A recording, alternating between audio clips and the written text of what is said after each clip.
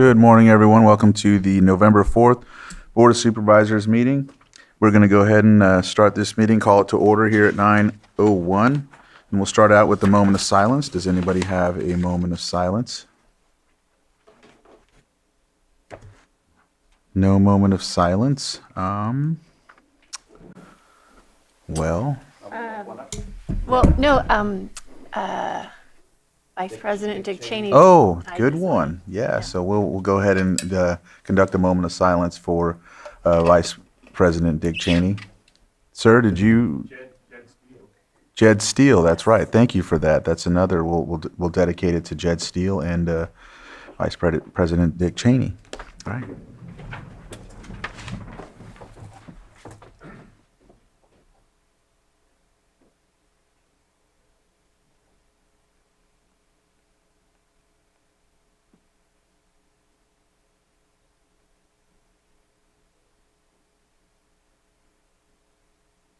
Supervisor Sabatier, could you lead us in the pledge? I pledge allegiance to the flag of the United States of America and to the republic for which it stands, one nation, under God, indivisible, with liberty and justice for all. All right. Consideration of extra items not appearing on the posted agenda. It looks like we have one. Yeah, we have one. Yes, Mr. Chair, requesting an extra item for consideration, a recommendation to approve administrative funding to provide hunger relief due to SNAP CalFresh benefit delay in the amount of $40,000 per week for 2 weeks, $80,000 total, and C, consideration of recommendation to establish an ad hoc working group for hunger relief due to SNAP CalFresh benefit delay. Any comments? Did you want to add something, CAO or Supervisor Sabatier? So I understand the situation that we are in, and in thinking of what criteria needs to be met for an extra item, typically it's a deadline. Typically we are not going to be able to talk about this at the next posting of the next agenda. This definitely came up after the posting of the agenda. And while on a personal level, it does feel very urgent, on a very regulatory level, I don't feel this meets it. If you look at item 7.2, which was on the agenda, which was posted, it does allow for direction to staff, and I think both of those things could be directed to staff. We don't have a contract, we don't have anything specific here to this. I think the action could be taken on 7.2. Maybe County Council can let us know if that would be available to us. I think these are important things to discuss, but I'm not sure that it meets that we are not going to be able to have this conversation at our next meeting. It's just urgent in a very personal way, not based on a deadline. Well, I disagree. We need to agree to supply funding to meet the need for the next 2 weeks. And we're not going to meet again. And your item that you submitted does not have those action items that we really need to move this forward. So we've spent a lot of time working on this. So much was in flux last week, and we didn't know what the deadlines were going to look like and the timelines, and things are still unclear. So that's why we've put this request forward with very specific direction and asks. Vice Chair?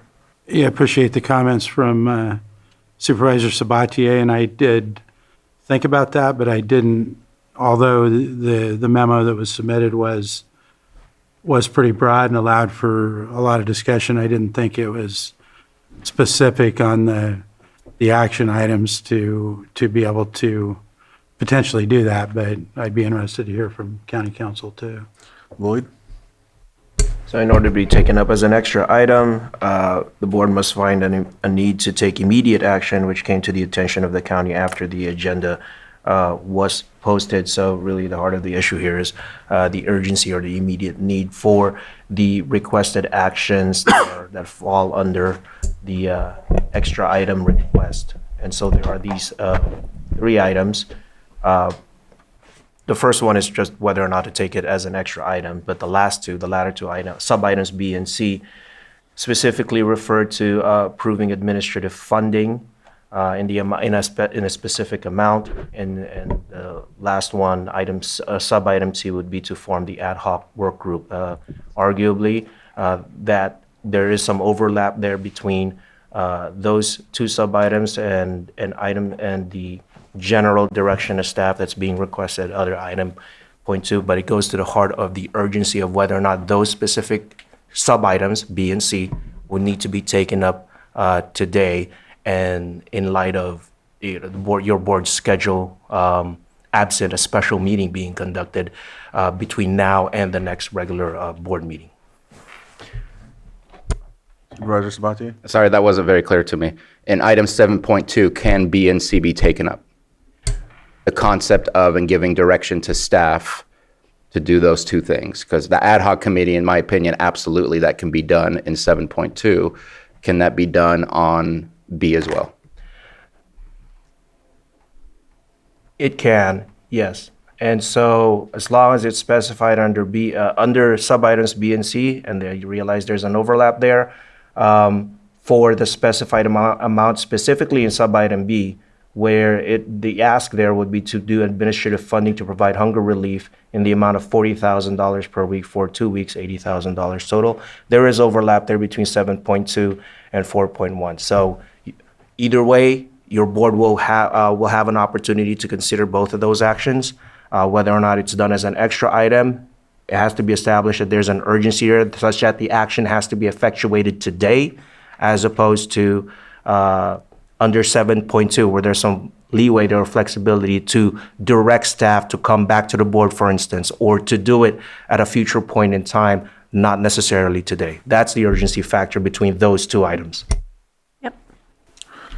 All right. So I'll open it up to the public, see if, right, that's what I do, right? So if there anyone from the public that would like to speak on adding an extra item or the opportunity to add this extra item? Honorable Chair, esteemed supervisors, I'm Mark Lips. I'm with Ripe Choice Farm Stay and Catering. And first of all, I want to say it feels almost like this is the rallying that our county does when there's an emergency, like with fires and all of that. I really want to applaud all the service clubs and all the civic groups that have gotten out just in this last weekend and are collecting food. We couldn't have picked a worse time. It's around Thanksgiving, weather's coming in, people don't have heat. And so I think it is incumbent on our leaders to do something.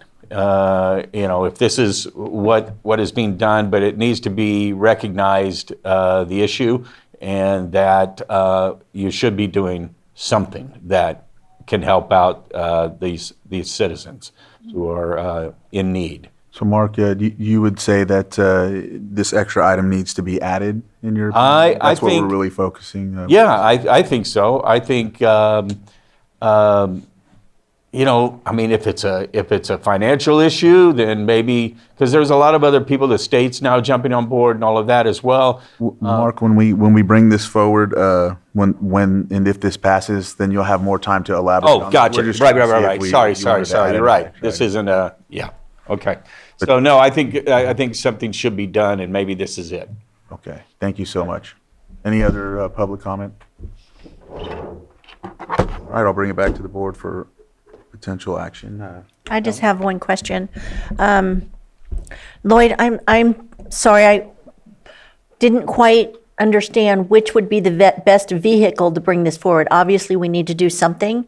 So basically, what I'm asking you is for your professional opinion on what is the best vehicle to bring this forward? Short answer is either way. Now, the difference between an extra item and a regular item, the extra item being 4.1, the regular item being 7.2, in this particular situation would be item 7.2, the regular item, opens it up for your board to direct staff. That's the ask under 7.2.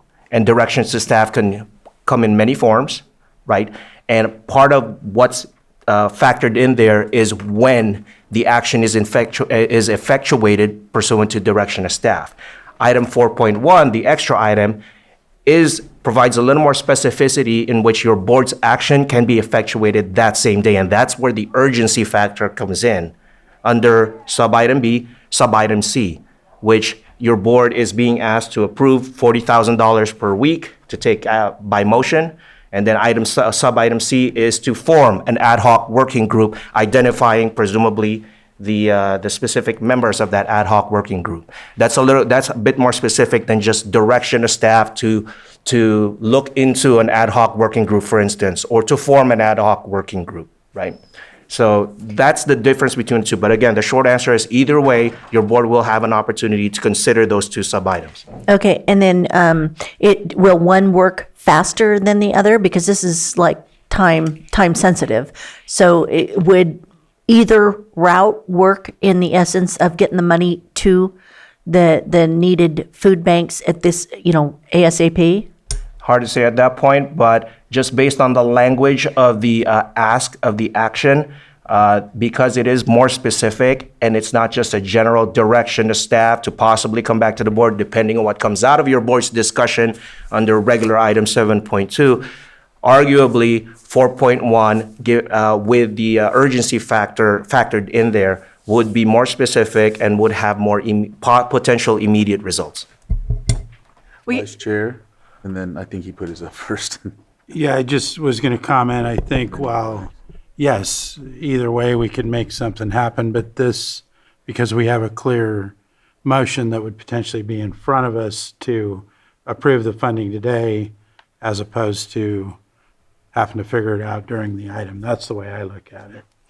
Yeah, if we want to get the money out the door, we need to have the extra item. If we don't do that and we just go with the other item, then we're gonna have to come back and make a final decision later. So this is the way that we can get help out the door as soon as possible. All right, Good. I'll take a motion. If there's nothing further, I'll motion to approve taking up the item as an extra item as it came up after the posting of the agenda. Second. I have a motion and a second. All in favor? Aye. Any opposed? Nay. Motion carries 4-1-0. All right, we can take that up at a later time. And so then we have our consent agenda. It looks like we have one item that's already being pulled, 5.6.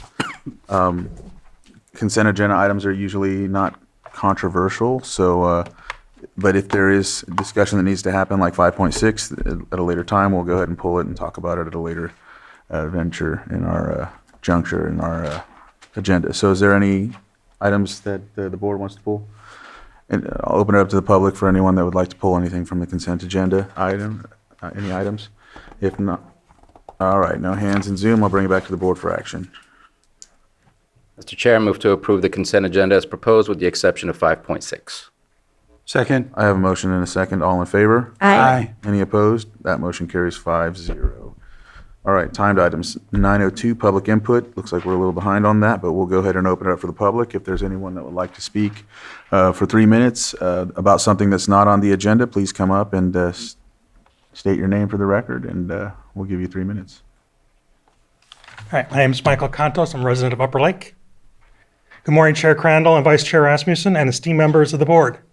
My name is Michael Contos. I'm a resident of Upper Lake, and I'm here today as both the team leader for the Lake County Rotary Club's Sexual Exploitation of Children Project and president of the Kelseyville Rotary Club. I'd like to thank you for this opportunity. The simple hidden crisis we face is this. CSEC, commercial sexual exploitation of children, is a local threat that preys on our children's isolation and digital habits. It's not an outside problem, it's a Lake County problem. A problem that exploits the vulnerability of our youth. Our current efforts focus on rescue, which is vital, but we are failing to adequately address prevention. We need to equip our most susceptible groups, our middle school students and their parents, with the tools to protect themselves before exploitation even begins. The Lake County Rotary Club CSEC pilot project is a focused local solution designed to create sustainable prevention literacy. We are building a system that relies on community ownership. To ensure the highest standard of training, we are contracting with the Apply Class Foundation. They are training Kelseyville High School students to craft and deliver critical, relatable presentations directly to their peers at the middle school. Simultaneously, the Apply Class Foundation will lead specialized sessions for parents, training them on the specific digital red flags, grooming techniques, behavioral indicators they need to recognize on today's platforms. This pilot program creates a highly credible dual safety shield. Professional training leads to authentic youth education and equipped parents. The Rotary Clubs of Lake County have secured the initial seed funding and volunteer commitment to launch the first phase. The project is moving forward, but the board's partnership will dramatically enhance its chance for success and sustainability. Specifically, your committed support will go a long way towards efforts to maximize parental participation in these specialized presentations, a critical metric for true community change. The successful performance of this pilot is crucial to maximizing the likelihood that this program can be expanded to the rest of the county. By partnering with us now, you are maximizing the pilot's impact, ensuring that the successful model created by the Rotary Club of Lake County and the Poly Class Foundation is fully ready to be implemented in every single middle school and high school across Lake County. This investment secures the safety and well-being of all our children. We have credible partners, the youth leadership, and the commitment. We simply ask the board, Supervisors Owen, Supervisor Sabatier, Chair Crandall, Vice Chair Rasmussen, and Supervisor Piska to partner with us to enhance the success of this critical prevention work and to help us make this a countywide safety standard. Thank you. Thank you.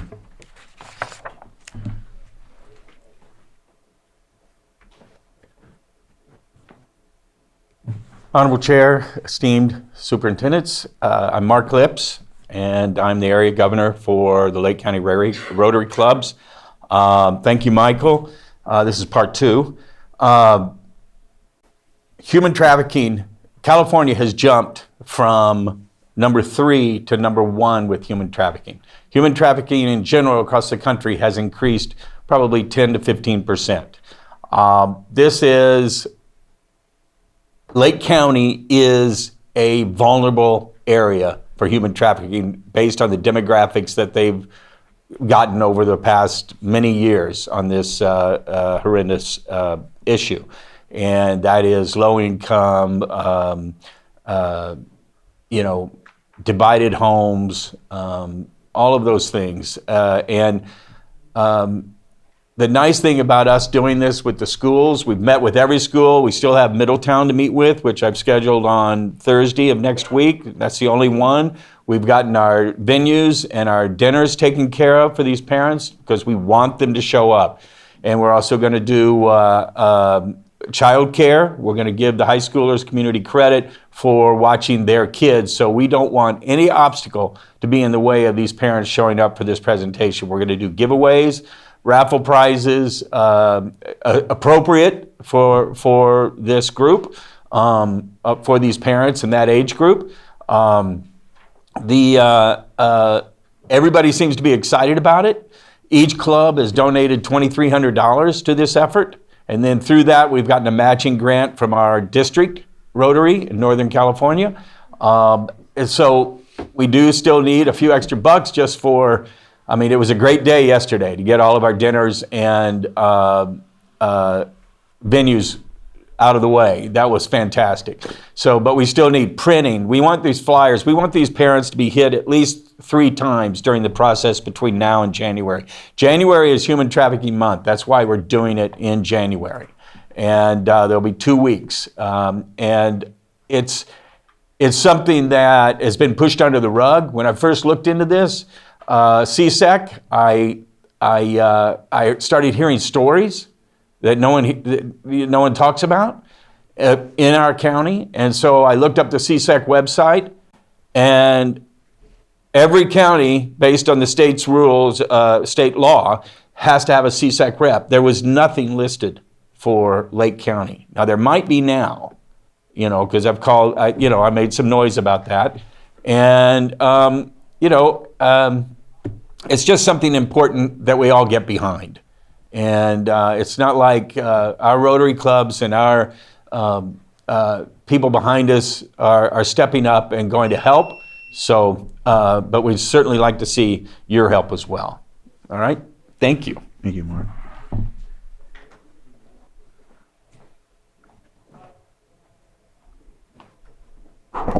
Hello, everyone. I'm April Leiferman, and I am blessed to know many of you. Many of you know me. What you don't know about me is that I was sexually abused starting at the age of 13. So I was going to grow up and I was going to help these other kids. And so I became a counselor, moved right to Lake County.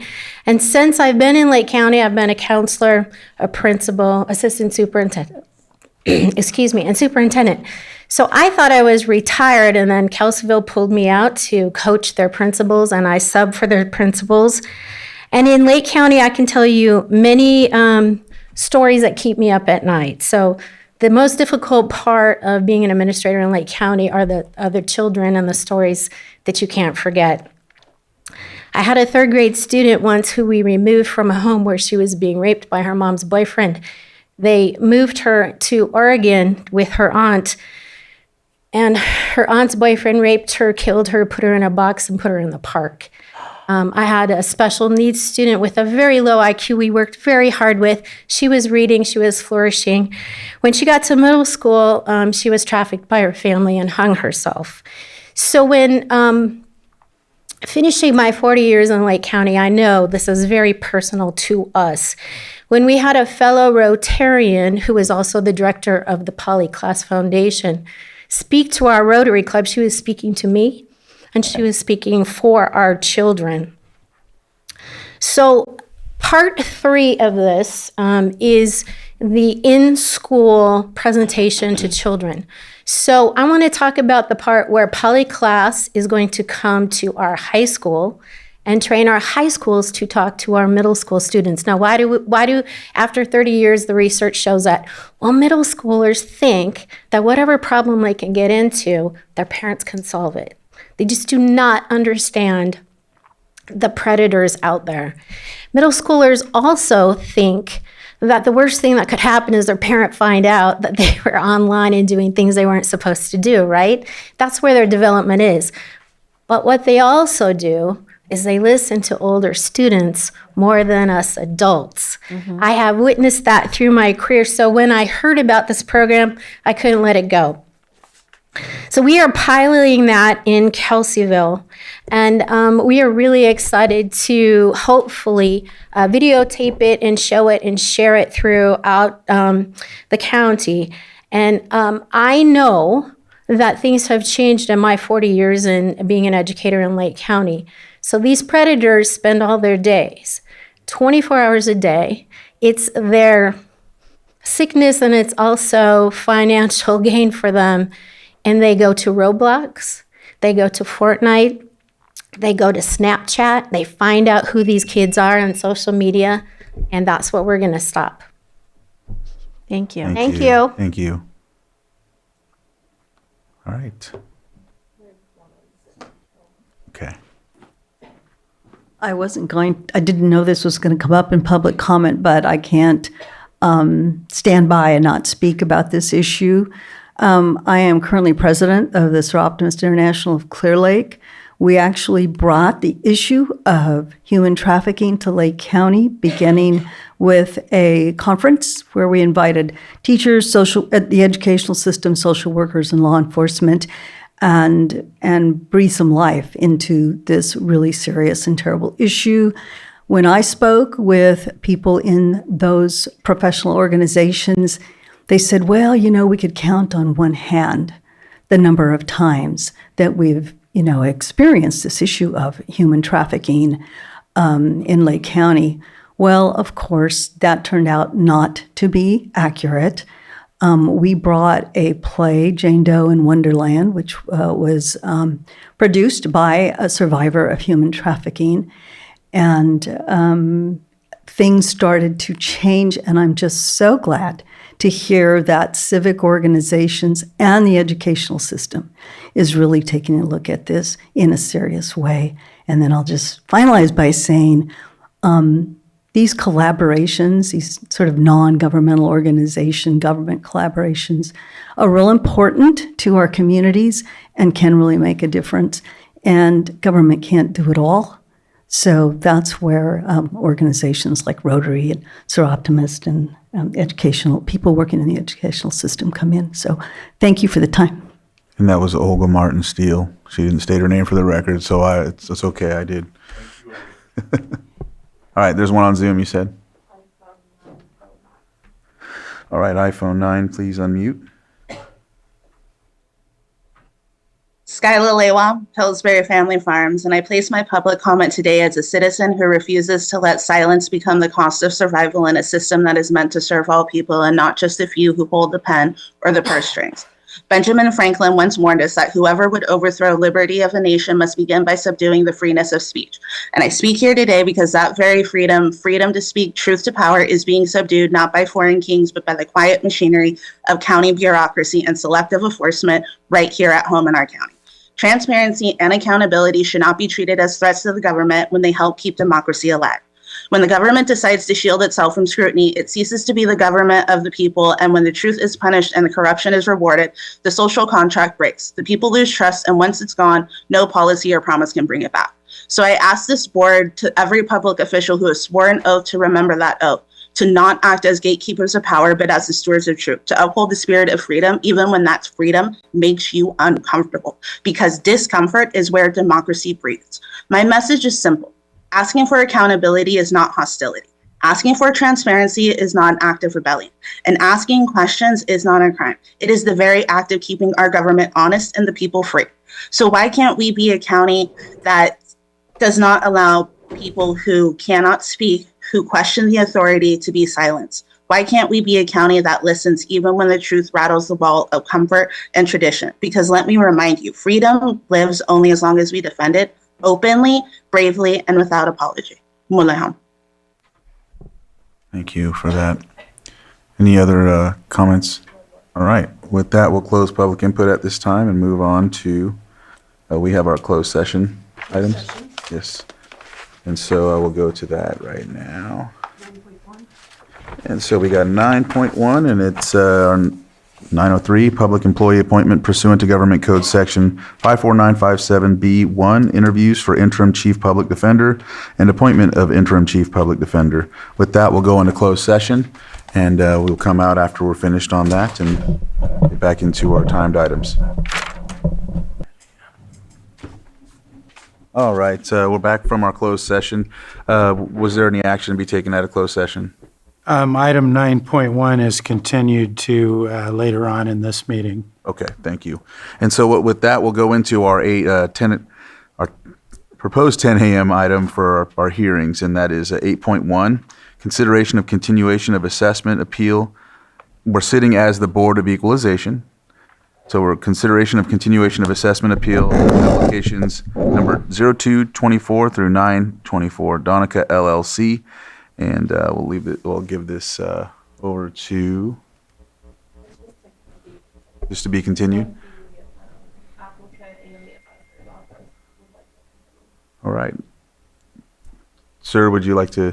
Good morning, Mr. Chairman, members of the board. Michael LeBeau for Donica LLC.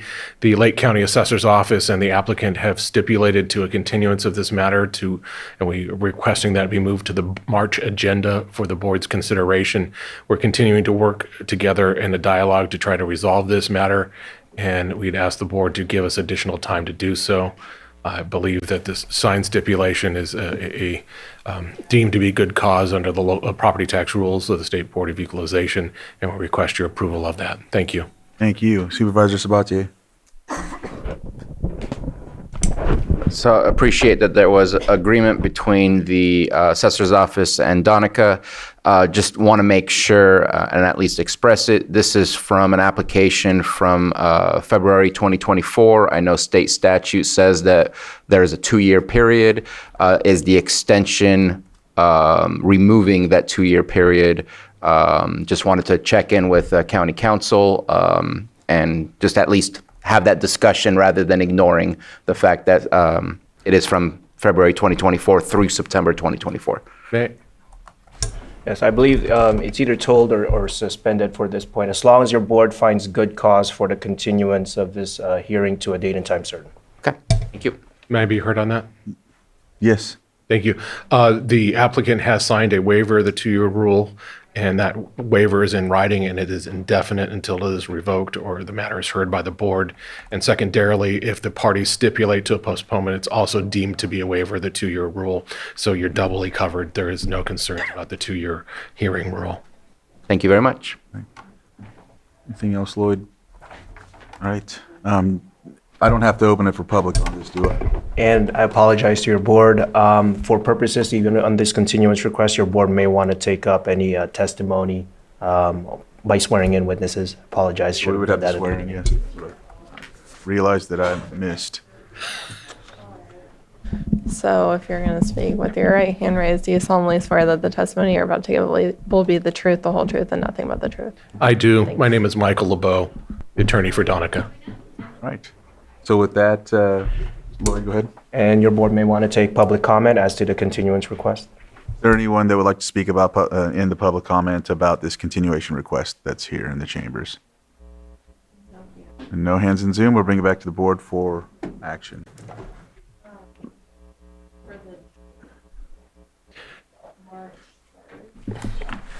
When I last spoke, it was the hearing agendas had not been announced for next year yet.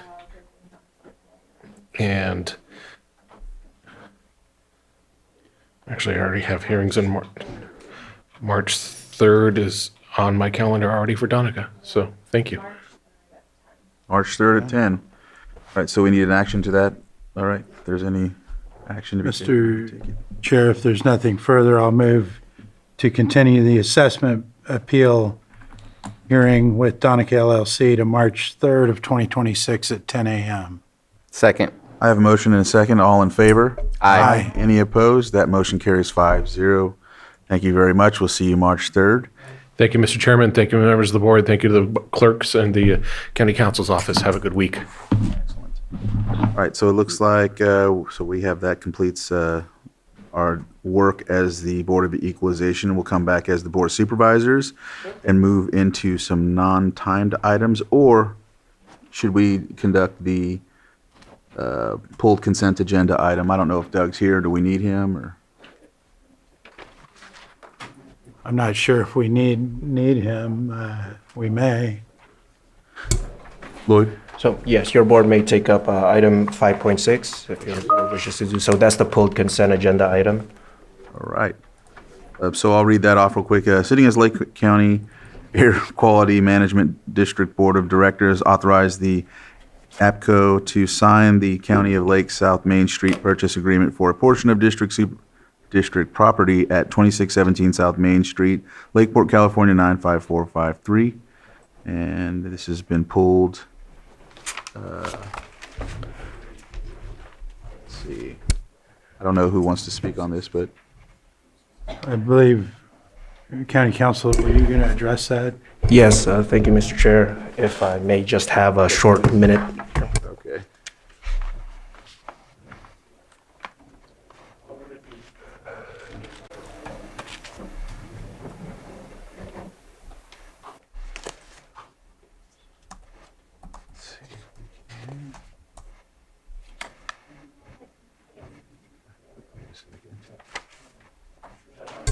So the board memo under that item 5.6 still stands as is. Staff would like to make just a slight correction on the recommended action to your board. So essentially, the correction there would be to have your board sitting in as the Lake County Air Quality Management District Board of Directors, to have the board accept district staff recommendations and determine that the portion of the district property referenced in the purchase agreement is no longer required for the purpose of the district under Health and Safety Code Section 40701E, approve the purchase agreement, and authorize the Air Pollution Control Officer to sign and submit the purchase agreement. The revision there consists of the language where it removes language what would be designated only for leases under the Health and Safety Code section cited, and just cite the general reference to the property being no longer required for the purpose of the district. That was the only revision, but everything else in the memo should stay as is, as far as what is being asked of your board for consideration. Right. I don't see any hands up. So is there anyone from the public that would like to comment on 5.6? No hands in Zoom. We'll bring it back to the board for action. Can you Yes. walk through that again? Thank you, Mr. Vice Chair. So the motion would be for the Board of Directors to accept district staff recommendations and determine that the portion of the district property referenced in the purchase agreement is no longer required for the purpose of the district under Health and Safety Code Section 40701E, approve the purchase agreement and authorize the air pollution control officer to sign and submit the purchase agreement. That would be the motion. So moved. Second. I have a motion and a second. All in favor? Aye. Any opposed? That motion carries. All right. We'll go on to 7.3. Consideration of funding request for $50,000 under BU Budget Unit 1892 pursuant to Board of Directors, or Board of Directions, sorry, I keep doing that, on September 23rd, 2025. With that, this is the CAO's office. I didn't know if you wanted to, no? Or actually Lloyd, I'm sorry, this is Lloyd, right? County Council. County Council. Thank you, Mr. Chair. If I may just have a few seconds here. Yes, no problem.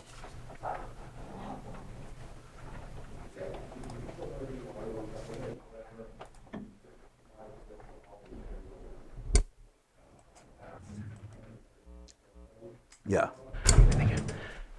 So thank you, Mr. Chair. So at the September 23, 2025 board meeting, your board was informed of a funding request in the amount of $50,000 for One Team, One Dream. In the course of your board's discussions regarding this funding request, your board directed staff to look into potential gift of public funds issue as it relates to this request. And that's what you have there in the memo as far as what staff has concluded or coming out of the research on the gift of public funds issue.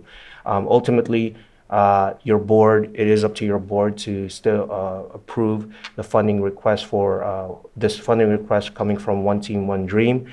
Staff coming out of the researched issue of the gift of public funds is suggesting, the suggestion from staff would be if your board were to move forward with this funding and approving this funding request, that the terms of the expenditure and disbursement expressly outlines the actual public purpose that is being served by the funding recipients, and also outline in, presumably it would be in the form of an MOU, the funding recipients' obligations that would serve and support this public purpose requirement. All of that is if your board decides to approve this funding request. I didn't know if there's anyone that would like to speak. I prefer to hear public first. All right, so I'll open it up. Did you want to start out? Sure. I'll just say that I know that I was under the impression to begin with that there was not going to be anything this year. I'm happy to hear that there is something happening with One Team, One Dream this year. I originally approached the board with the concept of $25,000. I'm still at $25,000 at this moment, not 50. So just wanted to at least share that flexibility from that it doesn't have to be $50,000. It's where I started, and at this moment, that's still where I am. Right. But looking forward to possibly supporting this. Vice Chair. Can I ask a question? Is there any more history on was it always 25 and then it went to 50, and how did that happen? Or what was the?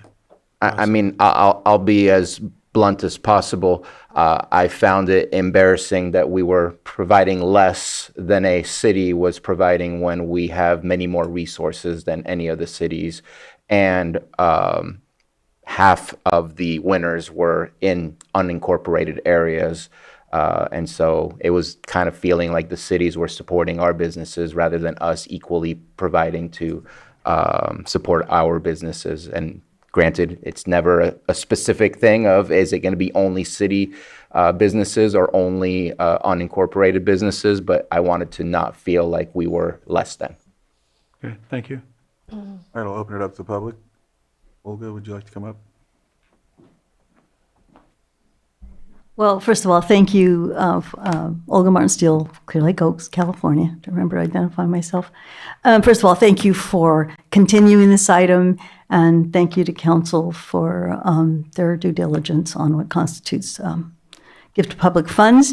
I hope that the additional memo I provided and the additional information I provided, along with the memo previously provided, describe the purpose and describe a good public purpose, and that is supporting the economy, that is supporting specific businesses that are a big part of the backbone of this county's economic development. And hopefully the information that I shared with you makes that purpose clear. And as I stated prior, if on a form suitable to the county, we're certainly willing to explain how the funds are used. I can tell you that every cent goes to a business, a small business.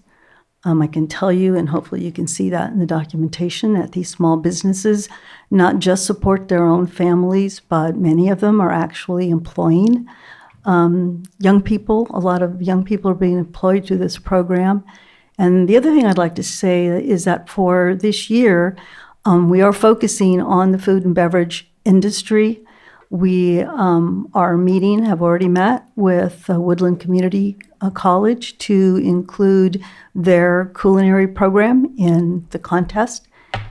They've asked me to actually do a class on this program and how it works. So I think there's a lot of promise and hope. It feeding people when they come here, but feeding people while they are here are important factors in economic development in Lake County, and food and beverage services are one of the top drivers for a good tourist economy, which I know is also important to the county. So thank you for the time. I'm here to answer any questions. Last year you did offer up $50,000, and that was the rationale for requesting $50,000 again this year. If I can answer any questions, happy to do it. What's the contribution of the city of Lakeport? The city of Lakeport has been, this year's contributing $10,000, that's a definite, plus they also give us the venue to do our initial competition and to do our training, our specific training at no cost. So that's their contribution.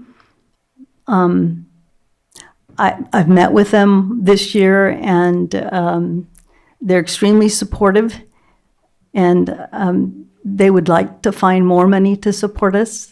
So I'll keep my fingers crossed on that, but there's no commitment there yet. But right now it's $10,000.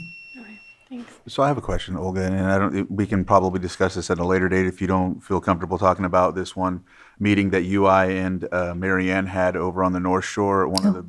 Do you think it's a good time to talk about that potentially? Well, where we go, we took this year to really evaluate the program, because the program has been really in development for 5 years, and our 5th year was that was kind of our banner year. And so we're looking at how much further we can take the program. And one of the things we're looking at, and this is something we hear from community people we speak with, we're looking for a place to kind of an incubation center, a place where we can have small businesses in one large area that could come whatever hours we decide, but that could come and learn more about the business, but also at the same time offer their products and services to the community. Basically open it up to tourists, open it up to the local community.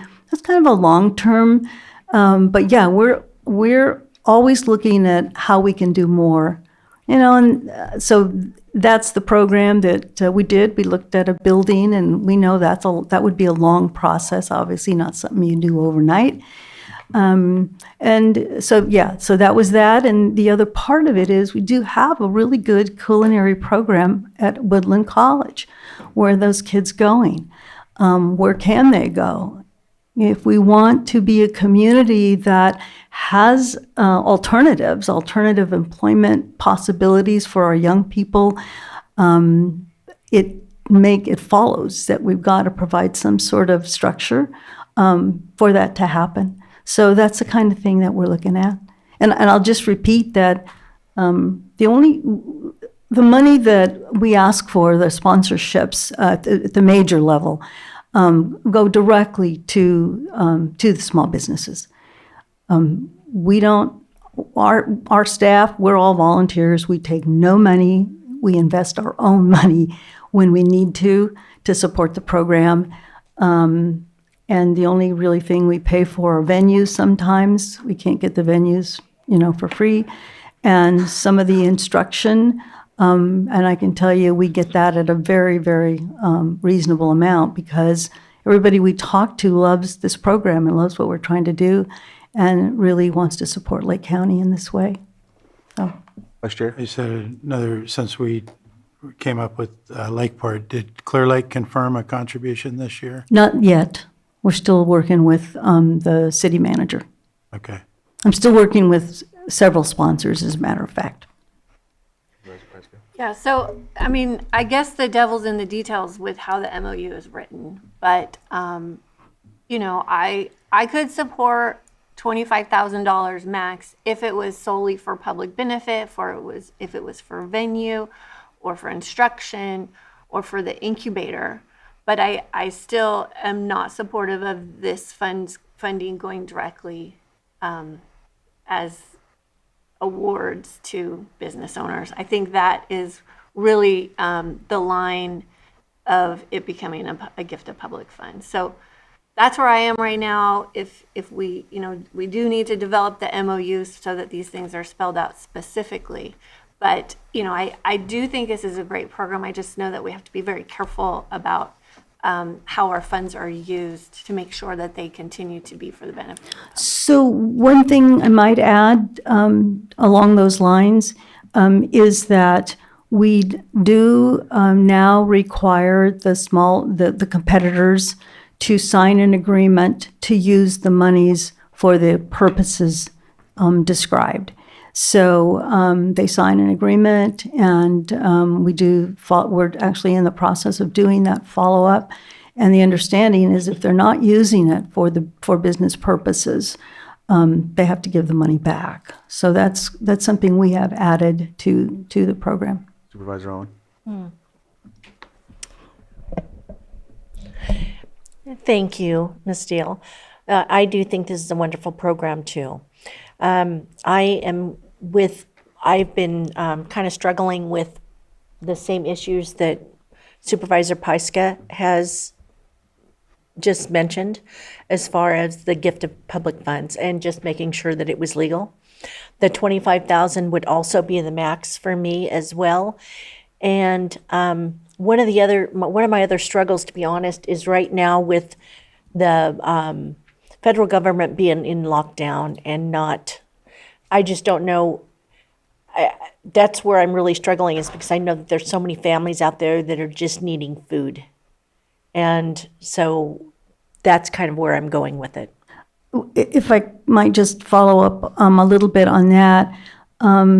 Briefly. Most of our businesses are doing really well, but these businesses are also needing to feed their families. Sure. And many of them are I'm very community-minded, and you will see that. We didn't do a lot of narrative on that, but they're very community-minded. Our food service people are extremely community-minded to support lesser abled, individuals. The people that go through this rigorous process that we take them through are incredible human beings. They're obviously, if you've ever run a small business, it's no easy task. No, it's not. And you really have to want it to do it. And those are the kind of people that we're in our own community that we're helping. And it's not a gift. The monies they use to invest in their businesses, and most of them to enhance their businesses so they Sure. can do a little more outreach. But they also get involved in feeding the lesser And that's good to able know. people. Yes. So Thank you. I can't say enough positive things about some of these businesses. Are incredible. Thank you. Thank you. Thank you. I didn't mean to. Supervisor Sabatier? Yeah, last comment. Woodland Community College is not just very good, it's amazing. It is. For their culinary program. I know that Chair Crandall is a fan of AB 626. Him and I work together on bringing that here to the community. I hope that can be embedded in the program for the fact that environmental health also got a grant to advertise and possibly reduce some fees based on the grant that's available. So I think it would be a good mix for that. And I agree with my colleague. It's the devil's always in the details, and it's going to matter. And hopefully today we can request that those details be brought back to us. So far, all the marketing that we do, not only for the winners, but for many of the applicants that don't quite make it, we do that out of our own pocket. And we do a lot of social media on these businesses as well. Do we ever do, like, do you look at veteran businesses or anything to help the We vets? have not done a veterans-owned specific category, but we have encouraged veterans, and we've had a couple of veterans apply. One dropped out, and the other just didn't quite make it. They were more of a nonprofit, and we're supporting for-profit businesses, not nonprofits at this time. But, oh yeah, I'm a very strong supporter of veterans and supporting veterans, so... yeah, we actually, now that I think about it, we've had 3 veterans that I know of that have applied through our program. Okay, thank you. Anything else? Vice Chair? Yeah, based on what I've heard from colleagues, I'd be in support of the 25,000 that we've already had 3 supervisors say that. Contingent on county admin bringing back an MOU that satisfies this board. Is there anything else? Any other questions? Obviously, we already have that consensus, like Brad said, despite, already being budgeted for 50, but, we'll go with the consensus, of course. So with that, I think if there's any other folks, public input or public comment on Zoom or in the chambers? Kyle? Yeah, I appreciate the due diligence of the supervisors taking. I would be interested in seeing like some data come out of like who the funds are being distributed to and populations that they're being served. I think the veterans highlights that. I think it's good that the previous speaker mentioned that they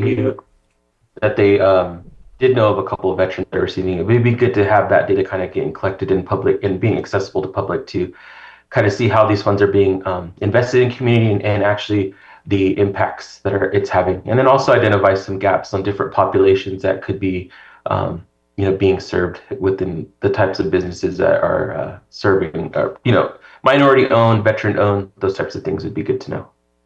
Thank you. And so with that, I think with the packet that was submitted, maybe that could be put in the attachments for this item, so we can ensure that way the public can access this if need be from there. We have the document here, so. Yeah, I was going to say the additional document we provided actually shows all of the winners and what they're doing. So you have that kind of information available, but That's what I was saying, if we could just add great. that. Thank you. Yeah. All right. Close public comment at this time, and do we have the direction we need from here, or Lloyd? I believe so. So consensus with your boards, and that can be done via consensus, direction to staff, in accordance with your board's approval of the $25,000 amount to bring back to your board a contract or memorandum of understanding outlining the scope of obligations as well as the other terms of said contract / MOU to your board for approval. Okay. And hopefully we can be cognizant, they do have timelines on the program, so I'm hoping we can get it done as soon as we can. All right. And back. That. Go ahead, Stephen. We'll start working on it here pretty quick, as soon as the meeting's over, probably. Thank you. Thank you. So we'll close this item on the agenda, and we'll go from there, and we'll see when we'll be determined, right, and when the date will come, but we're working on it as soon as we can. Okay. All right, with that, we'll close that item, and we'll move on to, should we do 7.7, since I see the sheriff in the back? Might as well. Sure. 7.7, consideration of resolution amending Resolution number 2025-119, establishing position allocations for fiscal year 25-26, Budget Unit 2301, Sheriff Jail Facilities. Sheriff Luke Bingham. Morning, Board. Morning. Reason we brought this up, we currently have a supervisor in a correctional facility that's out on leave and indeterminate time of return, or whether they will, I think it's on. Is that better? There you go. I'm gotta get a little closer to it. The reason I brought this before the board is I currently have a correctional sergeant that is out on indeterminate leave, and we don't know whether he's going to return or when he's going to return. And under county personnel rules, I can only promote a correctional deputy to a supervisor position for a limited term before I have to demote them and promote somebody else that does not facilitate consistency and supervision within the facility for a length of time that we're looking at. We're looking at 6, probably 7, 8 months before we have a determination on the sergeant that's currently out. So we brought the resolution to create a limited term sergeant position where I can promote one of my correctional deputies to a sergeant position. They're going to hold that position for that 6, 7, 8 months. It's a testing process, just like we would do for any other supervisor in the facility. And then we have the consistency within the facility, the consistency of supervision on our night shifts that we need. And then after the time when we have a determination on the sergeant that is currently out, whether they come back, then the limited term will be sent back to a Deputy 2 status, or then they will be promoted into that sergeant position. It's fully funded within the facility with the Deputy 2 position that he's currently holding, plus the salary savings from the supervisors currently out will make up for the 5% promotion. Any questions from the board? Nope, I don't have a problem with it. I'll open it up to the public for any comment. Bring it back to the board for action. Offer the resolution. Resolution's been offered. All right, Supervisor Owen? Aye. Supervisor Sabatier? Aye. Supervisor Rasmussen? Aye. Supervisor Pyska? Yes. And Supervisor Crandall? Yes. All right, resolution passes 5-0. Thank you, Sheriff. Thank you. All right, let's see. I guess we should just go back to 7-2, right? Or, so we'll start from there? If everybody's available for that, and our Paragon will be ready at noon, which would be, once we do our presentations and things, it would be time. For 7-2 or? Yeah. Okay. All right, so, okay, wait. They'll be ready at noon? Oh, okay, yeah, no, come on up, Rachel, sorry. Consideration of update and discussion on status of SNAP CalFresh benefit delay. This is Supervisor Sabatier and our Social Services Director, Rachel Dillman Parsons, and I didn't mean to only recognize Sheriff Bingham. I knew that this was going to take a longer discussion, so I figured I'd get that one out of the way. Thank you for coming in. No worries. There's a lot of information to go over. Is this working? Yes. And I didn't manage to put a PowerPoint together, so I'm sorry. It's going to be a verbal update. And Paragon will provide a lot of the background information that's important in 10 minutes. I will sum it up as best I can. Some things may have happened since yesterday. I just got another update. Haven't read it yet. Not a good one. Not a good one. Okay, so as it stood yesterday, USDA had been, as you know, CalFresh benefits are delayed for the month of November 2025. And there were several lawsuits going on where a judge has ordered USDA to release partial funds to states by tomorrow, which is Wednesday. If USDA does release those funds, they originally said that they would release a issuance table to counties. Since it is not a full month worth of benefits, it's about 50% of people's November benefits. States are having a objection to that. They would prefer a percentage method because there will create a delay in how quickly benefits will issue. So if USDA comes back with a plan to issue benefits by percentage, our systems should be able to program within about a week. And then benefits would roll out over a 10-day period. So we're talking November-ish. If USDA goes with the issuance schedule, which is like a table of different allotments based on what people would be getting, That requires significantly more programming. It will take about 3 weeks for system programming, and then benefits would issue over 10 days. So we're talking end of November into early December. Most people not getting their partial November benefits until after Thanksgiving. And it's important to note these are partial benefits, only about 50% of November benefits. So here's Tom. He's got the more important updates. All right. Tom, you have the floor. All right, thank you, and good morning, board. I just caught the tail end of your update, Rachel, but I'll let you know what the latest is in Washington. USDA, or maybe Rachel had noticed, talked about this. USDA this morning issued guidance for the states on how to process these benefits. States were hoping that the guidance would have provided some flexibilities and or waived some of the requirements. But unfortunately, the guidance really held strictly to the code that it applies to the administration of CalFresh. So no additional flexibilities given by USDA today. Earlier today, the president on Truth Social said that he would not fund the SNAP program, even though the courts have ordered the administration to do so. Press Secretary Carolyn Leavitt shortly thereafter walked back those comments, stating that the president meant to say that any future contingency funds would not be released.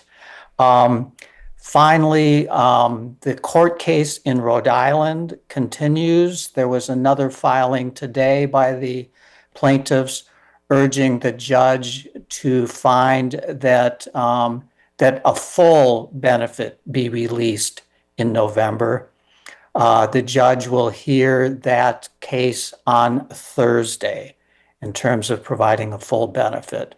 As Rachel probably noted, USDA at this point says that it just does not have the ability to fund CalFresh more than 50% of the current November benefit. And additionally, USDA said that states and counties should not make eligible any new applicants during this month. And I'm happy to take other questions. Again, sorry I joined late, but welcomed the opportunity to meet with you all. Yes, I didn't know if, I don't know. Wanted to ask a question about if and when, if this comes forward and they do approve it some way, shape, or form, does it retroactively go back to the first so that they would, like, let's say hypothetically they're giving back their full benefits that they commonly receive, would it go back to the first so that they can receive the full benefits, or would it go to that day? Yeah. It's just a question. Right. It is being phrased as a delay. So when the shutdown ends and people are eligible to get their benefits again, they will receive their full benefits. The court order and what's currently going on with USDA, there is a reserve fund for SNAP, but it's not enough to pay for all of November's benefits, which is why they're talking about only being able to pay for about 50%. So that would potentially be prior to the shutdown. Another side thought I have is that given our state was ready to use the computer systems to issue full benefits, if the shutdown ends within the next few weeks, it might be faster to actually issue full benefits than it would be to issue whatever is currently happening in this court case. But there's a big question mark around that. Tom, have more to add? No, not really, Rachel. The other point that occurs to me, there are only a few vendors that work with states on CalFresh and SNAP. So those vendors too are going to be scrambling to get states back up and running. I don't know what that queue looks like, but there's only a limited bandwidth by the IT specialists that states contract with to do this work. Yeah, the estimates I've been given depend kind of on what kind of table USDA releases, whether it's a percentage model or if it's actually a issuance table. Issuance tables will take longer to program, so we're looking at like 3 weeks out plus a 10-day issuance rollout, and that is at the point that USDA actually releases the funds in the direction. So it doesn't sound like benefits rolling out anytime soon. Right. Okay. Just to clarify real quick before we get too far. Sure. So I understand these system changes, it takes time to be able to program where we can do 50%. But does the original system stay like it is, so it's immediately usable? Or do we have to now go back and it's another week to change that back? Good question. I would hope, I do not know, but I will certainly pose that to the state. Typically, when we issue partial benefits, the system will let us do a supplement to get them up to the full. I will make sure they're considering that. Originally, the timeline given if the shutdown ended and we were ready to issue full benefits was 7 to 10 days to have programming in place and then roll out benefits. All right, thank you. Supervisor Sabatier. So, just the analysis of the situation, even there's, in my opinion, there's a reason why only 50% is being given. This is within the context of the shutdown, and I'm sure Tom can speak better to this. It's about leverage between Republicans and Democrats. If people have food, there's less leverage and pressure on Democrats to end the shutdown. If people don't, then there's potentially pressure on them to be able to end it earlier.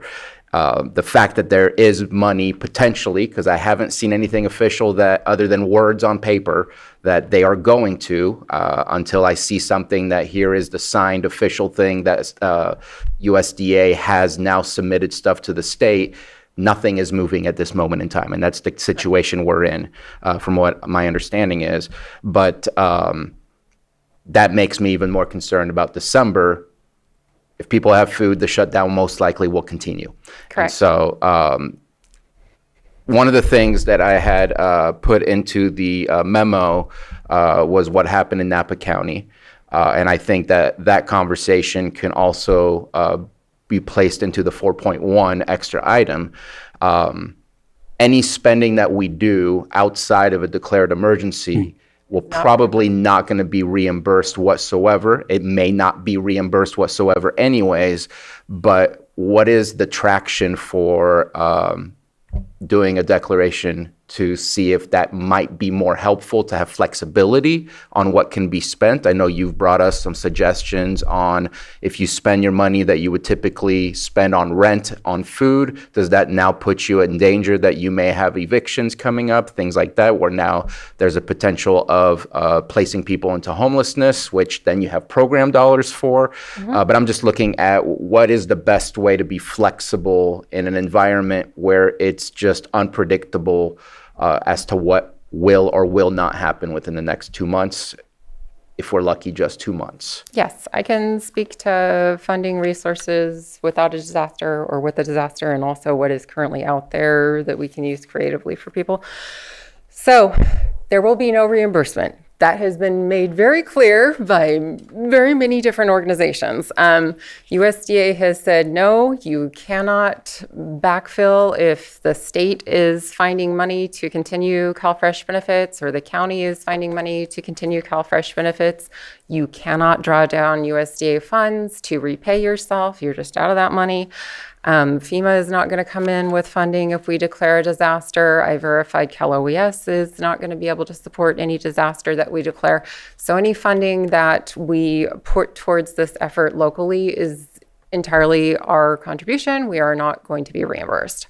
If a disaster is declared, that does give me the option to use realignment funding in my department. Because a disaster declaration would normally activate me for care and shelter, so feeding and shelter sites and that kind of thing. It's not gonna be gift cards. There are pros and cons to that. Related, but not of the moment. HR1 changes the percentage of county admin contribution to 22.5%. And if that does not change, and if there is not a solution from the state to augment our funding, it's going to put some counties in a position where they can't afford to operate CalFresh any longer. We are one of those counties who will be in deficit with our realignment, but that's October 2026. The problem today is feeding people. So far as resources go within social services, creatively using programs, yes, if people have spent their rent money or their housing money on purchasing food, I have a few programs that are intended to prevent homelessness that they can request assistance from, and then we can help pay their rent. So if they are participating in welfare to work, they have minor children, they can call their worker and ask for the family stabilization program that can help them pay their housing costs if they have spent their housing money on food. Same thing for our elderly or disabled dependent adult population. They can contact Adult Services and ask for the Home Safe program to prevent homelessness if they have spent their housing money on food. It's a bit of a workaround. We can pay the housing if you spent your housing money on food.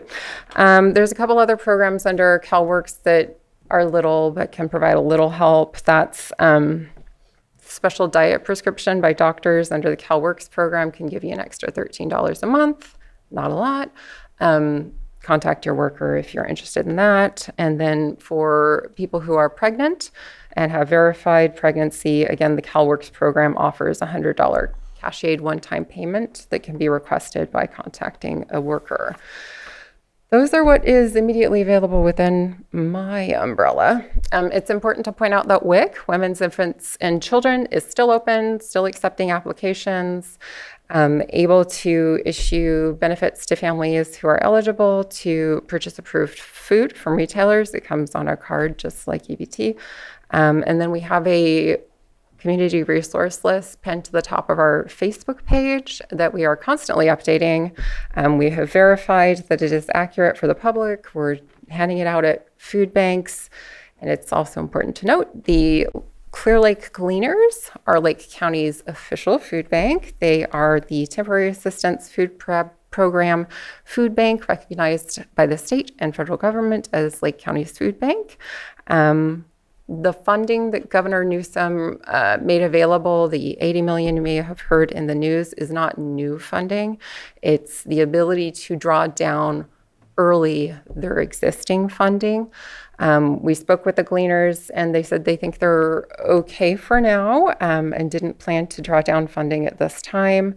It is also only the Gleaners who can call in the California National Guard for assistance. And when we spoke with them, they didn't feel the need to do that. They have a lot of people volunteering, and I provide my staff to them as well. 6 of my staff helped them beg today. 5 of my staff will be there helping with traffic control at their big distribution tomorrow. And we hope they're ready to expand if the need grows. Part of their barriers is that it takes about 2 weeks from the point they order food for it to arrive. We've talked with a few folks who may be able to help us with that. We're looking into it, not sure if we could expedite that. Also, we need to give a big thanks to the motorcycle clubs who are operating the Turkey Run. The Freedom Riders, the Good Old Boys, Winos Crew, Priesthood, the 20 Boys, and Ghosts of Freedom.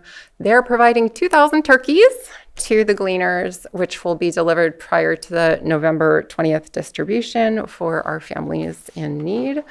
We've also been compiling a list of local Thanksgiving dinners that are going to be free to the community. We're still working on compiling that list. So far, we have Twin Pine Casino in Middletown who will be putting that on again. Let me see if I got my list together here. And 3 other organizations have confirmed. I don't have them on my handout. We'll be publishing that on our Facebook page as soon as our list is ready. Oh, yes, I do. Solana Women in Medicine, United Christian Parish, and Middletown Methodist Church have all confirmed they're doing Thanksgiving dinners, and we're still reaching out to gather more information on that. And then I think it would be important to note that also if there are folks out there who want to make donations to these organizations because they're able to do so, the Lake County Food Bank, Clear Lake Cleaners, now has the ability to accept donations online through the Lake County Community Foundation. So a huge thanks to them for hosting that website. The website is lakeccf.org, and there's a give button in the top right corner to make donations. We're also working with nonprofit partners to look into for-profit entities' efforts towards hunger relief. As a county department, we can't solicit donations, but we'll work with our nonprofits to help ensure those contributions for our hungry folks out there are going to the Gleaners or other food banks where our population can access them. And then just demographically, I know you know the caseload size. Some information that I don't always share is that as of our, for our 16,320 CalFresh recipients, 46% of them are children, 18% are elderly, and 4% are disabled. Demographically, you know, where do these folks live? We have 44% in Clear Lake, 13% in Lakeport, 12% in Kelseyville, 7% in Clear Lake Oaks, and then the rest of the population is less than 5% spread out, or per area, spread out throughout the county. I can send you the hard numbers if you're interested in all the specifics. And other important things to note. Go ahead, Brad. To the question on the realignment money, if there was an emergency, do we have a number of what that money, how much that is? What's that? To the question of if there was an emergency that freed up realignment money, How much? how much do we know? There's no cap, although please don't spend it all. We do what is necessary to meet the need. Normally what hits my realignment is staff time because Red Cross will come in eventually and provide the sheltering, provide the feeding, and the resources. Red Cross is not providing relief for this. It is a nationwide need, and they're kind and helpful, but they cannot help with this. So we'd be picking up the cost. If I were asked to do it, I would be looking at the most cost effective. We're kind of rolling into the special agenda item, but I'd ask to do the most cost effective method, which would probably be MREs for distribution, which we have used in sheltering situations before. They're shelf stable for 10 years. So if for some reason we didn't need to distribute them all, I could use them in future disasters. Well, certainly we could talk about it more, but then again, also the risk is that we're not getting money back, and that's money that we also have to use to operate the other programs throughout the year. Right, and we're currently in IHSS negotiations. Right. Can't talk about that a lot, but that is another hit to my realignment fund. Yeah, so I definitely want to be careful with that. Thank you. All right. We'll open it up. Go ahead, Supervisor. Yeah, just last comment. I'm trying to get a response from behavioral health from the COC perspective, the continuum of care. We do have some money set aside for prevention. And so trying to figure out within the legalities of how that money was received, if it can be turned around, as you mentioned, if this is money that you're using for rent that you're now moving over to food, maybe there's ways for us to be able to help in this situation. So trying to get an answer on that. I appreciate that. Good creative thinking. Because there are quite a number of dollars. I know that we set aside $400,000 specifically for prevention from one grant, but there's other grants as well. So let me get that information to you as soon as possible. For the board, one additional update. Rachel mentioned WIC. The administration on Friday released another $450 million for that program, which should take WIC through the better part of December. It depends on state spending, but that was good news. WIC nationally spends about 500 million a month. Yeah, I mean, just in general, all of my programs besides CalFresh are funded through December 31st. And then if the shutdown lasts longer, we're in some trouble. We'll figure that out when it comes. All right. With that, I will open it up for the public if there's anyone that has a comment or on Zoom. All right, if we can unmute, state your name, and then we'll give you 3 minutes. Guest, go ahead. And you might want to remind him that we do have the next item too. Oh, yes, and we do have the extra item as well to address, so if it's, yeah, we'll have that coming up next. Thank you, Supervisor Crandall and Board. Angela Amaral, this is overarching. Earth Vice Chair, for those not familiar with Earth, it's the Municipal Advisory Council that represents the eastern portion of District 3 from Glen Haven to the Colusa County line. Tomorrow is our normally scheduled Earth Monthly meeting, which begins at 4 p.m. Starting at 10 a.m. tomorrow, non-perishable food items can be dropped off at the Moose Lodge, and from there we will take them to a drop-off location. We'd like to, there is going to be additional discussion at tomorrow's meeting to assist our local community residents as well.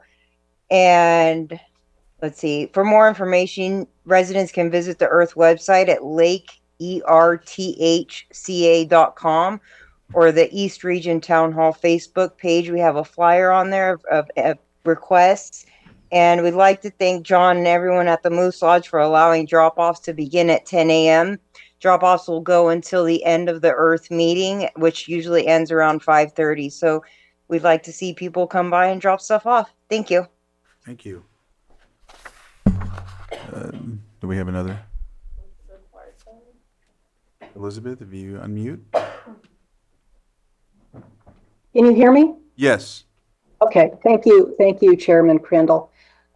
This is Elizabeth Larson. I'm coming to you today not as a journalist, but as the commission pastor of Kelseyville Presbyterian Church, which has a food pantry.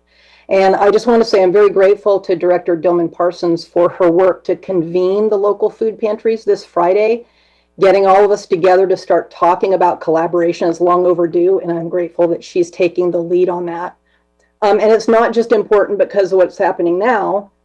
Also, as mentioned, it's also important because of what's going to occur in about a year when HR 1's impacts start to hit. You know, we're looking at the most regressive social benefits cuts in U.S. history. And what we know is that rural areas like ours will certainly be hit extremely hard because we are already struggling with getting the resources we need. And as also was mentioned, there are going to be cuts to Medicaid or Medi-Cal.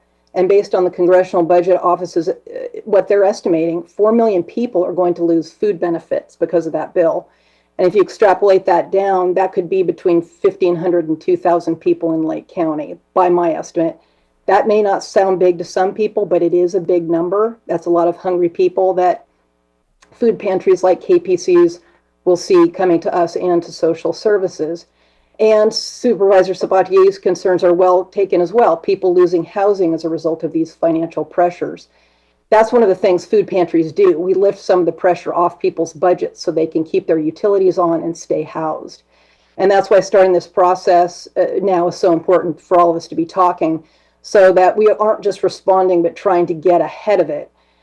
Kelseyville Presbyterian's food pantry started in 2011 as Lake County was still dealing with the impacts of the Great Recession. And these types of economic challenges tend to hit later and longer in places like ours. And so in the meantime, I think it's really important to tell people what they can do to help. I urge everyone to find out where their local food pantry is, contact them and find out what they need, whether it's funds, food donations, or volunteers. Trust me, a little will go a long way. Local food pantries really stretch dollars and make the most of every donation. And our volunteers deserve a lot of credit for that. And there are many of them. And let me give you one example. Mr. Carter's wife, son, and daughter have been among our most devoted volunteers. Mason Carter can lug a 50-pound bag of carrots like nobody's business. So we're grateful for people like that. And a lot of us are gearing up to see what we can do in the meantime. We're thankful to groups like Adventist Health, which are helping us. And there's a new thing called a simple gesture, which is being rolled out locally.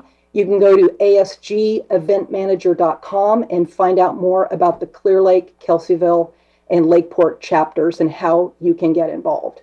So again, thank you for having this discussion and bringing everybody together so we can start being proactive and not reactive. Thank you. Thank you, Elizabeth, for that. Any other Zoom?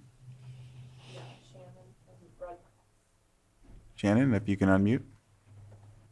Yes, I just wanted to add on to Elizabeth's comment about a simple gesture, and that is that it is not just Lakeport and Kelseyville. It really goes around the lake, including Clear Lake, Nice, Lucerne, Glenhaven, Lower Lake, Lakeport, Kelseyville, and the next food delivery for that project is this coming Saturday. So I wanted to give very direct information for how people can take part in that. And that is to go to www.discoverlakeport.com. And then you click on the community organizations, choose a simple gesture food donation. And then when you scroll down on that top page, you choose your geographic area. So you can choose Clear Lake and Lower Lake, or you can choose Lakeport, or you can choose Kelseyville, or you can choose Upper Lake North Shore. And what happens is that individuals put in their address and they say that they will put a bag of groceries on their porch, and then a driver from one of the Simple Gesture chapters is assigned that address. They pick up the food and then they bring it direct to one of the food pantries that is serving in that local area.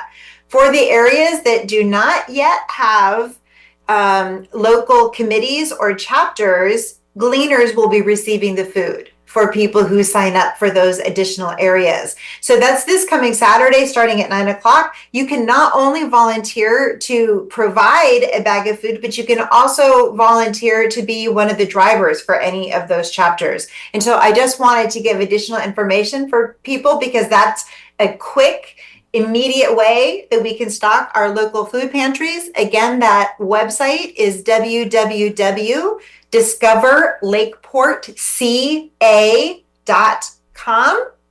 And then you want to click on the Simple Gesture Food Program. Thank you. Any other comments? All right, I'll go ahead and close public comment and bring it back to the board. Do you have your pen up, Supervisor? Yeah, just before we roll into the next item, I just want to give Rachel so many props. You have been working on this from the very beginning, nonstop, and I'm grateful that we have you as a leader in our community, and you're really doing a wonderful job right now. So thank you, Rachel, for all of it.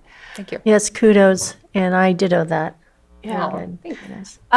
And it's been really great to see the amount of community support, and there's all these different ways to donate. As we just heard, a huge step was getting that online portal for the gleaners. We've been working on that for a long time. We finally made that happen. That's great. But just a reminder to people, giving food is great, but there is a burden that comes with that. You have to check expirations. Giving money goes a lot further. The buying power, as Elizabeth mentioned, with these food pantries is so much stronger if you can just give money. And sometimes that's easier, but any way that people want to volunteer or give is really, really appreciated now. All right. There's nothing else. We'll go ahead and close this portion, or actually we'll close this item. It was an update with possible direction, but we'll go into our extra item that addresses this. It's a good segue for it. So we'll go into, do I start at B since we already approved it? Yeah, so it'll be consideration of recommendation to approve administrative funding to provide hunger relief due to SNAP CalFresh benefit delay in the amount of $40,000 per week for 2 weeks, $80,000 total, and consideration of recommendation to establish an ad hoc work group for hunger relief due to SNAP CalFresh benefit delay. And I will give it for you. So this is something that Vice Chair Rasmussen and I have been working on for a week or so. I don't know how long. Yes. Of really trying to figure out what are the actual stopgaps and programs that we can do. to prevent hunger in our community. There's been so much up in the air. That's why this came as an extra item. We had a long discussion on Friday. We still didn't know which way we should go in, whether or not we should have an emergency, and Rachel talked about that. But we did put together some plans, and we've done a lot of outreach. But I think maybe we'll just turn it over to Rachel, and then we can fill in some of the other items as we go. So in addition to the need to address, the immediate hunger in Lake County, you're probably aware other counties have been doing things like Napa's disaster declaration. So something unique about Napa as compared to us is they can't really touch any funds without that, whereas you do have the ability to touch county administrative funding without a disaster declaration.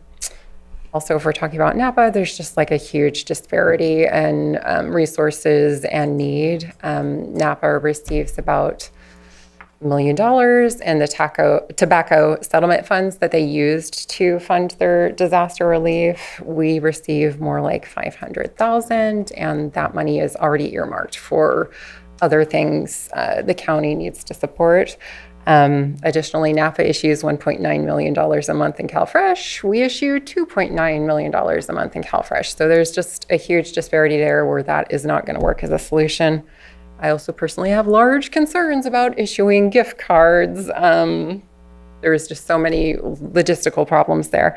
So if we are considering addressing hunger in Lake County, I think it's important for us to do so with fiscal responsibility, make the most of our community organizations who are already out there helping the community. So these funds would be primarily going to, the recommendation is to go to our service organizations who are willing to step up and provide meals in the community to go. The money would ideally be spent just on the food, no staff time or administration. My staff would provide delivery to individuals who are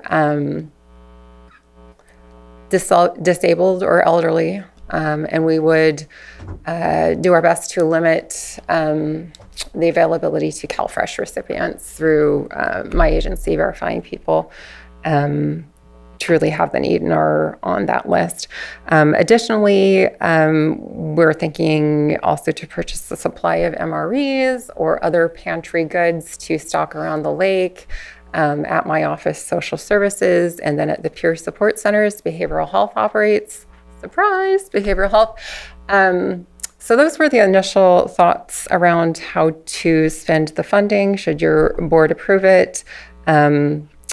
We would normally have suggested looking at it week by week, but there is no Board of Soups meeting next week, which is why this is a 2-week request. And of course, if the shutdown resolves prior to then, we would just go ahead and shut down operations.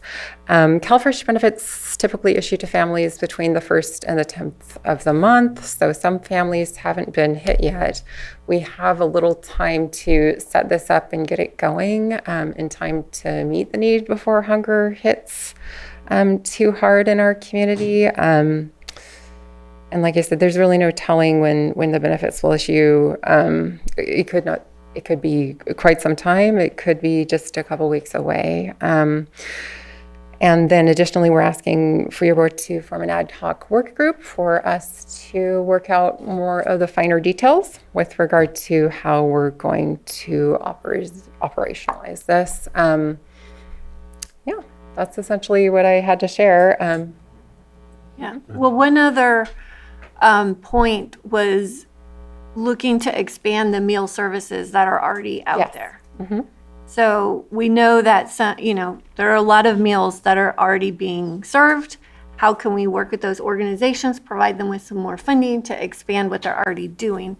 And then Vice Chair and I have reached out to the service organizations in our districts, and so we felt like that was a good way to do some outreach and take the temperature, and it would be great probably for everyone to do this around the lake. The Cobb Mountain Lions have already stepped up to do a dinner next week. They want to do more. They have just enough money and just enough food to do one meal. They were going to do it regardless of what we've got planned. So we would like to be able to support these organizations to do a meal a week. Some organizations want to do a to-go meal, like Vice Chair has some information on that. But the Cobb Lions just love cooking meals, and that's what they love to do, and we want to support them. Elizabeth and I have had a lot of back and forth about what Kelseyville Presbyterian Church can offer. There's a lot of resources that she has been looking at expanding the pantry, potentially meals, working with the other service organizations. So this $40,000 a week number came from us looking at all of these options, the way that we can just get money out so that meals can be served, so that we can meet these immediate needs on a week-by-week basis. So this is enough fund. This request would be for 2 weeks until our next meeting when we can reassess, because this is just going to continue to be a dynamic situation. And I'll pass it to you now. Yeah, I'll add, like, one of the ideas I've outreached to, I've got tentative agreements with 4 service organizations in Lakeport that could probably quickly get together a situation where we put together a grocery bag where, say, on a Saturday morning, you could pick it up, it's dinner, maybe breakfast the next day. So it's maybe 2 meals. We could get that off the ground probably fairly quickly, especially with Rachel's help, and do it like a drive-through, but they could also deliver to people that don't have transportation. So I think that's one easy way to do it. They can cook it at home, and it's not as labor intensive as actually cooking a big meal for 300 people, which is a lot more complex. So that, I think, is a good point. And I think there's probably, like Supervisor Pyska said, there's other service organizations in other districts that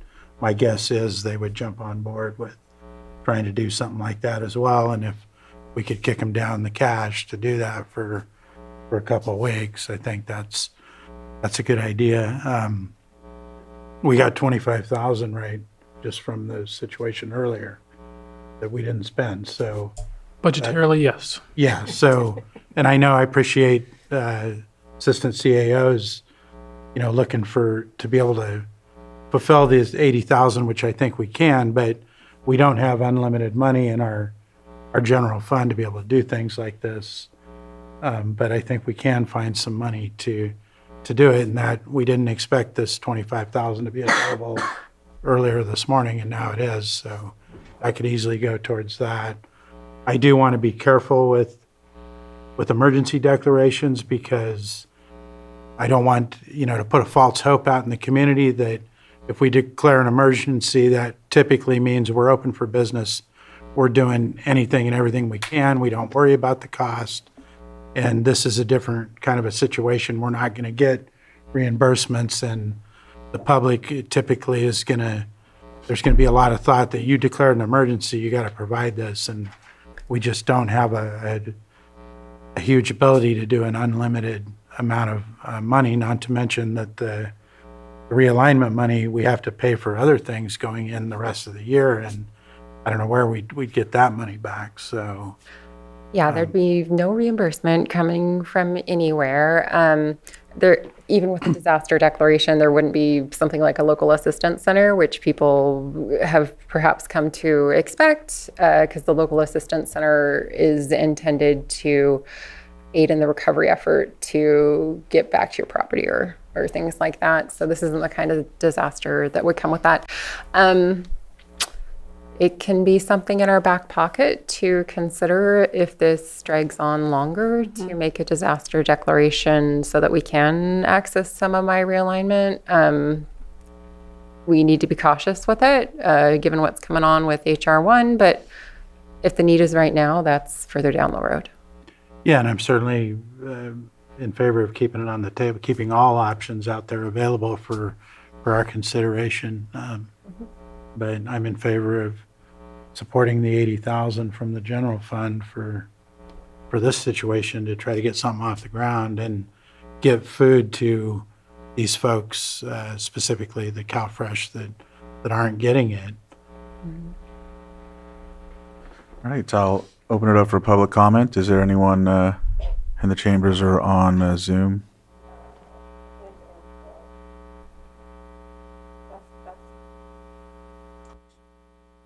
Thank you, Mr. Chair. Supervisors Angela Amaral again for the East Region Town Hall. One other thing I forgot to mention is that Earth has been in contact with the Clear Lake Oaks Peer Support Center as well, which provides daily meals and other supplies. We've been told that they can accept perishable items that can be frozen, and monetary donations, I believe, is through Helping Hands. We hope to provide more details on that at tomorrow's meeting. Thank you. Thank you. Elizabeth, if you can unmute. Thank you, Mr. Chair. Just in follow-up, yeah, Kelseyville Presbyterian wants to help in any way we can. We have a licensed commercial kitchen. We're licensed with environmental health. So we can also help with food prep. I happen to know a professional chef. I might be able to get him to go in and do some of this. And I'm going to be talking to some other chefs and food preparers to see what we could do if we need to do meal prep. And I'm going to be talking to our leadership council about how else we can bulk up. So just please keep us in the loop. Let us know how we can support this. We're here to help. Thank you, Thank you. Elizabeth. Thank you. Yeah, thank you for that.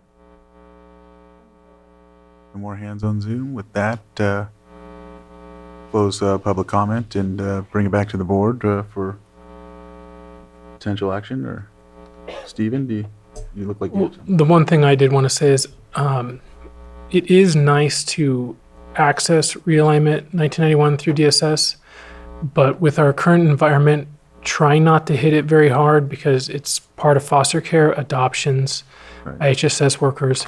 It's the type of things that are coming down the road are going to get hit hard, and we don't have a lot left over. Neither does general fund, but in this rare instance, I recommend more from the general fund.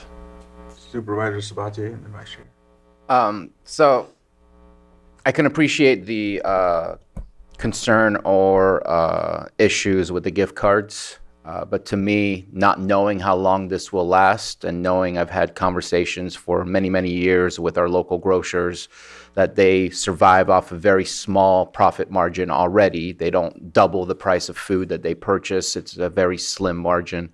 I understand the gift cards going directly to grocery stores so that the users, the consumers can go to the grocery stores where people can keep their jobs rather than giving free food at a service location, which is not a bad thing, but that takes away from the continuation of the infrastructure we have of how people should be accessing food in the first place.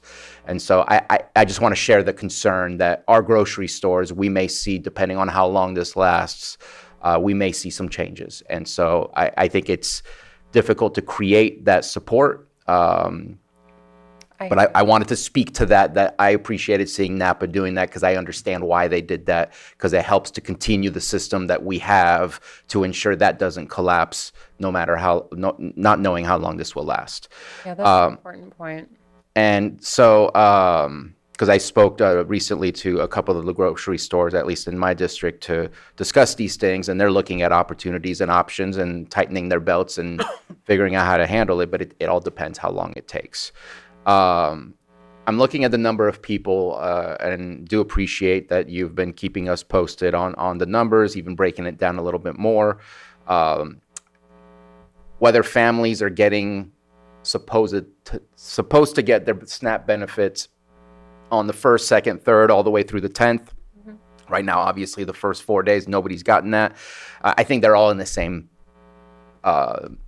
situation. That's why when you go shopping around the 1st or the 2nd, the grocery stores are packed because they've probably ran out of money before the end of the month. And so they want to refill as soon as possible, not wait a couple weeks because life is great, right?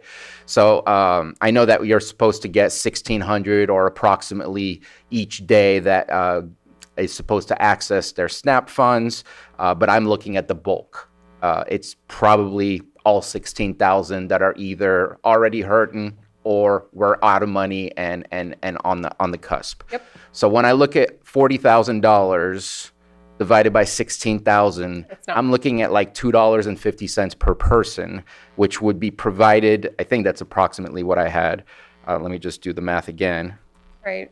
It's close to it. It's a drop in the bucket. MREs come at about $3 each, which is why we're looking at what is most cost effective. Gift cards, Napa's gift cards are $25 each, and that can either be, a whole week worth of noodles or a couple sandwiches from Safeway, depending on how you spend it. The concerns I have regarding gift cards is, where do you get 10,000 gift cards on demand? As well as you're kind of creating a new eligibility program. How are you deciding how each household gets what amount on the gift card? Some households get $50. Some households with 13 people get a couple thousand. There's a huge variance in need between our CalFresh households, and it's almost like creating a new eligibility program, which comes with, how do you handle appeals? What if somebody lost their card? What if their card was stolen? Are they spending their card on the right things? Because you can buy alcohol with a gift card. Can't buy alcohol at CalFresh. And then there's also fair hearing process. Do they get the right to appeal what we're doing? And I get the complication. I'm not arguing against those complications. I guess my addition to the conversation would be, in the ad hoc work group, can we please invite our grocery stores? Sure. Because I think they are a instrumental part to the conversation, because it's not just what's happening today, it's also what's going to happen tomorrow. And maybe they have ideas on some of those things. They're also an important part of the edible food recovery program. And some are playing better than others. Yeah. Maybe now is the time, if Director Ewing is listening, that some do great in doing food recovery and some are completely ignoring us. And I think that we can make some phone calls today to make sure that happens. But I know from the gleaners, they're getting some really good amount of food from our grocery stores because of that. So again, breaking it down with just 16,000, which is a rounded number. It's not the exact number. It's more than 16,000. It's $2.50 for a week per person. I know, it's a stopgap. And I know that we are saying our food pantries and others can make those go a mile.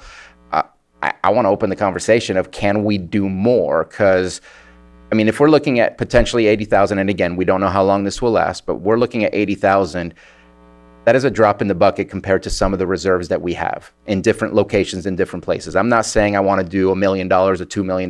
That's ridiculous. But can we double that amount at the very least today in looking at what we're doing? Because $2.50 for a week's worth of food for somebody is going to help.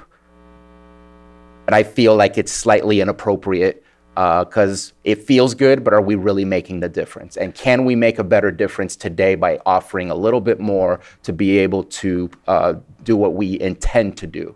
Well, I'm not going to tell you to not put more money towards this effort.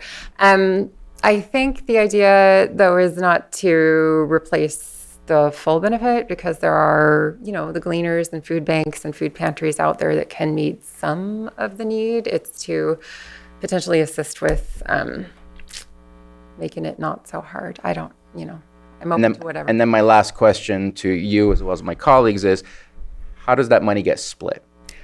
Is it evenly split for whoever wants to say, yes, we're doing food? Or is it going to be split based on population needs in the sense of how you put down what percentage from zip codes?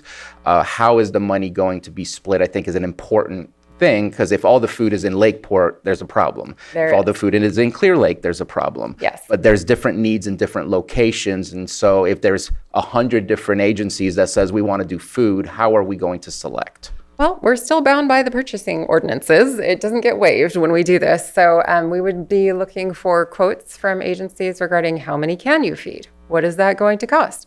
And there would be an MOU process, and we'll make it super fast, but to make sure we're doing it correctly.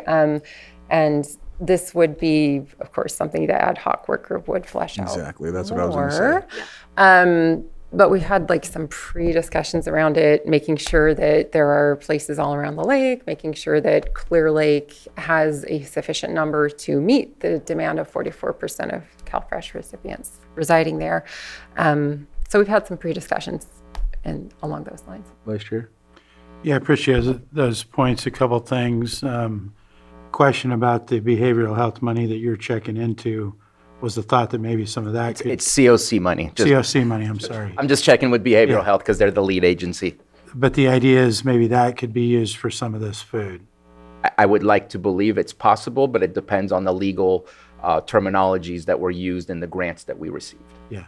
And I agree, we need to, take care of where the needs are. I think a lot of it's going to be dependent on who has the ability to stand programs up and get them going. There's an aspect of that, but I think that can be worked out with the work group. But I would also be in favor of, spending money at our own stores here in the county to buy stuff. I mean, I think that's something we need to look at. We're trying to take care of our whole county, so we need to buy these supply.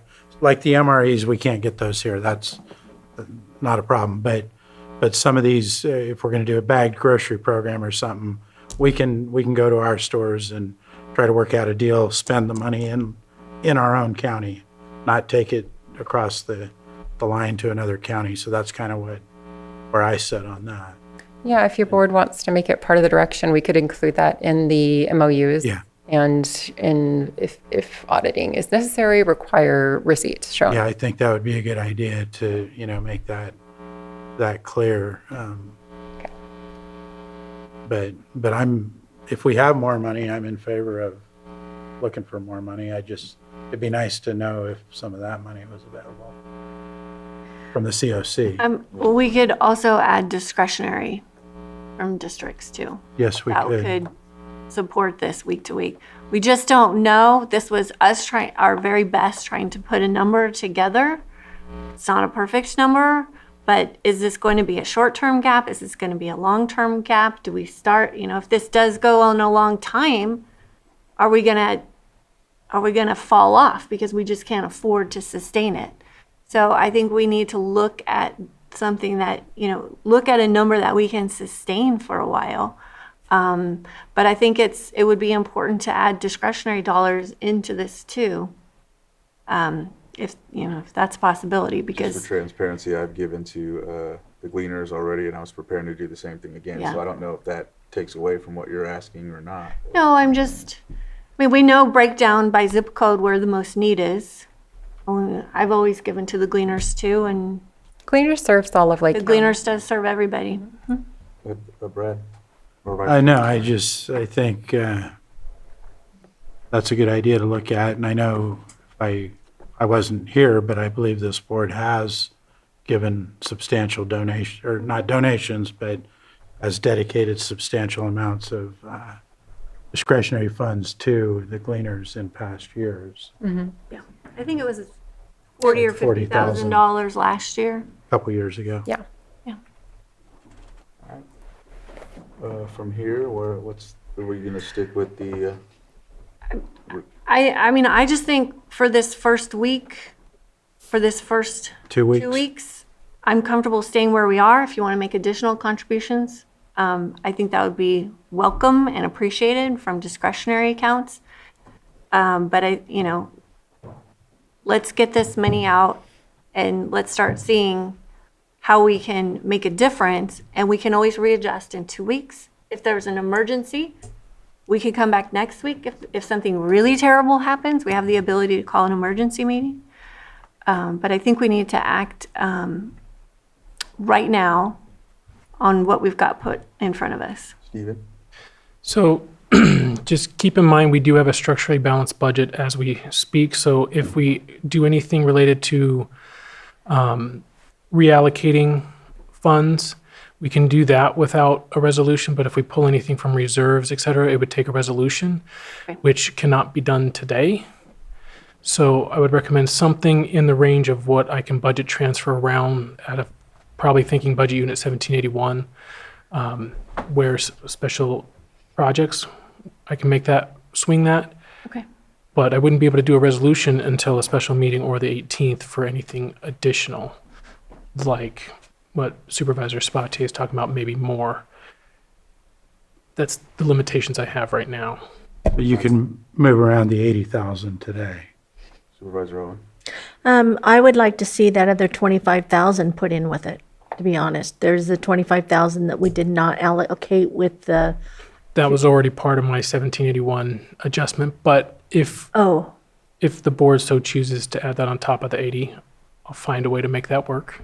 it was just thought. And then I kind of liked the idea. I know a lot of people weren't real excited about the MREs, but when people are home at night and there's no place to go, it's nice to have that, something there in the house when they're hungry. So a few of those I think would be shrewd, because that's when they can't get to a food bank or the perishables are gone, and it's just nice to have something else so they have something in there. Yeah, that's why pallets of the MREs can be on hand. Yep. If someone's walking into one of our offices No, completely hungry. I think that's shrewd, and Yeah. because too, if somebody gets sick, they don't want to go out. So it's just nice to have something that's non-perishable there. My initial thought when I mentioned the 25 was that would be used for the 80. That's what I would say Oh, for today. I misunderstood that. I'm so sorry. Yes, I was just saying that's what my thought was, but obviously it's up to the board. But Okay, I'll make the motion. I move that the board take action to approve administrative funding to provide hunger relief due to SNAP and CalFresh benefit delay in the amount of $40,000 per week for the 2 weeks, to $80,000 total. second. So I have a motion and a second. All in favor? Aye. Aye. Any opposed? That motion carries 5-0. And then the next would be to establish this ad hoc work group For hunger relief. for hunger relief. Yeah, sorry. Let you SNAP read it. CalFresh benefit delay. Lloyd. Thank you, Mr. Chair. So as part of this motion, your board may want to consider the membership of this ad hoc committee, and I specifically identified for purposes of this motion. And that's what I was gonna ask. I'd be willing to serve on it. I'll serve on If you want me on it. it. Well, yeah, Yes. we need, With 44% coming out of 95422, I would like to be one of the supervisors on this. I know I've been in a lot of communication with Director Dillman Parsons, obviously other supervisors I have as well, and I just would like to be a participant. Okay. well, I can't argue with that. I mean, that does have 44. I'd be willing to step off. I would still want to be involved in working with community groups. I think I could still do that. But I think maybe we could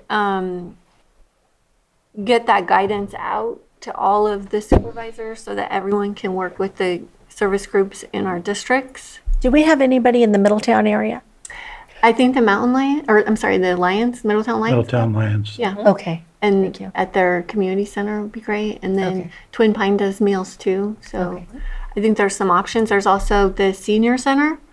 So I was going to talk to them, but I just wanted to know if there was anybody already established, because you didn't mention them. When I went on your website, it didn't have them listed. The Middletown Senior Center, I think they're at the end on resources for senior citizens, like the very last page of the list. I'll double check. I have had Dina, our program manager over the AAA, reaching out to the senior centers to see mostly, are they doing anything extra? Are they planning to do Thanksgiving dinners? It was the senior center in Clearly actually that indicated if funding could be found, they're interested in expanding Thanksgiving dinners. I don't think any of the others responded that they could expand, but they're still feeding the seniors. Okay, yeah, I just didn't find it on the website either for Middletown. Lower Lake, but not Middletown. yeah, that I'll- was one I'll of make the senior centers getting them to expand what they're already doing. Shannon. I don't know if do we need to take public comment for B, or was this kind of an all-inclusive thing already? I'll just go ahead and open it go ahead, Shannon. I know she wants to help, so it's not like. I was just going to add also in Middletown on Mondays and Thursdays, the Methodist Church does a free dinner. Thank you, Shannon. Boy, I'm glad we opened that one up. You think- He was first. Supervisor Sabatier? I just wanted to ask if there's others that we would request to be on the ad hoc, or if that's going through Director Dillman Parsons to make that list. Because I know we have the two supervisors at this moment, but I think it's important that we have the right partners at the table as well. Yeah, so I was gonna just add, as for staff, it would be important to have someone from admin. Agreed. And probably, do we want to have behavioral health, or since we're planning on, That could make sense, although I'm certain they will support our distribution effort. okay. And then we may need public health, because if we're looking at commercial kitchens, that may need inspections. So that would, I think, on the staffing side.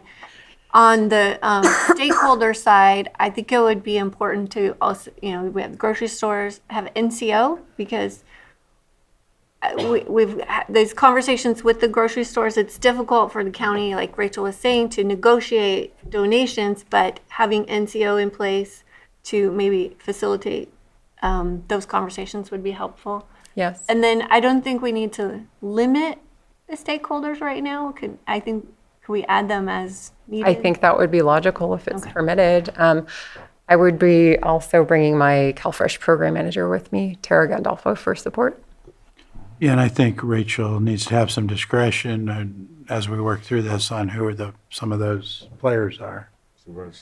Yeah, what do you guys think about adding somebody from education, just because so many families can be connected with through education? I know that their breakfast and lunch will be that much more important, but they did a bang-up job during COVID, and looking to see if that's something that they're already being prepared for. Yes, I forgot to bring that up, because we did talk about that. There are 17 days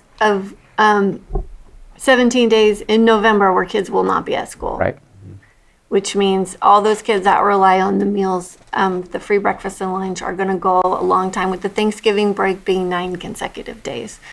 So that is, sorry, we forgot about that one. That is something that Rachel and I have been talking about, along with Brock, and they are part of the feeding partners. Yes, on I invited Friday. everyone on First Five to the Feeding Partners meeting, including Brock. Yeah.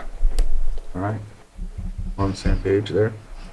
All right, is there any other public comment? All right, cool. I'll close that and go from there. The ad hoc committee, do we need a motion for it, or how would you like to do that, Lloyd? Yes, thank you, Mr. Chair. So currently there is a motion in front of your board. There was some discussion of the memberships to that. Just as a side note, and we're still within the motion to be seconded, right, for your board's consideration. The membership list, as your board has pointed out, can be revised, added to.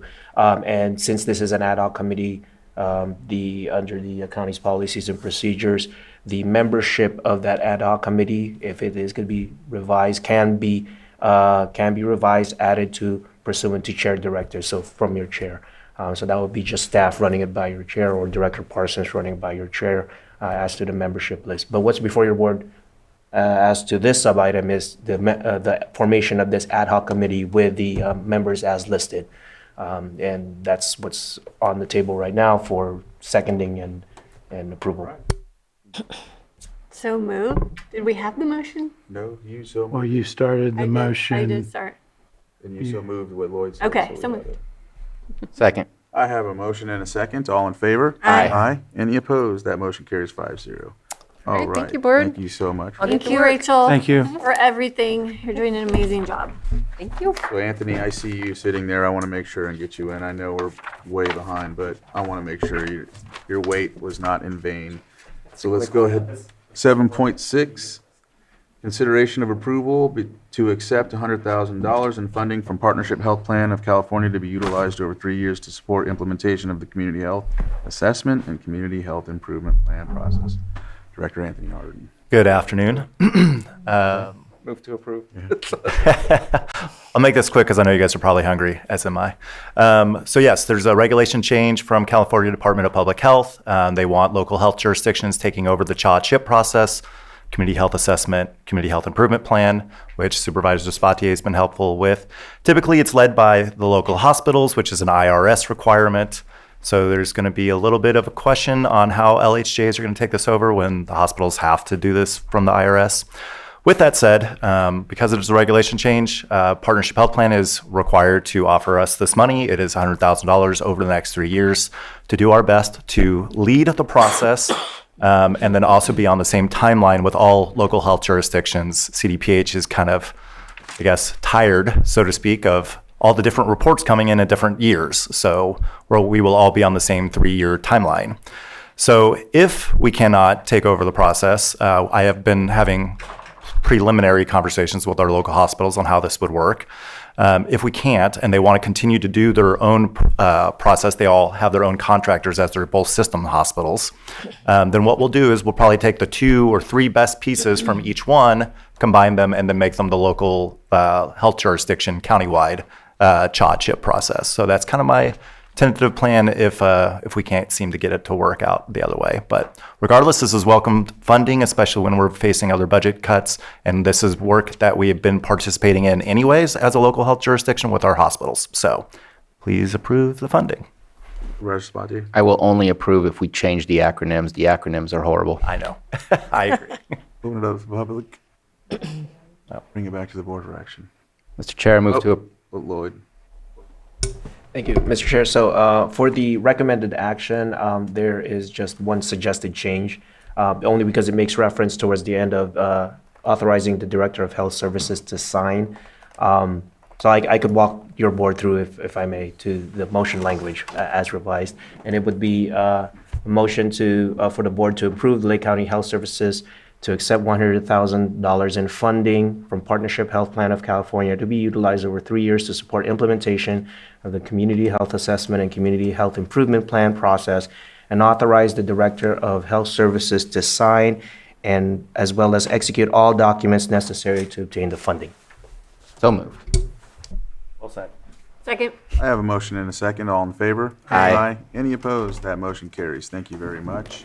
We'll close this item. Thank you, board. We'll go to our lunch break.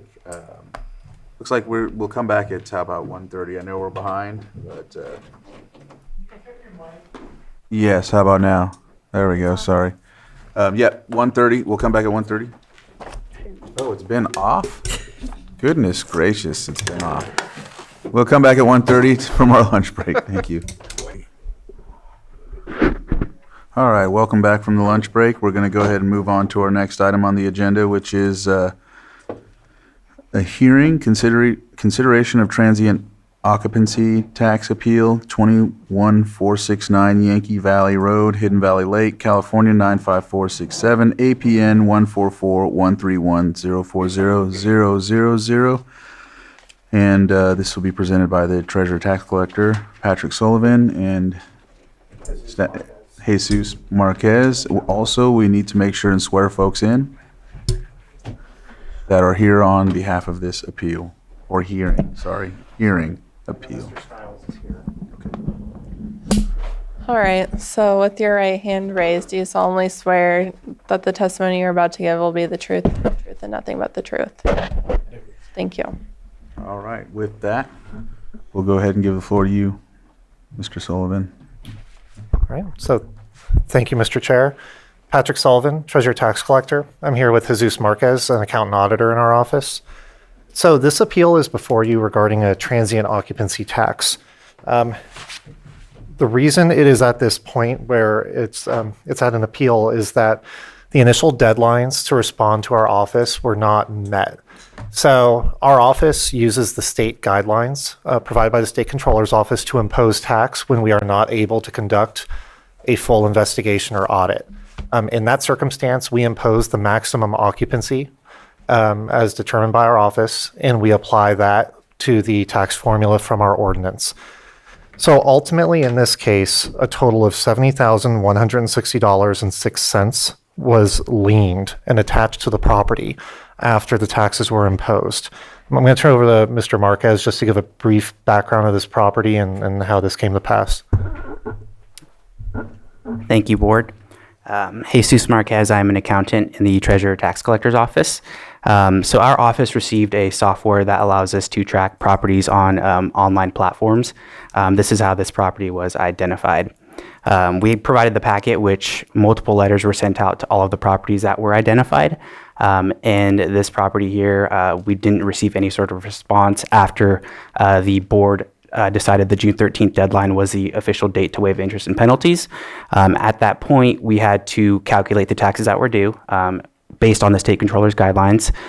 From there, we didn't receive any sort of response after our calculations. We had to file the lien for the $70,000. And then at that point, after we sent out the recorded lien, Mr. Skiles reached out to our office and we gave him the information on the appeal process. So the difficulty here is that in the other cases, the standard practice for our office is to hold the initial hearing. The appellant, any taxpayer has a right to a hearing first with our office. Typically, it's the result of that hearing that would be challenged in an appeal to the board. In this case, the hearing in my office resulted in a default judgment since we didn't have contact at that $70,000. Now that Mr. Skiles has gotten in contact with our office, he has provided all the documentation we requested. We were able to utilize that and our own records to identify the amount that we would have assessed had the information been timely provided. So that total is $12,324.22.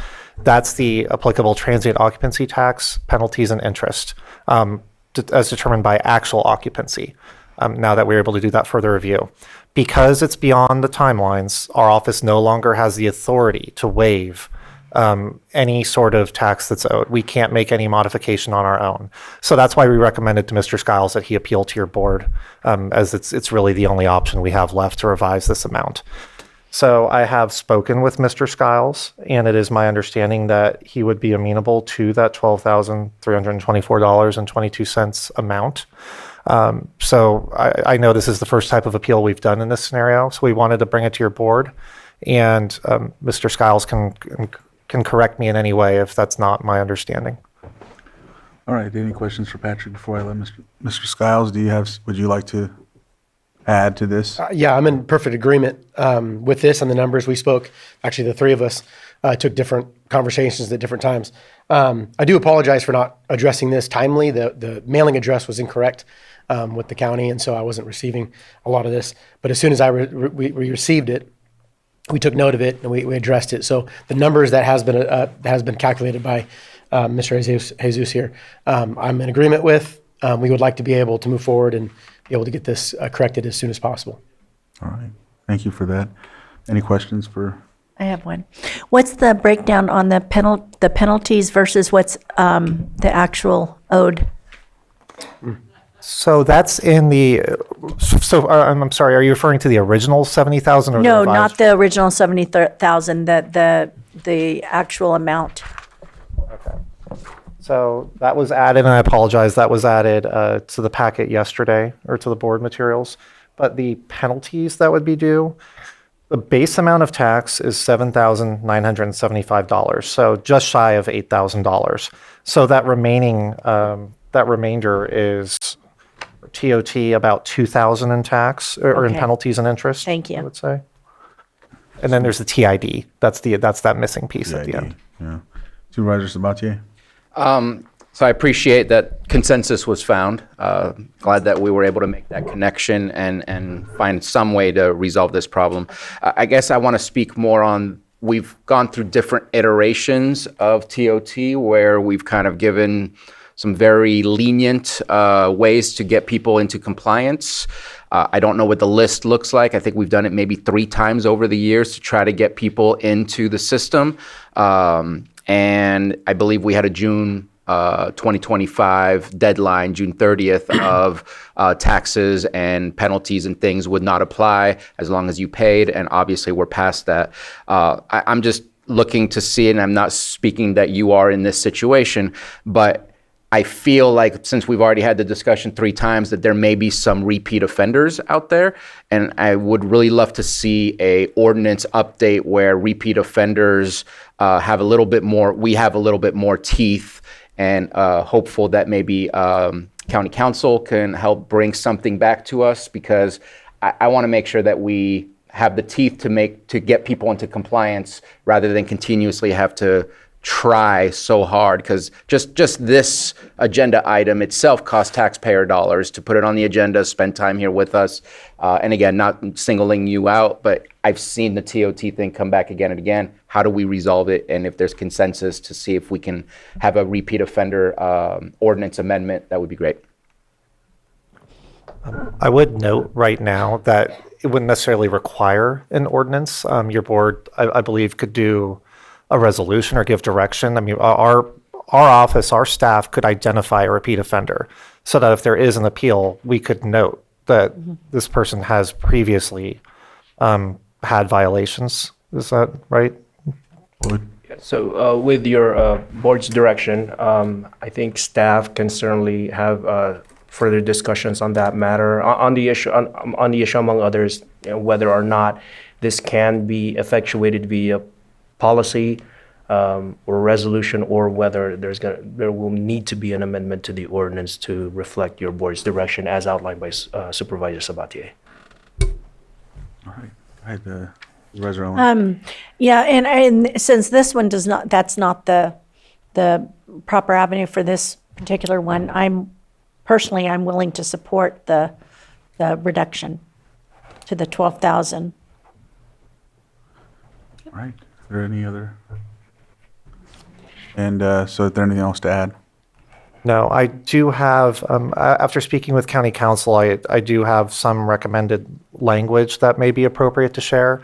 The parties here are in escrow for the property, so I think they're hoping to resolve this as quickly as possible. So I think if we were to adopt this language as your board's findings or your decision, that would allow us to move forward in helping them close out their escrow process and not delay this any longer. So if you'd like, I could read this aloud and see if it works for your board. Real quick, I think there was a comment. Yeah. Ma'am, Yeah. did you want to come forward to the microphone and state your comment? I seen you sworn in, so I know that. Good afternoon, Board of Supervisors. My name is Lori Skiles. I am the joint owner of 21469 Yankee Valley Road in Hidden Valley Lake. I am appearing here today to appeal the amount of the delinquent transient occupancy tax lien on our property. My husband and I have been separated as of May 2024 and are currently going through a divorce. I have recently been made aware that there are multiple letters that have been sent out regarding the tax lien on our property that were addressed to both myself and my husband, but were sent to our marital home mailing address, which I have not accessed since May 8th, 2024. I understand now that we should have filed a TOT certificate for our rental property and reported and remitted the appropriate transient occupancy tax. I also understand now that since that was not done, the current total tax due of about $70,000 is an estimate from the State Controller's Office that assumes full occupancy for the entire period of noncompliance at the highest advertised rate. During the time of owning this property, I have not been privy to any financial information regarding our Airbnb, as I was not put on the Airbnb or VRBO accounts. I would like to appeal that amount and reduce it based on the actual gross receipts that were provided by my husband. I appreciate your consideration. Thank you so much for your time and for hearing me on this matter. Thank you. Thank you. All right. Go ahead. So that, and I think the relief requested is exactly what we're proposing here with the reduction of the 12,000. That is based off the actual gross receipts, based off the documentation that was provided to us. And it's also in alignment with our own findings, what we're able to determine on our own investigation. So. All right, with that, go ahead, Supervisor Sabatier. I wouldn't call it a relief request. It's just the right thing, because 70,000 would be a huge overestimate. This is the right amount, so I'm glad everyone agrees. I just looking to see if there's consensus for repeat offenders, since we've had the TOT discussion so often and we still have these issues. No, I concur on the repeat. Yeah, and I think Patrick said. Yeah, I'm good with that. Yeah. We'll coordinate with county council on that. Thank you. And then with that, we just take action from here, or do we give Public comment? Public comment or any other testimony? Yeah, there two people gave testimony. Is there anyone else that would like to give any testimony or discussion to this, contribute to this? If not, we'll bring it back to the board. Okay. Go ahead, Lloyd. So, All right, I'll proceed with this language, and I apologize, we were only able to settle on this last night, so this is fairly fresh. So number one, the Board of Supervisors accepts and adopts the materials in the attached packet as part of the administrative record for this proceeding. Number two, the Board of Supervisors accepts and adopts the revised transient occupancy tax assessment, including interest and penalties, for a total of $12,324.22. Number three, the Board of Supervisors authorizes the Treasurer Tax Collector's Office to take any necessary actions to implement these findings, including the issuance of any potential rescission and recording of revised liens, while reserving all other rights and remedies available to the county for further enforcement. I'd like to offer that. Do we have to do all three, one at a time, or can we do all three? Yeah, thank you, Mr. Chair. So those are the findings that are being proposed to your board for approval under the Lake County Code, Chapter 18 of the Lake County Code. And so if your board is in agreement with those findings, the motion itself would be to move to grant the appeal in part and deny the appeal in part based on those findings. And the reason for the in part reference there is because the appeal at the onset was appealing the $70,000 amount, and now pursuant to the stipulation of the parties, between the parties, it has now been, agreed upon to amount to about approximately $12,000. And so with your motion, if your board is willing to consider a motion to grant the appeal in part and deny the appeal in part, it would be based, as part of the motion, based on the findings as outlined by Treasurer Tax Collector Sullivan, and that would be the motion. Can I offer it as you stated? Yes, it would be so moved. So moved. So moved. Second. I have a motion and a second. All in favor? Aye. Any opposed? That motion carries 5-0. Thank you very much. Thank you. All right. With that, we'll move on to our 6.3, consideration of presentation on cannabis policy update process. Community Development Director Maria Turner will be coming up and go forward from there.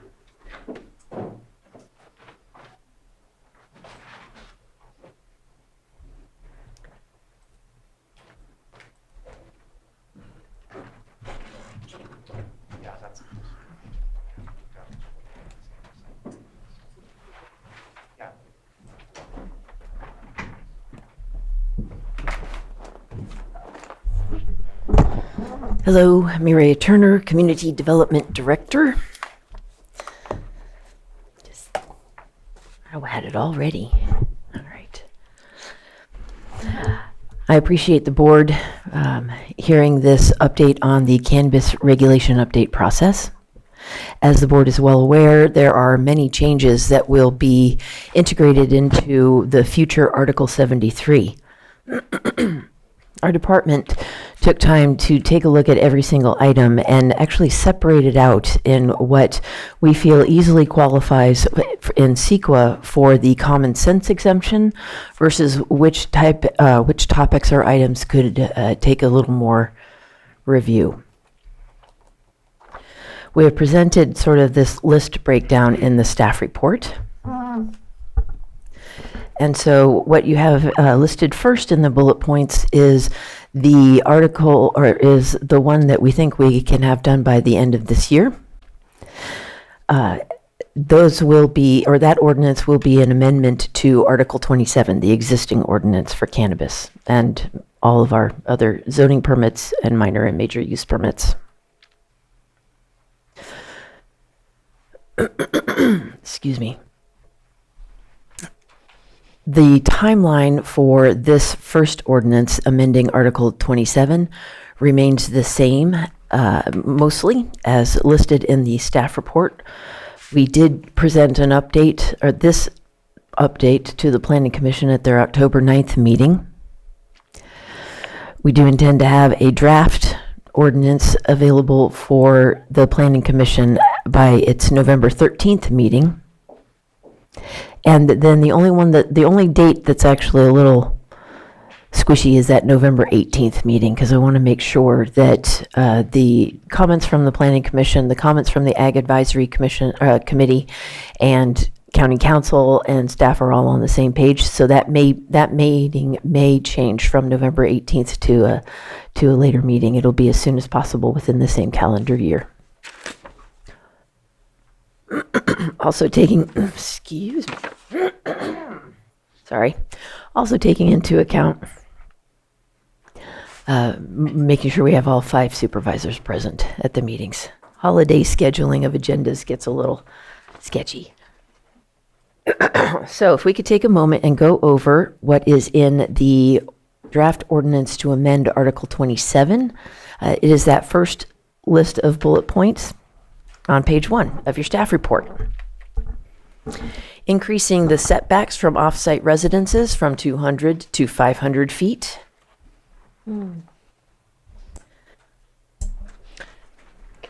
I say anything? A cap in the size of the commercial canopy at 20 acres. And I can stop anytime, Chair, so Yeah, I you know, was if you going to go want ahead and Okay, I think when we had spoke to you early on, we had stated from 500 to 1,000 feet, we weren't sure where we were going to put it.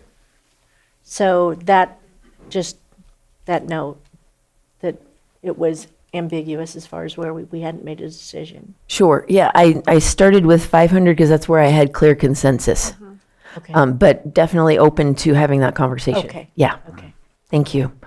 Incomplete and abandoned applications. This establishes a process for staff to get them off of our books in case of extended incompleteness or lack of response, thank you, from the applicant.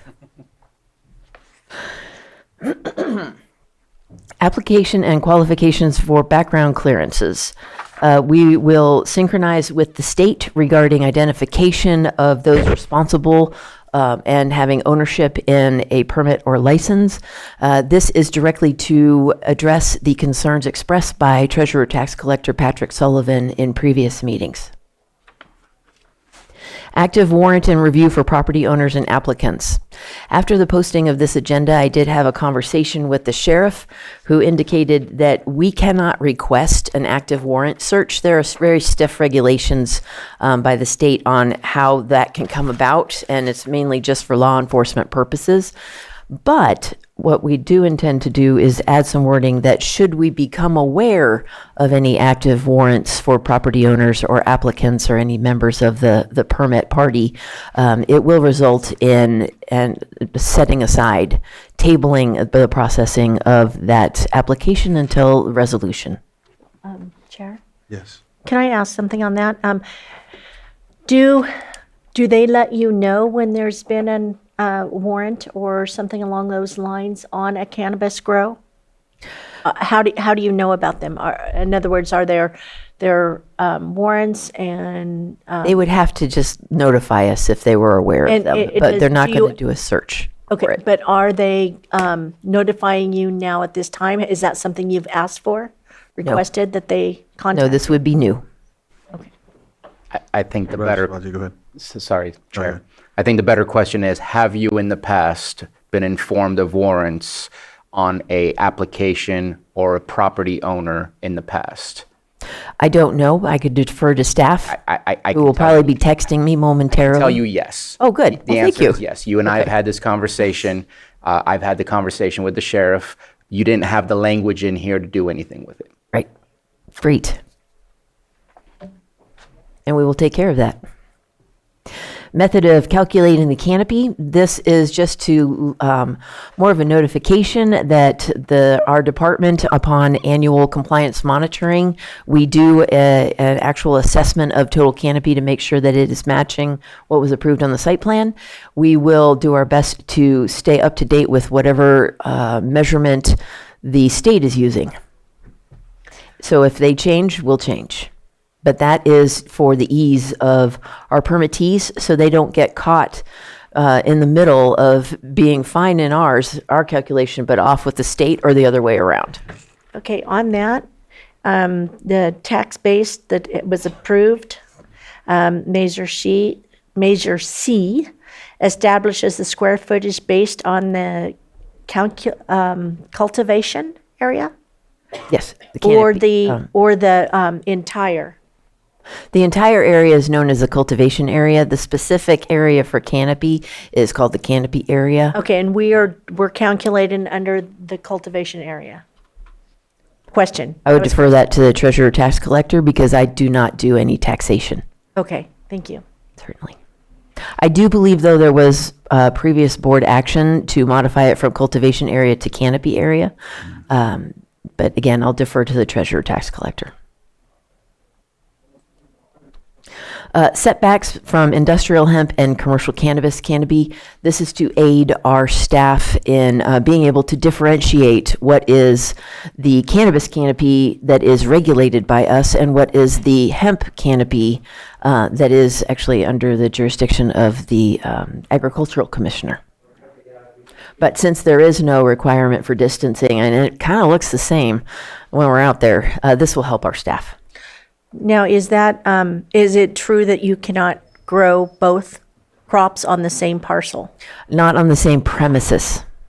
And so that's different than the same parcel. It is different. Mm-hmm. And we take a look at premises by identifying what's within that fenced area. You're not going to grow hemp within your canopy area, but we need the additional clarification because there are no setbacks currently for hemp. Okay, but what about, so that you say that within the canopy area, so that was something that felt ambiguous to me? Mm-hmm. We use the state's definition for premises. Okay, thank you. My pleasure. Scenic corridor setbacks. This is still under discussion with staff. We do have, there was a lot of conversation regarding where was that 500-foot distance of a scenic combining overlay to be placed. How did that come about? And it turns out it's a long used internal process. So this one is actually open for further discussion on how we're going to assess it in the future and make modifications if necessary. So we're not done on that one. Metric track and trace tag destruction after use. This is to come into synchronization with the state.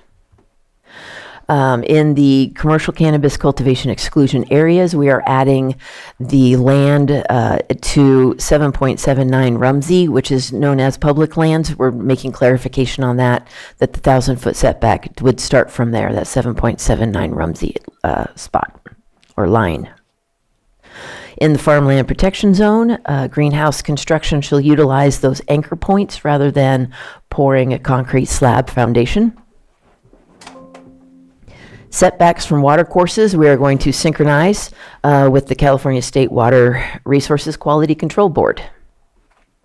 And this would be for all class 1 through 4 water courses. And what is that? Is that 150 feet? It varies. Let me pull that up for you. We had a table that I didn't put in this. I can get it for you.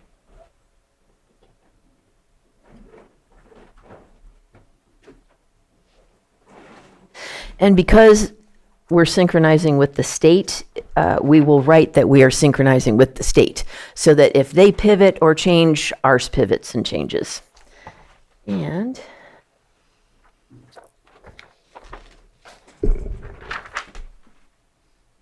it is 150 feet from class 1 and 2, which include perennial water courses and water bodies like lakes, ponds, springs, as well as intermittent water courses or wetlands. That'll be 150. And then ephemeral water courses will be 50 feet. Then man-made irrigation canals, water supply reservoirs, hydroelectric canals, that support native aquatic species. There's an established riparian vegetation zone, which we already have in our zoning code.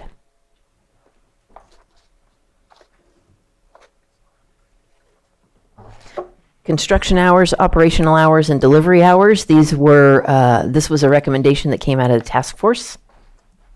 And it pretty much mirrors a lot of other ag as well. Opt-out and reduced canopy process.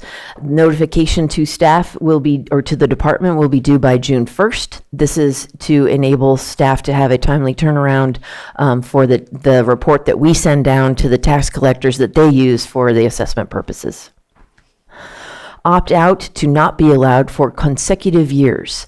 In already existing code, the Lake County Code, on non-use of a permit or an inactivity of that of that permit activity for 2 years results in the expiration of a use permit. This was problematic for cannabis because it makes it different than all the other permits. And so we're going to go back trying to sort of streamline, make cannabis use permits as similar to the other use permits as possible. Streamline that to not be allowed for consecutive years. So this still allows some flexibility for the business owner or the permit owner, while not causing confusion as far as normal use permit expirations. Voluntary termination of use for an approved project. This is an already approved permit, not a withdrawal of an application, and it will be a new process. But this has come up due to requests from our permittees and staff. Additional clarification on expiration, 2 years of inactivity. Removal of the 10-year permit limit. This would also then remove the instructions regarding reapplication. And this is another instance of making the cannabis use permits similar to all other conditional use permits in that they go with the land. They last as long as the use is there unless there's a need for now either a voluntary termination or a revocation. And then the addition of a $5,000 restoration bond with Lake County as the obligee. I don't even know how to pronounce that word. Sorry. Obligé. I love it. Thank you. That's much better. Again, proposed timeline. We've already accomplished bullet point number 1 with the Planning Commission on October 9th. We do intend to present this draft ordinance on November 13th, and we'll follow thereafter with the Board of Supervisors. Items not included in this Article 27 amendment talk about air quality, water use, additional prohibited activities, shared some of the new permit uses that the board has approved in concept, type S shared manufacturing, type 19 retail sales delivery only, type 10 retail sales with on-site consumption. It's the on-site consumption that hasn't been, that would be a new addition to land use. The temporary cannabis events with on-site consumption, and dealing with the concentration of retail sales locations. The last item for your board's consideration today is recognition that in the years that we have been going through cannabis permit process, as well as annual compliance monitoring and dealing with complaints, the two main topics of concern have been odor impacts and water impacts. The board has taken steps, particularly during that the drought we went through, to require hydrology reports to try to deal with the water issues. And so we do still, even though we don't have a drought, the department is fully authorized and has continued to require hydrology reports on any use permit that's proposed to use ground or surface water. And so we are looking to answer those questions of how much water is available, how much is this project going to use, what will be the impact on the existing water, and who will that affect. A lot of our complaints have been about odor impacts, and we do not have established thresholds for what creates a significant impact for odor when we analyze those. We've been working on different ways that we could address that within our code specific to your odor mitigation plan, your property management plan, requiring filtration, vegetative screening, things like that. But we don't have established thresholds for what is a significant impact. How do we measure it and how do we mitigate it? Can we mitigate it? And so I wanted to present to the board an option which involves attachment number 1, which is the estimate. We asked a planning firm that we're already working with right now on Lake County 2050 to just give us an estimate. What would a programmatic EIR to establish thresholds and find mitigations for odor impacts look like? And so they came back with the attachment, about $250,000 in about 8 months. And I'm just presenting that to the board as something to think about, because it helps us when we're doing our CEQA evaluations to have established thresholds that are based in science that we can rely on, as well as it helps not only during the CEQA analysis process, but also later when evaluating complaints to establish or assess whether our permittees are in compliance with their approved permits or if they're violating. So I wanted to hand that to the board, not necessarily as it would be holding over us moving forward with the remaining items from the permit, but rather as an option for the board to discuss and give staff direction. And that concludes my presentation. I am happy to answer any questions. Supervisor Sabatier?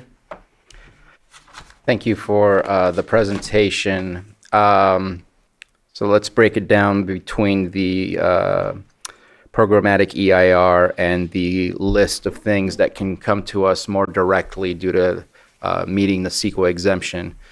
I know that we gave you direction to look at things that didn't require CEQA to bring back to us. I feel the list is overwhelming to the point that it's going to take a whole lot longer to ever get to our First Amendment, just because there's going to be some nitpicking on very specific things. Other things such as the scenic corridor setback, I think that's just a scenic corridor setback issue, not a cannabis issue. That, in my opinion, has impacts on all other projects where it's not defined. And I think that it should just be a separate thing and not specifically cannabis. And then also the voluntary termination of a use permit, I think should just be a general update to our zoning ordinance, not a cannabis. What if somebody wants to get rid of a permit for whatever it is that they were doing before? So I don't think some of these are strictly cannabis related. I'm going to provide what I think are not the easiest. Even the things I would like to put on the list for us to amend as quickly as possible are going to be complicated. But the increased setbacks from off-site residents, I think, is of utmost importance. And I am wide open for a tiered approach. We have a 10,000 square foot minor use permit. That should be a certain number of feet. Whatever number of acres should be a number of feet. And I know that we've gone all the way, at least in the past, 70 or 80 acres. That should not be 500 feet if you have a 20-acre ranch right next to you. So I would like to see a tiered approach on how we can look at setbacks from off-site residences. I don't have very specific guidance to provide what the criteria would be, but I think that would be the best approach. Because going with 2,000 feet, just because that works for 20 acres, that sucks for the small farmer that wants to do a 10,000 square foot area that will not create an odor in the same way, where they have to meet that threshold. So I think a tiered approach would be the best. Application and qualification for background so that we can add the property owner, 100%. And the active warrant review, I understand that you're not the one to do that, but it would come along with the messaging from our sheriff department after doing the live scan and background checks on their own, that if they find something, they provide you that information. And then the last one that I think is another one that's important is the setback from watercourses. Our current ones are not even applying with the states. It's all 100 feet when the state has 150 feet for certain waterways. And I thought I heard you incorrectly that you said it was either 50 feet or 150 feet. Did I hear that correctly? I read off of the table from the water board. I think it was 50 for the formal. Right, yeah, 50 from class 3s, I think. And then, but 150 from. I thought you put one. No, yeah, together. 150 from class 1. Sorry, you're right. I misread that. 100 from class 2 and 50 from ephemeral water. And right now we do 100 feet from all, and I think it's good to be in the state standards, because it's confusing when we don't hit the 150, when we say 100. Obviously, we have to follow what the state says for that. Sure. But I just think it's easier if we just follow the state. And the last one I will add is the commercial cannabis cultivation exclusion area of the 7.79 Rumsey. I think it's important to protect our lake, and within the public land, that means that it's 1,000 feet away from that. And I just think those are priorities that I can identify specifically from the list. The rest, I am not, it has to happen tomorrow, and I don't want to have so many things in the amendment that we end up slowing down the entire process, because even the list that I provided currently is going to be difficult. We've already received emails about setbacks and things like that. When it comes to the programmatic EIR, odor is going to be tough. I think the setbacks are going to help, and looking at a zoning is going to be the best way also too. And so to me, that's a much larger topic than what we have in front of us. But odor, I think, is going to be really difficult. But I thought you had talked to us that we were purchasing an olfactor meter. Have we purchased one? We have one in code enforcement. And we have no thresholds to establish the data that we get from there is nothing anywhere within the state of California, Santa Barbara, or anywhere else that uses anything for guidance at all that we can copy and paste from? Or are we really starting from scratch and kind of tackling? I mean, that's one of the reasons we sorry to air quality, got rid of air quality, is they were still waiting for the science, but yet collecting money from cannabis farmers. If we're creating the setbacks, I'm not sure that we are in the position to be the leader on that, for that, rather than zoning and setbacks ourselves. So odor is one that I'm confused how we're going to get there, because farming just smells. Don't build a house in agricultural land and then complain about ag. That's just my personal opinion. Might piss off some people. But it's just, it's going to be a really difficult task. The water thing for the programmatic EIR has so many more uses for other projects and other things happening in our county than just cannabis. So absolutely in favor for that. So those are my comments. You open it to the public, or do you want to? That's it, Pascal. I'm okay with looking at the tiered approach for the setbacks. But I am in favor of just moving ahead with all of these things at once. I know you've done a whole bunch of work. We've had the same conversation here so many times, just this year, but over the years. There's just a lot of things in here that will make a big difference, like the June 1st opt-out. So I would just like to just keep the momentum going, keep on this list. If you want to look at the setbacks tiered options, that does make sense. And then I am in favor of looking at the programmatic EIR and getting a consultant involved to help. Vice Chair? A couple of questions on Supervisor Sabatier's points on the scenic corridor setbacks. Is there already work we're doing in other areas where that could just be like he said, a general county issue, whether it's cannabis or some other project? It could definitely impact other projects. Okay. Yeah. And then, because I agree on those, I believe it was the scenic corridor and the permits. The voluntary. Termination. Yeah, those I think could apply to any project. And then on the other stuff, I mean, I don't see why we can't just try to move forward with the updates that we can. I want to get this done sooner than later.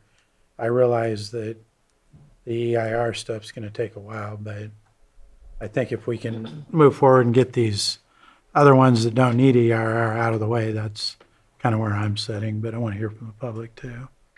And I did not mean to imply that these others that are left out would require an EIR, but rather that we need to take a little bit more time to look at those internally as staff. Yeah. I'd like to speak after the public speaks. All right. I'll open it up for the public at this time. If you want to come up and speak on this item, we'll give you 3 minutes and we'll go from there.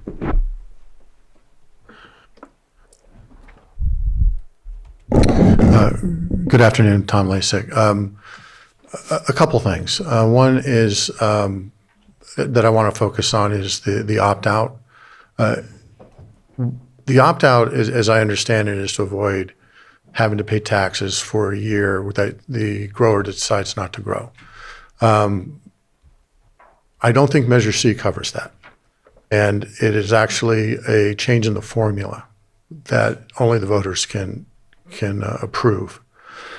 So I question that just sort of on a legal standing grounds, whether opt-outs is really something that we can entertain. That being said, assuming that opt-outs are acceptable, as a property owner that lives next to multiple cannabis growers and one that's been abandoned now for about 3 years, I've asked CDD, okay, they haven't grown in a couple of years, does their permit expire? And they say, oh no, as long as they pay the $1,000 or whatever the number is, we just keep it going.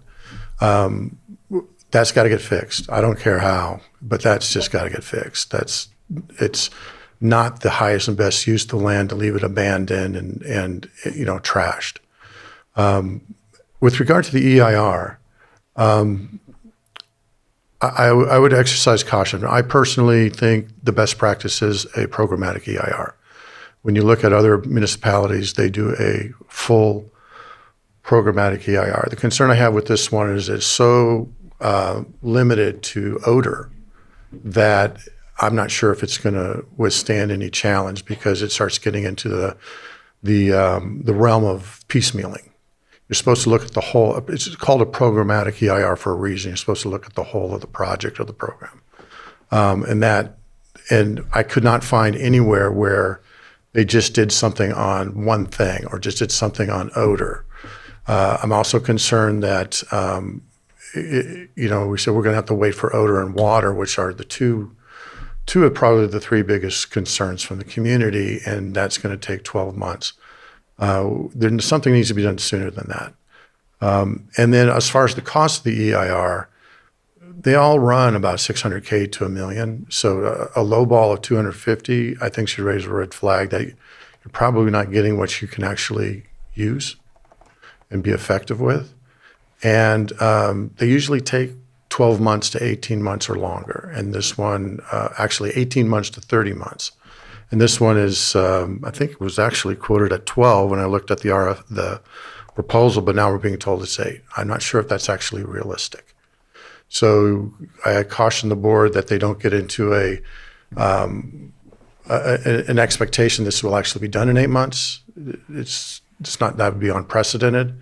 The reality is it takes a lot longer. But a programmatic ER is not a bad idea, but it needs to be for the program, not just for one or two things. Thank you. Thank you. If I could add a little clarification, please. Piecemealing in the CEQA terminology is not taking the entire project for environmental analysis.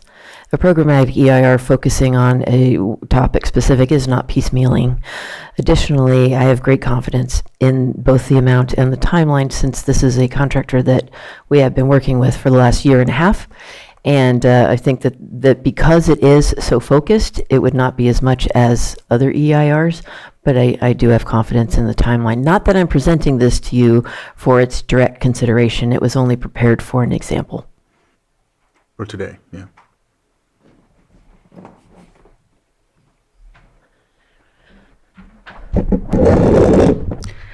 Good afternoon, Supervisors. Margot Kambara for Lake County Community Action Project. The county's current and proposed revisions to the cannabis cultivation tax risk violating Proposition 218 and the voter intent of Measure C. While these actions may appear administrative, their cumulative effect redefines a tax base approved by the electorate. Measure C established a square footage-based tax on cultivation area. Voters expected both the tax rate and the method of calculation to remain stable, ensuring reliable public revenue in exchange for allowing this industry to operate. When your board temporarily shifted the tax base from total cultivation area to canopy area and later adopted a standing opt-out program, allowing permit holders to waive or reduce their tax liability by electing not to plant, these actions substantially narrowed the taxable base. Under Article 13C of the California Constitution and supporting case law, any change to the basis, calculation method, or incidence of voter-approved tax constitutes an imposition of a new tax requiring voter approval. Aligning the county's calculation with the state's narrower canopy definition or maintaining an opt-out policy that exempts large portions of the permitted land from taxation triggers a Prop 218 requirement. The fiscal consequences are equally significant. Lake County currently has more than 22 million square feet of approved cultivation area. At Measure C's authorized rates, even assuming all cultivation were outdoor, the county should be receiving more than $22 million annually.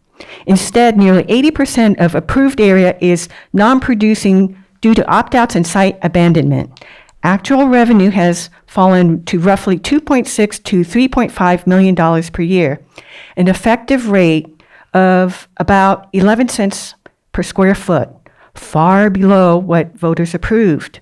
Meanwhile, the cannabis program operates at a net cost to taxpayers, accumulating deficits of approximately $8.7 million to date and projected to exceed $10.6 million next year.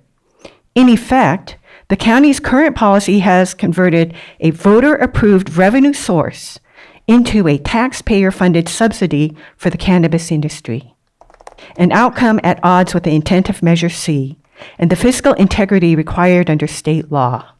Respectfully, we ask the board to abide by the statutory requirements of Propositions 218 and 13 and to revert to the tax rates and formula authorized by the voters through Measure C. Doing so maintains compliance with state law and preserves the integrity of voter-approved tax. If the county wishes to make the canopy calculation or opt-out program permanent, those changes must be submitted to the voters for approval. Thank you. Thank you. Is there any other public comment? Here comes somebody.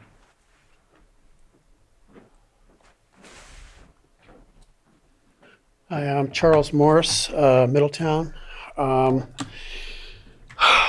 My concerns are basically, you hit some really good key points, and that was a very good report that you did. With odor, can I suggest to fix the odor thing? Scenic Middletown is between the Napa County line and the Middletown itself. So that's a scenic area where people come in and get the impression. A lot of cities, they do not allow pig farmers to have pigs in those areas where you can smell that stuff. So in the summertime, when people come into Lake County, and you can smell it even with the gorilla grillers, you're like, whoa, okay, yeah, we know what's here. You can't see it always, but you can smell it.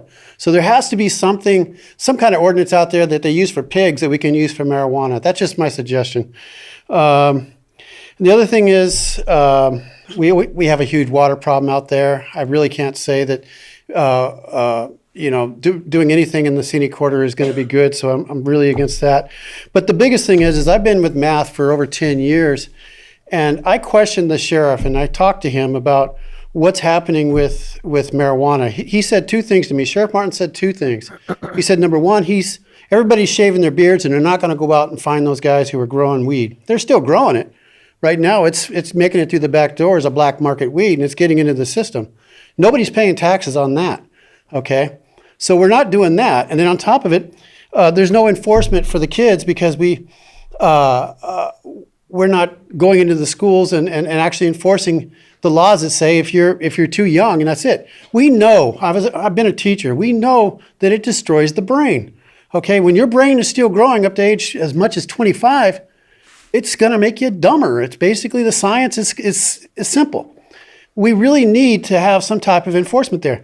But Sheriff Martin is not going to get the money if we aren't getting any.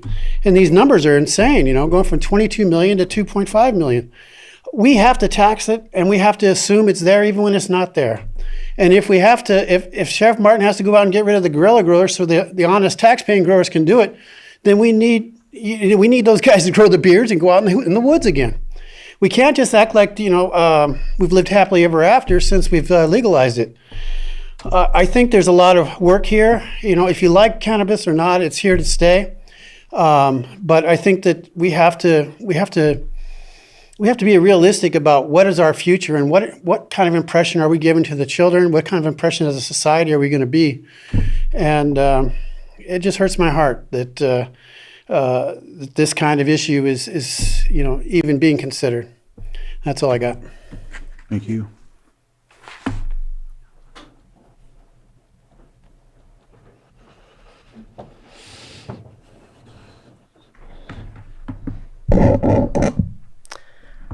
Good afternoon, supervisors. Thank you for the opportunity to speak. My name is Autumn Carsey.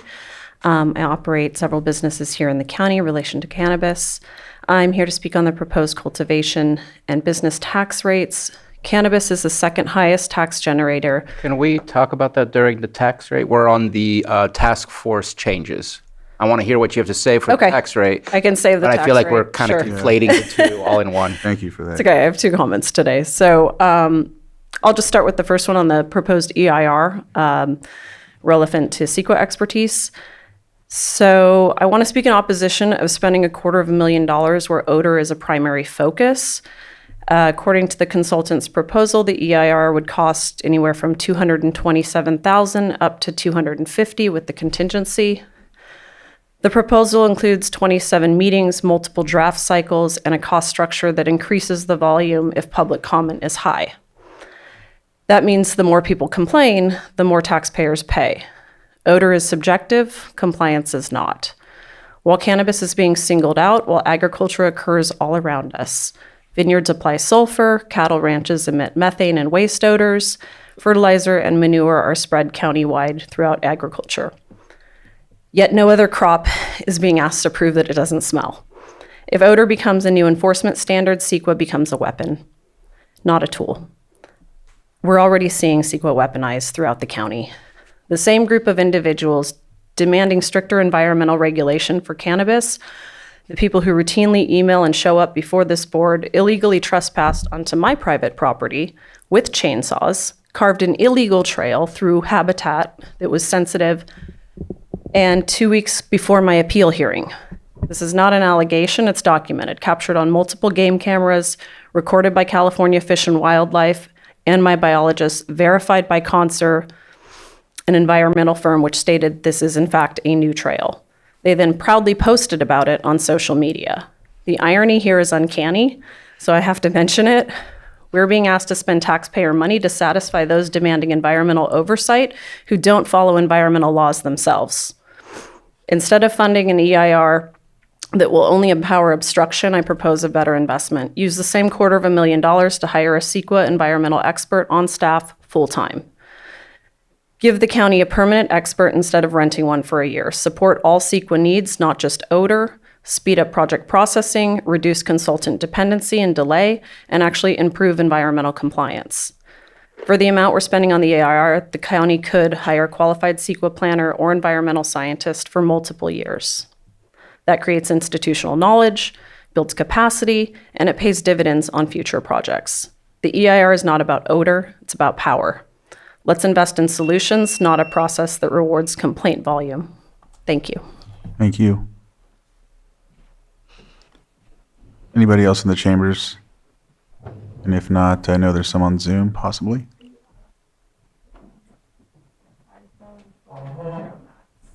iPhone 12 Pro Max, if you can unmute. Guy Lewell, Pillsbury Family Farms, and I do not support this at all. Let me be clear, Director Turner isn't here to present the cannabis ordinance. She's here on a normal day to spend more county money to further her own incompetence. On page 9 of the PlaceWorks agreement, it clearly states that both PlaceWorks and county staff must be held accountable. Yet what we continue to see is the opposite, a pattern of avoidability at every turn.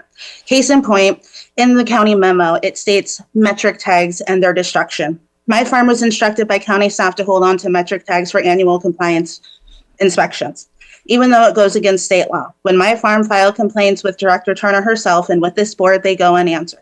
Now this board is being asked to approve another costly expenditure, one that could be the applicant's responsibility and not the county's. We've experienced per firsthand is plausible deniability being used as a management strategy. Let's talk about the live scan processes, the same processes that every cannabis applicant is required to complete. The state's own application guidelines say that the live scan needs to be completed once and remains valid for the duration of the permit unless the applicant is arrested and rearranged. So I asked the county and I asked Director Turner, how many cannabis applicants in Lake County have been arrested and rearranged since 2015? Not one. None. If Director Turner can tell us how many of them have been arrested and rearranged, I would appreciate that information to be shared. Why are we still seeing this board to use background reviews as a tool to stall, deny, and punish? Because on a normal day, we see Director Turner say that it's going to take 2 years. Is Placework going to follow Director Turner's lead and place applicants under duress to keep the process moving? Because accountability starts with holding Director Turner accountable herself. Can we stick Instead, to this board has allowed her the culture actual of to thrive. item? How can you support her actions when you refuse to investigate valid complaints or even respond to them? Will this county continue its pattern to take county's applicants, deny their applications, or force them to wait and reapply to pay even more fees? Because thank you, Supervisor Pyska, for pointing out that major issue. Lake County's cannabis application system and culture speaks for itself under the management of Director Turner. So I ask this board again, how can you justify approving this expenditure knowing Director Turner won't allow projects to move forward for another 2 years? Because under Director De Leon, we've seen it happen in 6 months. Perhaps we should bring Director De Leon and pay for his medication. Can we concentrate I would rather on this deal with, I do not item recall and them not being placed under some of duress. this other discussion, please? Turner, if that's okay with you, Eddie. Or should applicants be placed under duress? Muleham. All right. Is there any other guest?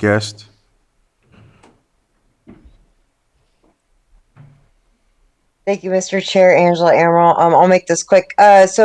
There was a scenic combining survey created by Director Darby, which was very insightful when we're talking about scenic combining areas that maybe you guys want to look into. Also in the original draft Article 73, which was created by Andrew Amelung, the previous cannabis manager, it included monitoring thresholds for odor and olfactor limits. Also, if we're going to consider a PIR, will it go out for a full RFP? I understand Placeworks' estimate was just for background, but seeing how long some of the processes have taken with Placeworks, I would be a little concerned and reluctant to get on another big project with them. At another meeting, Director Turner stated that enforcement in the cannabis ordinance lies in other ordinances. And I would like to ask if there can be a section added that references where enforcement codes and regulations can be found and used so that people aren't searching for these documents. And then also, we skipped the second or third item, which was the cap and size. And it was a talk about cap and size of reducing the canopy to 20-acre maximum. I'd like to request that we stay to a 5 to 10 acre maximum canopy, just because right now less than 10% of the approved projects are over 10 acres. I think there's 19 projects that are over 10 acres currently in the county. So a cap size of 5 to 10 acres seems prudent at this point. Thank you for your time. All right.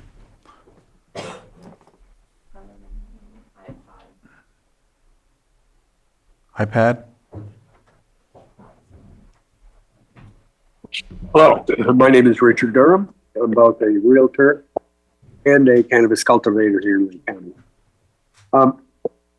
What really gets to me is how people like to attack cannabis, and one of their biggest weapons is the odor. I just heard today one of the speakers say that people come into the county midsummer and they can smell cannabis all over the place. Well, let me tell you, the cannabis plant itself does not smell at all. What they're talking about is the smell from the ripe flower. The ripe flower starts to ripen in late September, October, and it's harvested usually right around October 31st to November 5th.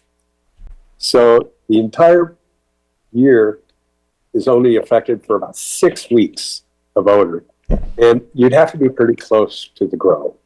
So I just, when people bring up this full odor thing, it's really taboo because it's not that prominent. Yes, if you're 100 feet away from a fully ripened garden, you're going to smell it.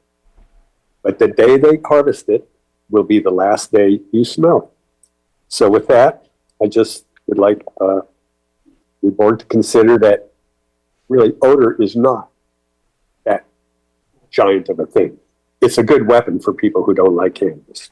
Thank you for listening. I appreciate it. All right.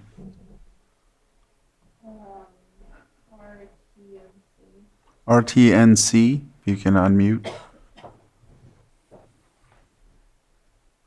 Oh, hi, Holly Harris, Clear Lake Oaks. I had just 3 points that I wanted to make. First of all, I agree with Angela regarding the skipping over the size of the projects. 20 acres is still very, very large. 5 or 10 acres would be better, and smaller sizes would also help with odor issues. Then the next one is on the setbacks, the increased setbacks. I think the tiered approach is a great idea. But I also would like the board to consider removal of cultivation from the suburban residential reserve zone. Those are typically very smaller acreage, minimum 3 acres. And it's the immediate buffer from residential to more rural settings. Oftentimes it's designated as such for potential expansion of the community growth boundaries. Right now, I have taken a look at it, and I believe Director Turner said during one meeting that there were no projects currently in the suburban reserve zone, so that would make sense to remove it. And then my last point was a couple of years ago, the board requested the task force to take a look at dispensaries in Zone C2, which is currently a use by right. The task force did take a look at it and unanimously approved to make it a major or minor use permit in C2. I'd like to ask the board to consider looking at that. Right now, we've just had a dispensary pop up in Lucerne, and there's another one popping up in Middletown because it is a use by right. Thank you for your time. All right. James Anderson. Good afternoon, supervisors. My name is James Anderson with Everview Law. I'm an attorney specializing in land use and environmental law, and I represent a number of cannabis clients in this county and across the state. So I just have a few quick comments on this, and I'll have more comments when a draft version of the ordinance update is available. My first comment relates to the setbacks from offsite residences. I would advise, I like Supervisor Sabatier's suggestion about tiering it. I would also suggest adding flexibility and allowing nearby residents to opt out of the setback if necessary. That creates more flexibility for cannabis cultivators who are working with their neighbors to make their business work. My second comment relates to the cap in size. I don't think that a 20-acre cap in size is particularly helpful. If a project is in an appropriately sited location and won't have impacts on neighbors or any other surrounding property and is otherwise, viable there, I think allowing larger operations is more economically feasible. I mean, the fixed costs are there, the overhead is expensive. So if someone can cultivate a larger operation in, an environmentally friendly way in compliance with all the regulations, I would recommend that they're able to do so. So those are my comments on the ordinance update, and then a quick comment on the PERR for the odor.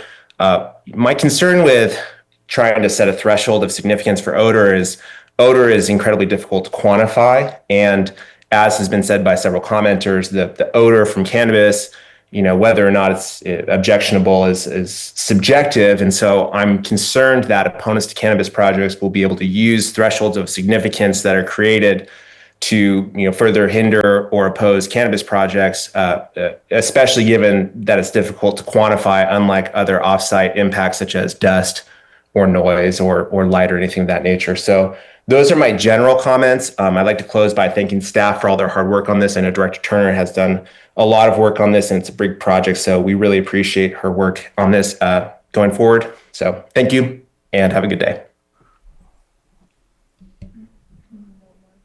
No more hands in Zoom?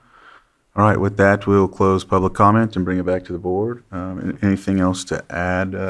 Or go ahead, Supervisor Owen. Okay, so now as I remember our meeting a couple weeks ago, we were going to be taking the road portion of this to the Ag Department, to the Ag Advisory Committee, is I believe. The road standards were a separate item. They're not Yes, part of this yeah, update. and that'll be coming forward, and I'm trying to get that going like November, to get that finished up. We're reviewing the meeting, but I thought the board direction was to have a meeting that included fire district and farm Yes. bureau and, but Yeah. not an ag advisory committee meeting. Oh, I thought it was the Ag Advisory is what I'd asked for, actually. Yeah, but let's, We'll double check that video to see where Okay. it kind of. Ag, Yeah. okay. Yeah. I'll get back to you directly. With the on that fire, one. okay, and then, looking at the setbacks, I know that there are a lot of concerns, with that. The odor is huge. I am in the field where I believe that we need to maybe send this out and look at having, the EIR bid on, rather than Placeworks. Should the board direct us for that, we would follow all county policies. Yeah. Okay. Yeah. Okay, This was just given to you guys as sort of an intro to the topic. okay, perfect, thank you. That's it. Supervisor Sabatier? And I appreciate public comment because I think it hits on the point I was making that some of these things are complicated. A cap, I offered a cap on the size, but I'm not offering it as a priority because I know it's going to be a difficult thing to pass through, and I want something that passes through so we can make impact on these future applications as soon as possible. There's many comments I want to make, but I'm going to bite my tongue on some of them. One of them was for the setbacks. I disagree with getting residential approval or neighbor approvals, because what we've seen in the past is neighbors being approached with a bag of money. And I don't want coercion. I don't want anything. It needs to be a rule that everybody gets treated the same. Don't try to befriend your neighbor in different types of ways so that you can get a yes, because your neighbor is not permanent. The use permit is. And so I disagree with that level of flexibility. I think the tiered approach is the better approach, because our goal should be to minimize the odor that others are subjected to if they live nearby. And a good setback and good zoning is going to resolve a lot of that percentage of the issues. And I still believe we should prioritize on the list based on all the comments that we heard. It's going to be complicated already if we choose some rather than putting all of them in there, including the removal of the 10-year permit limit, which I agree with, but we're going to get a lot of pushback. And so I'm looking to simplify and make an impact rather than try to do what we all think is the right thing, which may only just find ourselves in an impasse. I mean, I understand that too, with the conditions of approval. That's one of the biggest things I've always looked at, and I know if we can ensure those are, conducted, that's the thing for me. Yeah. But I won't go too further. It's Vice Chair, and then you can go next. Okay. I wanted to weigh in. I do think the tiered approach on the setbacks is probably going to be the best plan, because a lot of these circumstances are different, and one just standard setback, if you use the 500 feet example, might not fit every situation. So I think that serves us as well. Also agree, I don't like having exceptions for neighbors to sign off and waive That was a good. those things, because also property changes over hands a lot, and don't want to lock something like that in. But I just wanted to weigh in on that point at this time on the setbacks, because I think that will. Odor is difficult, but I think we can mitigate some of it with that. Yeah. On the odor mitigations, it's basically the setbacks, the size of the grow, and no zoning in as I believe it was Holly that mentioned, the no zoning in the suburban residential area. I think that was appropriate comment on that. The zoning for, sorry to interrupt you, just letting you know, the zoning districts for any new changes in zoning districts is not part of It would Oh, okay. Article 20. Okay, I thought it was in here. Okay, I had a note on it for some reason. The other issue, so the size of the cannabis grow versus how far back it is. I'm kind of one that doesn't mind if it's a bigger grow, such as, say, for instance, Pasta Farms has a large amount, but we're not hearing complaints from their neighbors. So something along those lines, if it is placed, but when there's people around that where it is affecting them.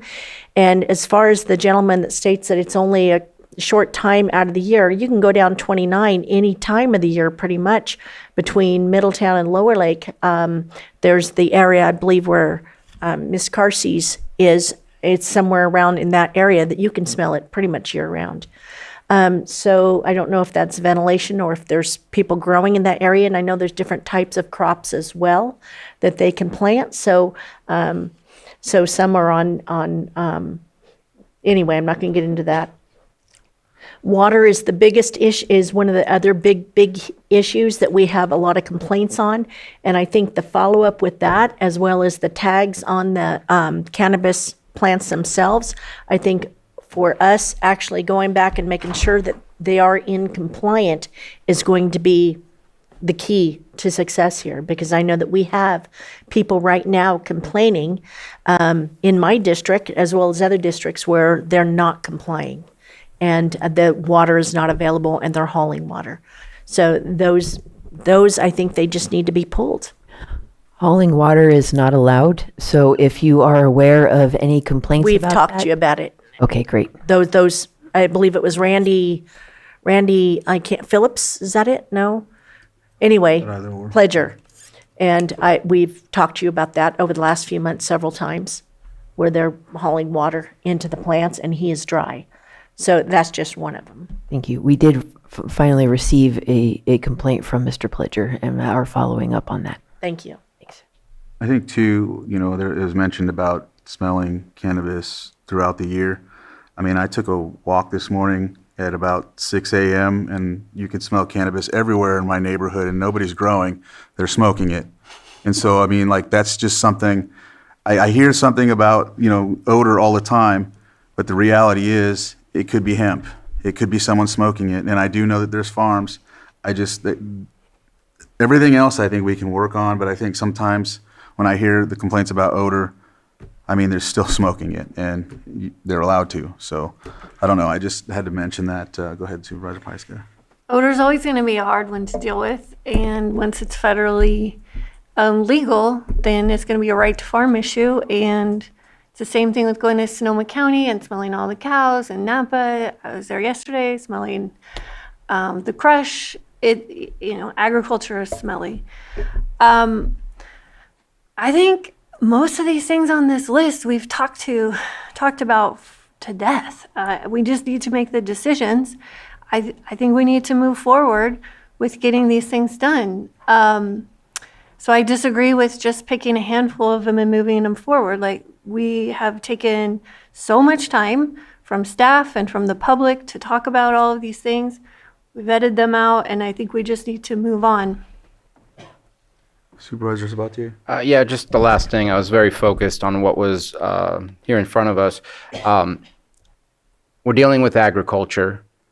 I would like to see in the long run, if this is possible, and I know I've spoken with Director Turner about this, where if you're growing on ag land or on rural land, then we should look at, is there a way to do a reduction on the process to maybe a minor use permit? If you're doing it on rural residential, where in the title it says people will be living there, more so than ag, that's where we stay at the major for the more in-depth, because the amount of work your staff is going to, the amount of time being spent by our planning commission, the amount of time we spend with appeals, all of this process, in the long run, it's still just ag. And if you wanted to do 20 acres of carrots, nobody would care, and you'd be able to do it tomorrow. And so I feel like there's got to be a way, as long as it's zoned for those things that are prioritized for those things to happen.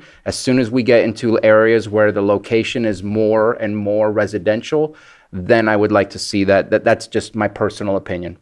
When we bring forward the draft Article 73 ordinance, it will include permit levels specific to zoning districts.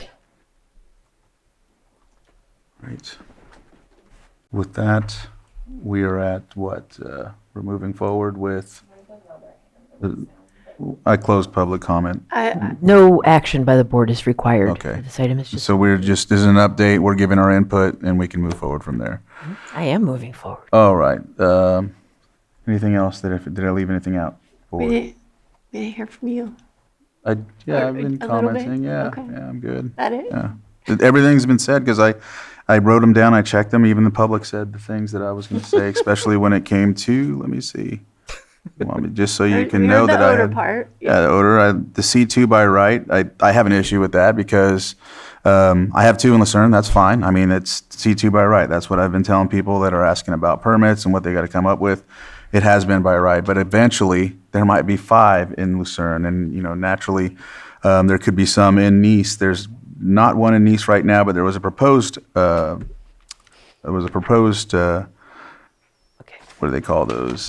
Dispensary. There's one in Upper Lake, and so I know we talked also about possibly having a specific amount in each district or something of the like. I don't know. I think that the by right. I think it's been happening quite some time. If we can look at minimizing that and having it in a different way. I thought we had directed already for it to be a minor use and not like all of it, C2 or C1, that it be a minor use, because right now it's major use or by right. Is that a separate process? I That know we've is approved technically, that was proposed as part of the second ordinance. However, we're happy to take a look and see if that can also qualify for the common sense exemption. We'll take a look at that and we'll definitely add it on if we can. All right. Okay. I mentioned the 10-year permit. That's fine. Conditions of approval should be enforced or at least followed up through. One thing I didn't hear discussed, and I might have, I just missed it, was the bond. I would like to see the restoration bond match the hemp bond. I think it just makes sense, but that's How much is the hemp bond? Let's see. The hemp bond is. I think the 5,000 bond was what they're able to get in the industry.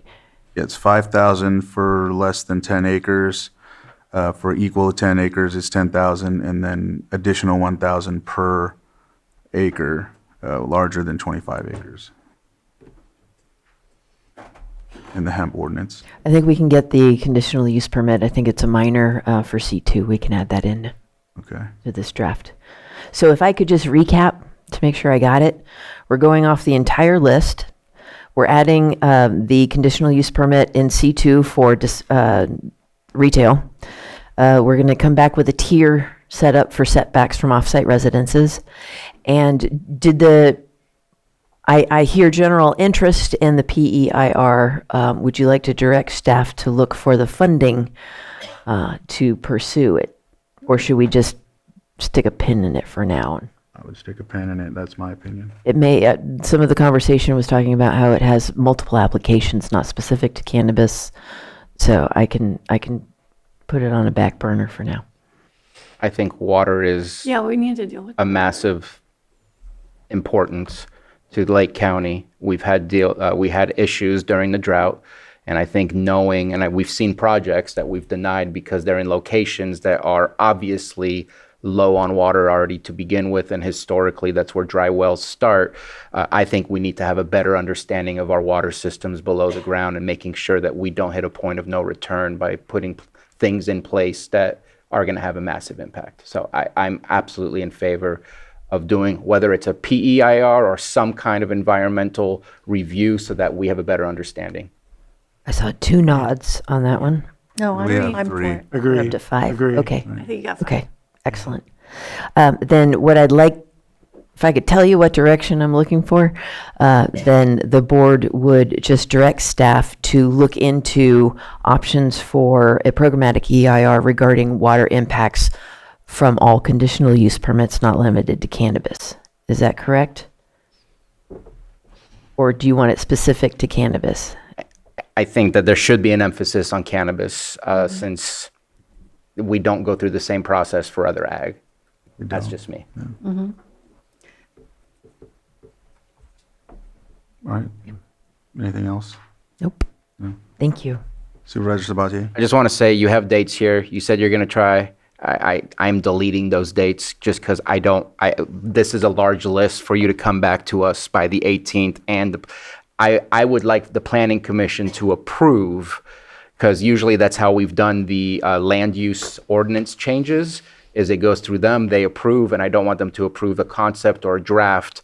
I'd like to Understood. go through Thank that. you. That's just me. That's that the way makes- we've done it historically, and I'd like to continue going in that direction. Yeah, that makes, It is a Best. time crunch, and we do have limited meetings due to the holiday season too. But I understood, and I see 3 nods on that one. 4, great. Thank you.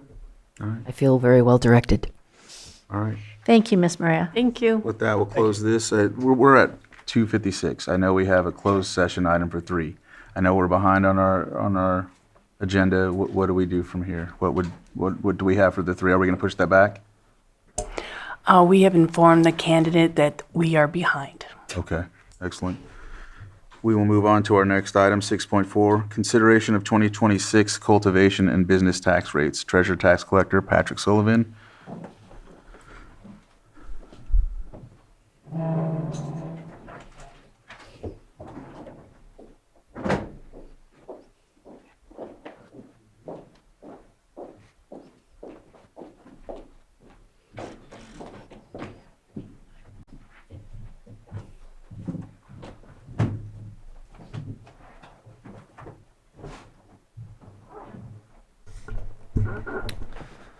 All right. So thank you for having us here today to discuss this. Patrick Sullivan, Treasurer Tax Collector, and I'm here with Liz Martinez, Assistant Treasurer Tax Collector. Our office has received many inquiries about this matter over the last few months, so I wanted to bring it to your board's attention. And that is the consideration of 2026 cannabis cultivation and business tax rates. If your board will recall, over the last several years, there have been adjustments made to the cannabis tax on several occasions. Most notably are some of the adjustments with the rate impositions. There was a 50% reduction granted, and there was also a change from cultivation area to canopy area. Those are 2 of the key points of contention, I think, in terms of the comments we've received. What our office is wondering is, with those 2 areas, both the tax rate itself and the cultivation versus canopy area, and as well as we realize CPI, Consumer Price Index, is a consideration as well. If your board wishes to make any changes, right now there's a resolution in effect that will lapse at the end of this year, meaning that these reductions will go away.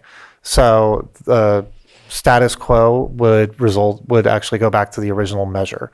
Tax rates would be restored. We would go back to cultivation area instead of canopy, and we would go and impose a CPI increase each year on both the cultivation and business tax. So I know this is a matter of concern for cultivators and cannabis business operators. It's a matter of concern for our office as well, and I think our biggest ask is that whatever the board decides to do, if you do wish to make any changes, that we resolve this by the end of this calendar year, because cannabis runs on a calendar year system, so January 1st, whatever system is in place will go into effect. So we really want to avoid making retroactive changes. We'd like to set it this year. So we wanted to bring it to your board's attention so that you can discuss. We provided additional information with the agenda, including the cannabis tax history, the resolutions. I know time's sensitive, so I don't know that we need to run through that. But if there are any questions, we're happy to go through that. Supervisor Pyska. Yeah, thanks for bringing this in plenty of time for the end of the year. But just to recap on these changes that we made, we have the ability, like the voters, it's been brought up a lot, the voters voted on certain thresholds, but we have the ability to lower them but never raise them. Yeah, and I would clarify there is, because there may have been some confusion on this, there's another item coming from our office in 2 weeks. It will be a revised cannabis tax ordinance. So permanent changes and other more substantive changes to the ordinance would occur there. But yes, our office's understanding is that we cannot expand the scope of the tax. We cannot increase it either in rate or in application. But your board is able to direct us to make other temporary modifications that result in a reduction rather than expansion. Okay, and then just looking at the broadly, what's happening around the state. So the state has temporarily reduced the excise tax for 3 years, correct? Yes, the state has reduced that tax. I would note that there are other counties and cities that have continued to offer reductions. I think most notably is Humboldt County. Humboldt County has suspended their cannabis tax. I would point out we're very differently situated than them. Their tax revenue had really crashed. They're structured differently than we are in the ability to enforce the tax. So I know we see decreases in some suspensions statewide, but I would point out that each situation is unique. Okay. So, I mean, given everything that our tax collectors just shared with us and what's happening in the economy and the market, the cannabis market is the reason why the state has made these reductions. I'm okay with just holding this for another year and coming back and looking at it next year and evaluating it. Vice Chair? Yeah, I appreciate you providing all the background documents. I don't think we need to go through all that today. But I definitely want to get a decision made because I don't want you to have to deal with this after we're in the middle of a calendar year. I think we need to make a decision right away so that we can be clear on next year. And I'm okay with leaving it how it is for 1 year and then reevaluating it. I wouldn't want to go longer than that, but I think I'd be comfortable with a year as status quo or however we have to redo that for 1 year. So just to clarify what you're getting at, that would require bringing back a resolution that would extend the modifications for a year, that we would offer the 50% rate reduction, we would offer the canopy area for imposing the tax, and we would suspend the CPI, and that would be for a year. And we would have to return with that resolution. Okay. Okay. I'm sorry, I said Vice Chair. Supervisor Sabatier? Thank you. I agree with my colleagues that we need to continue moving forward. I still wish and hope that in the future we will get to a point where we can set a percentage on this. So no matter what happens to the price of a pound of cannabis, we will still continue to grow and collect what is appropriate. Everything else is based on a percentage. Here it's a flat fee. And I just think that eventually that's where we need to go. I know that's been a concern to go there, but I want to keep harping that is the best way that we can do this in the future. Those who think that we should be taxing people who don't do an activity that is horrible. Just because you went into a store doesn't mean you should be taxed for every item you looked at. It should be what you're actually buying. What you get taxed on cultivation should be what you actually cultivated, not just because you have land and a permit. We shouldn't be forcing people to pay taxes on something they're not even doing. That makes no sense to me whatsoever. So I appreciate that we've come to a consensus that it is the cultivation area, the canopy area, not the other ancillary pieces of land. And looking at ways to ensure that a flat rate does not spell the demise of an industry that is currently seeing a 40% year-to-year increase based on this area that we're in. We went from 2.6, approximately 2.5 to 3.5. Let's keep going up. Our sales tax is less than $5 million, and we've almost recreated the sales tax with the cannabis tax. Let's not get out of hand and think we can collect $22 million. It's just not realistic. Nor do I want to force to go there because we've already got some problems that we were just talking about. So as is, I would love to do 2 years, but it seems that my colleagues are asking for 1 year. Just wanted to let people know I'm open for that, and let's continue to grow that tax and contribution to our general fund. Supervisor Owen? Okay. Well, I'm kind of looking at it a little differently. I'm looking at what the voters had actually voted on And I feel that it has recovered some. So I'm kind of thinking we need to let this expire. I would be willing to have a conversation on the canopy versus the cultivation. However, as far as the taxes go, I'm one that actually believes that we need to go with what was voted on by the voters. All right, I will open it up for the public. If there's anyone that would like to come up and speak on this item, please.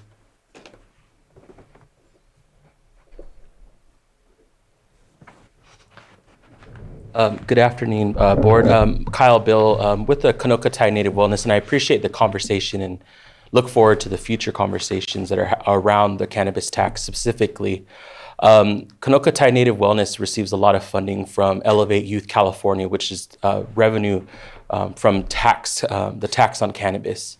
And one of the things that we met with Senator McGuire's office to let him know that the freezes are holding on the tax increases are going to directly impact a lot of the work that we're doing, especially in rural counties like Lake, to address a lot of the impacts that minority communities have been impacted by the cannabis, wouldn't say industry, but prior to the cannabis legalization, minority communities were oftentimes impacted by illegal cannabis. And we still have ripple effects of that, and we're working right now to address it. But with the tax freeze, it comes with making the funding way more competitive, especially trying to get a lot of those revenues here in rural areas like Lake County. And so considering the state of the federal government, we're relying heavily on a lot of the local and state funding to support a lot of these efforts. And so one of the concerns that I wanted to bring to the attention, I'm glad that I hear Supervisor Owen and Pyska talking about, is there were promises made prior to getting the measure passed to legalize cannabis. And now to see that some of those promises are not being fulfilled is going to have an effect, especially on youth and minority groups that are doing a lot of work to combat the onset of illegal cannabis activities. And also some of the tax funds are used to remitigate some of the impacts of illegal cannabis growth in the environment. So I just want to bring to the attention of the board that I understand that we need to balance out, how to support local businesses, but also looking at how those funds go into to make bigger impacts within our community and the work that we do with our youth and our environment to do that. So I would be willing to share a little bit more about some of our efforts and how we've been able to leverage the taxed funding that we receive to do this work, because it is something that we're concerned about and just want to ensure that you as elected officials are informed on some of the impacts, whether or not these increases are in place or scaled back or frozen. So there is an impact, and I just wanted to express that to consider, and that we would be willing to meet with anyone to talk a little bit more about some of the work that we're doing with the resources that are generated from tax revenue. Can I ask Kyle? Yes, please. Kyle, how much funding do you get? And so your funding for Konoktai comes from the state's cannabis tax. Correct. Okay. And we're looking at over $1 million that we've received just from Elevate Youth California. And that helps also create jobs here in our county because we hire locally.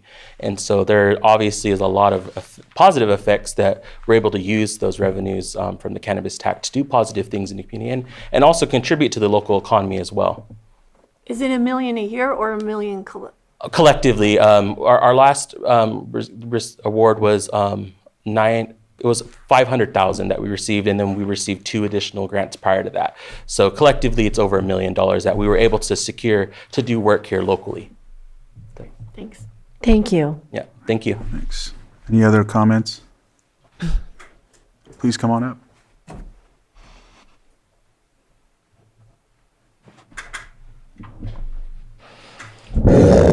Rick Mayo, citizen of Clear Lake, founder and president of local NAACP. If the county government ask the voters to decide on a proposition that you put before them, you should abide by the decisions of the voters when you ask them to do that. Because apparently you didn't want to make the decisions yourself. That is a bad position to be in, to have to make those kind of decisions when you have the whole populace that have a different point, may have a different point of view on the subject matter. But whatever the citizens voted on, government should always adhere to the decisions of the voters. Thank you. Thank you, Rick. Supervisor Spatier? Yeah, I just want to, number one, it's a tax, so it has to be voted on by the voters. And number two, within the measure that was approved by the voters, it says the Lake County Board of Supervisors may repeal this chapter or amend it in a manner which does not result in an increase in the amount of the tax, which means we're allowed to amend it to fit what is going to work. And so we threw something out in 2017 without any permits, without anything, with hopes that maybe the $1 a square foot would work and $2 a square foot would work. The entire state has seen reductions in taxes. The state of California has seen a reduction in taxes. The voters voted to give us the tool to reduce it.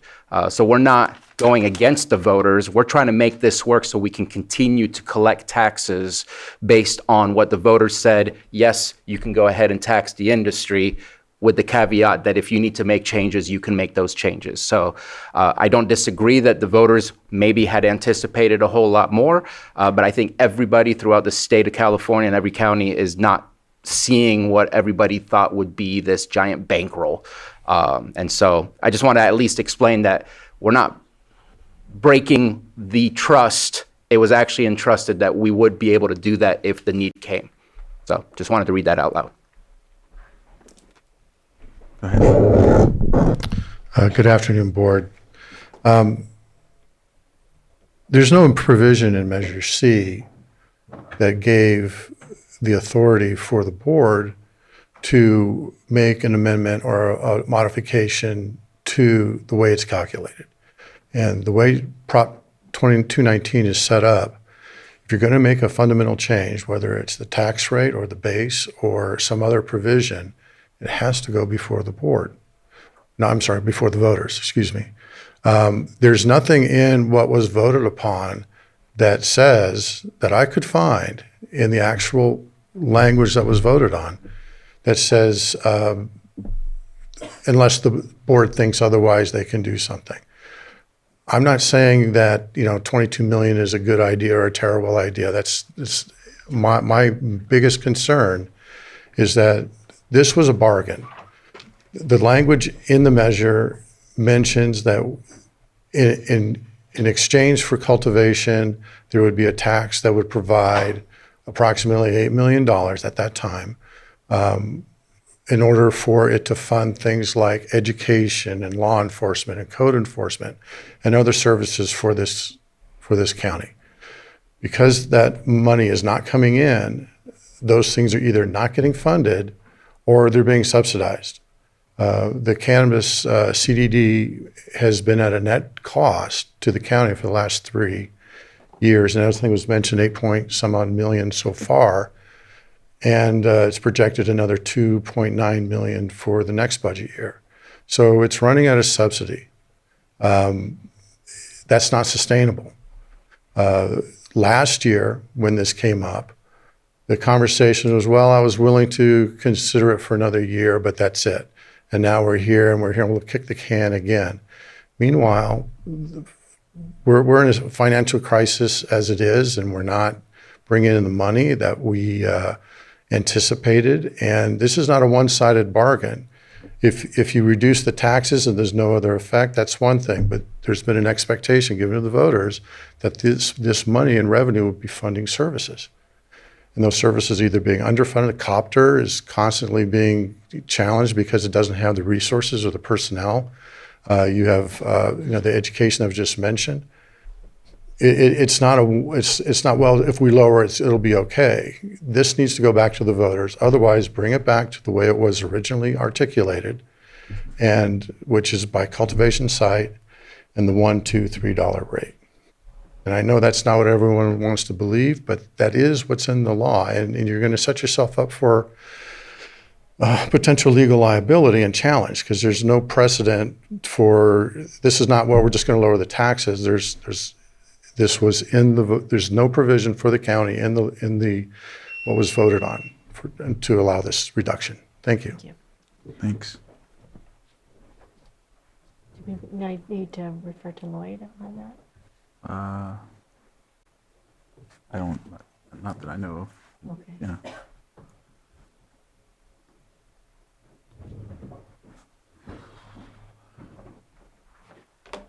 I mentioned some of this before. I went to all the meetings, and the county folks came and they promised us the world. They said that there's going to be all these taxes. It's going to change everything. It's a big game changer. We tried to take a vote at the Middle Town Hall saying, do you want this or not? Okay, it was actually kind of a time of enlightenment, because a lot of growers came out of the hills with big bogs, with big handfuls of cash that wanted to be legal, which was actually good. And you could see that they were buying land. You could see a lot of stuff that was happening.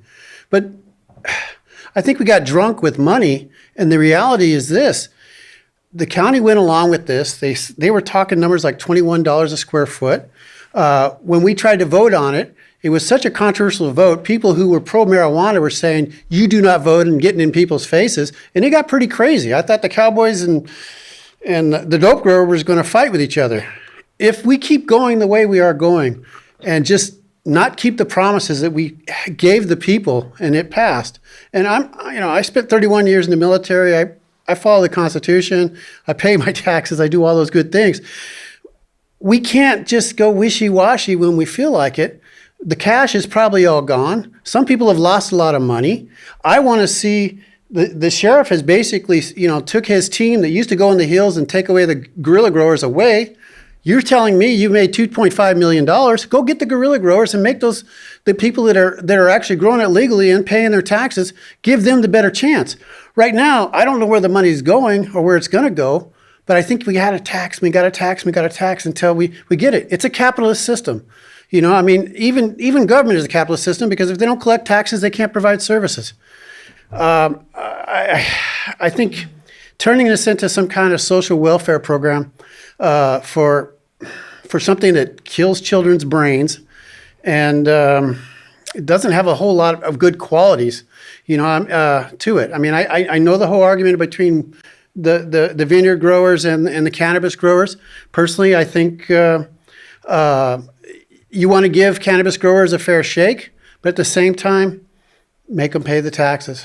Okay, we got to, because there's so many negatives that are going to have to be covered through services. I worked for the probation department here in Lake County. It is horrific what I saw. I saw 8-year-old kids that lived in the hills and were malnourished, that had been raped brutally all the time. For me, it's thinking, okay, let's just go ahead and get everybody out of those hills. Those kids can go to school and don't have to hide out on boats so they don't get raped. That's what some of these kids were doing in Lake County back in 1995 when I was working there. They would throw anchor off the side of the boat and hide inside of a boat so they didn't get raped by dope growers. Okay, there's a lot of dark stuff that goes with the whole thing. Support the legal growers and do the taxes. That's my opinion. Thank you.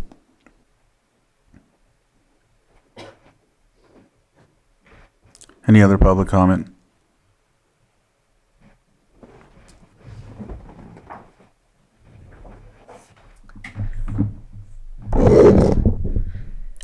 Good afternoon again, supervisors. My name is Autumn Carsey, local business owner and resident here in Lake County. We're both a farm and processing center and co-packing facility. But the majority of our economic impact to Lake County comes from processing local farmers' material into finished goods that generate sales tax, manufacturing jobs, and ongoing revenue for the county. Cannabis is one of the largest tax contributors in Lake County, second only to sales tax. And yet cannabis is the only agricultural sector taxed on canopy square footage.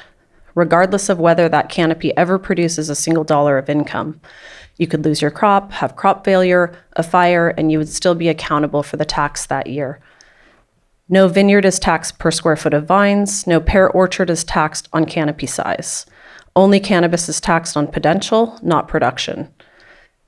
About the market accurately, the industry is not generating the same revenues it did in years past. There's only so much meat on the bone here. But that's not a sign of failure. It is a market correction caused by overproduction statewide and overtaxation at every level, local, state, and excise. When overproduction intersects with overtaxation, margins compress, not because businesses are poorly operated, but because the math stops working. This is not magic, this is just math. And I want to be clear, I've spoken with small farms, large farms, and everything in between in this county, and every single one of them has said the same thing. If taxes continue to increase, they will not continue to operate here. If the farmers leave, the processors shut down. Other counties are adapting and not tightening. Sonoma County reduced their cultivation tax to 30 cents per square foot to remain competitive and keep the farms in the county. Humboldt County, as mentioned before, eliminated their cultivation tax entirely. This makes careful rate setting essential. Economic consequences for Lake County, because we farm and process. If you run the farmers out of the county with excessive taxation, we will eventually cease to exist. Not because we aren't strong operators, not because we haven't invested tens of millions of dollars, but because we depend on local agricultural supply. When farmers leave, you don't just lose cultivation tax revenue. You lose manufacturing jobs, you lose sales tax from finished goods, you lose downstream economic activity, and you lose one of the largest revenue producing industries in this county. You cannot grow tax revenue by shrinking the tax base. My request is do not increase taxes, consider aligning with Sonoma to remain competitive, begin drafting future ballot language initiative that gives the board flexibility when it comes to taxes. We're not asking to avoid taxes. We're only asking not to be taxed out of Lake County. Thank you for your time. Public comment, any other, come on up.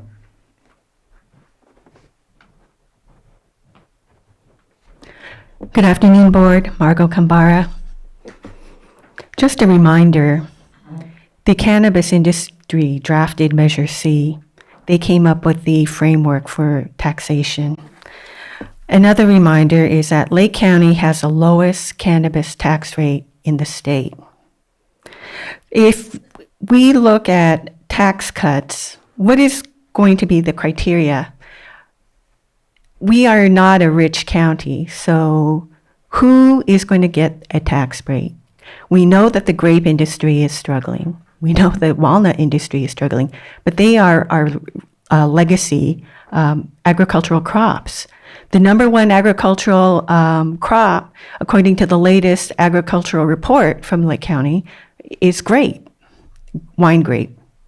So please consider the bigger picture of when you are going to be granting tax cuts and reductions in fees. We need to be, as Supervisor Pyska reminds us, that we should be consistent and we should be fair. And it should make sense across the board and across agricultural crops and industries. The other thing is that your board has shown foresight in anticipating impacts to our population, to our community. SNAP funding has stopped, and your board is going to be considering an emergency agenda item to put together a work group to look at that. Funding. This is unanticipated budget need. So we need to be very smart about where we're going to allocate our county dollars. Thank you. Is there anyone on Zoom? Guest?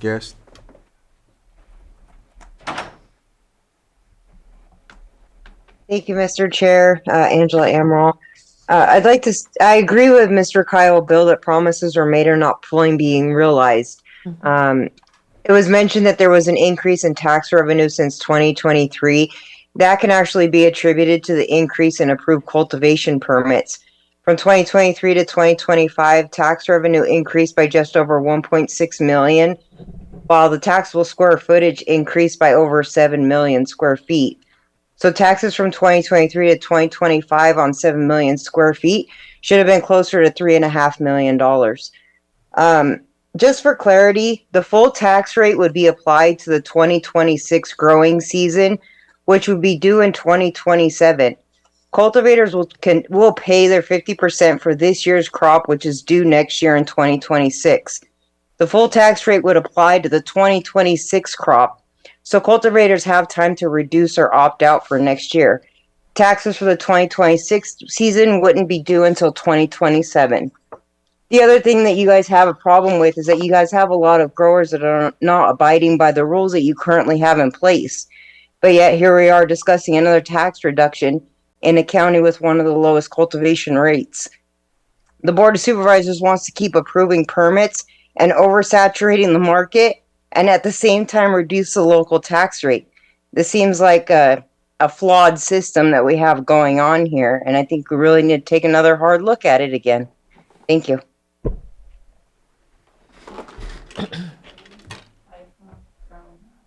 iPhone Pro Max, please unmute. Skyla Lewa, Pillsbury Family Farms, federally recognized member of the Manchester Pomeranian Band of Pomo Indians. And I don't have a problem paying our reduced cannabis cultivation tax. Paying the cultivation tax should be a sign of a good factor and a sign of being a good cannabis player.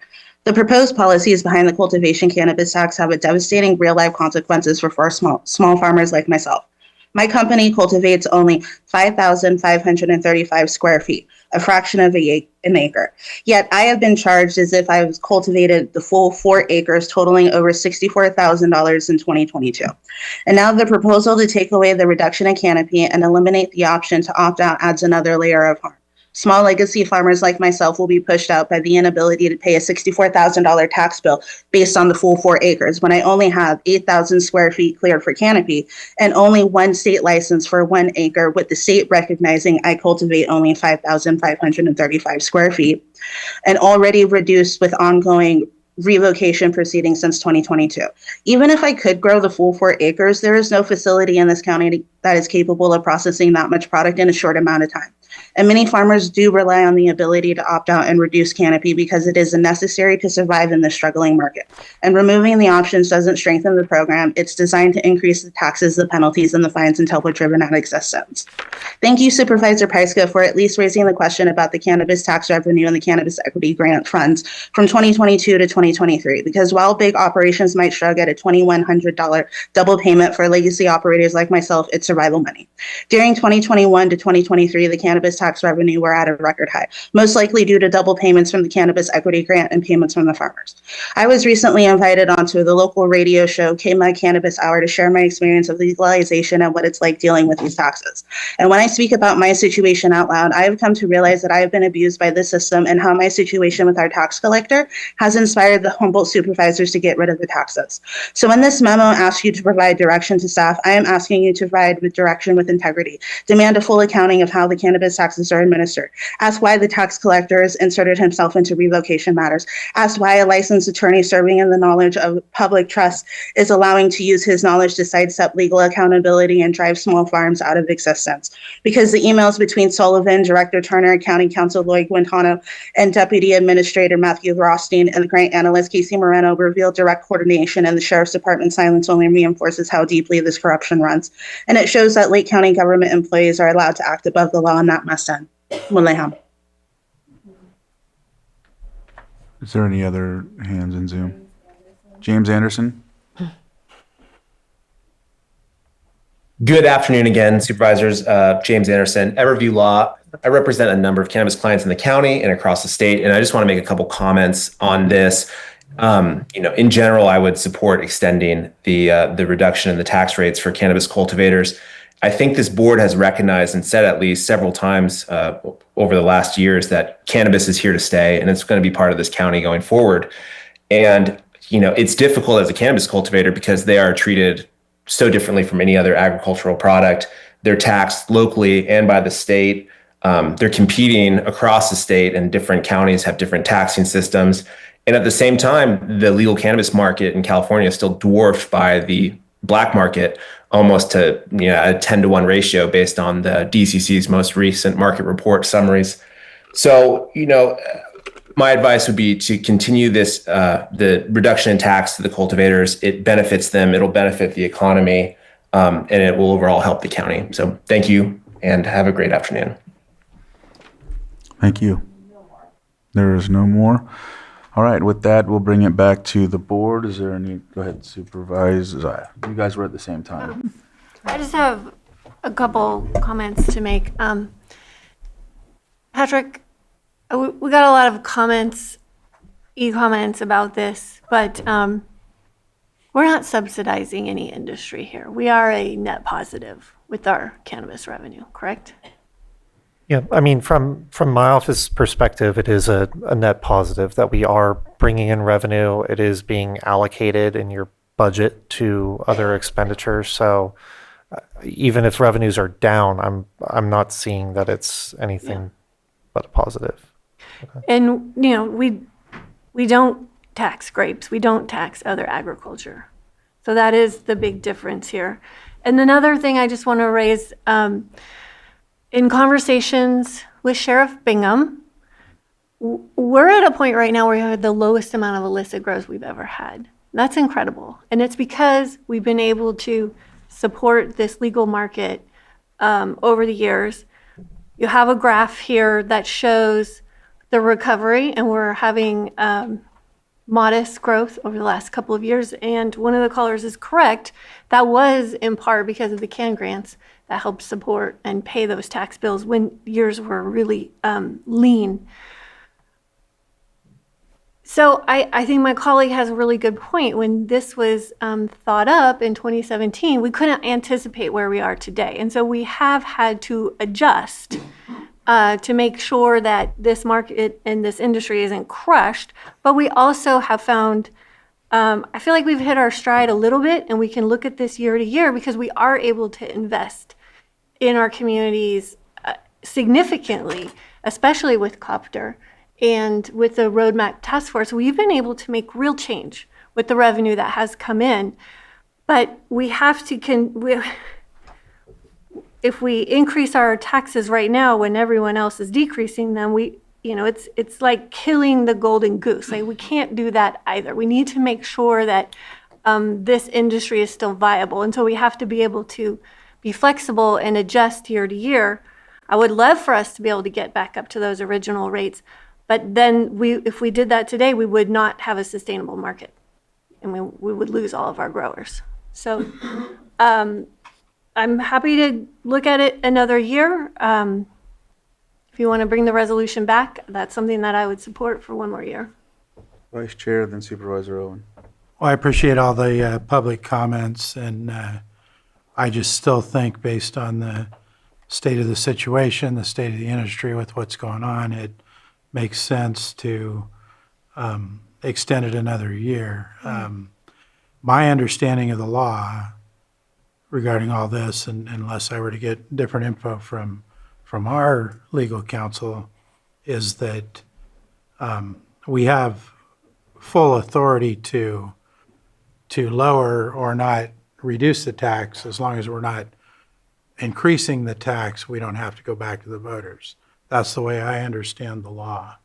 And I know there's been some testimony that it's potentially different, but that's the way I understand it. So just looking for confirmation. Yes, under Articles 6 and Article 7 of Chapter 18 of the Lake County Code, each of those articles contain provisions, as outlined by both you and Supervisor Sabatier, regarding any modifications that would result in a reduction of taxes that is allowed as authorized by approval by your board. Thank you. And lastly, I said I was willing to go a year because I don't want to lock us into a longer time. I think it should be reevaluated. Again, if we end up doing this, I think we should reevaluate it again. Supervisor Owen. Okay, what I have, I would like Mr. Lloyd to give us his feedback on whether we're violating Proposition 218 as well as Measure C on that, as Mr. Tom Lysick had mentioned, and I would like to have clarification on that. Though I would like to see it expire, I am willing to compromise for another year rather than extend it for another year. What I would like to see is 25% increase. I would like to see it all away, but if we could try a 25% kind of cutting it in half on that and still staying under the canopy rather than cultivation would give us still some more income. And if we could try that even for a year, because I'm obviously outvoted, so I'm kind of grasping for straws to be honest, whether my colleagues would be interested in entertaining that.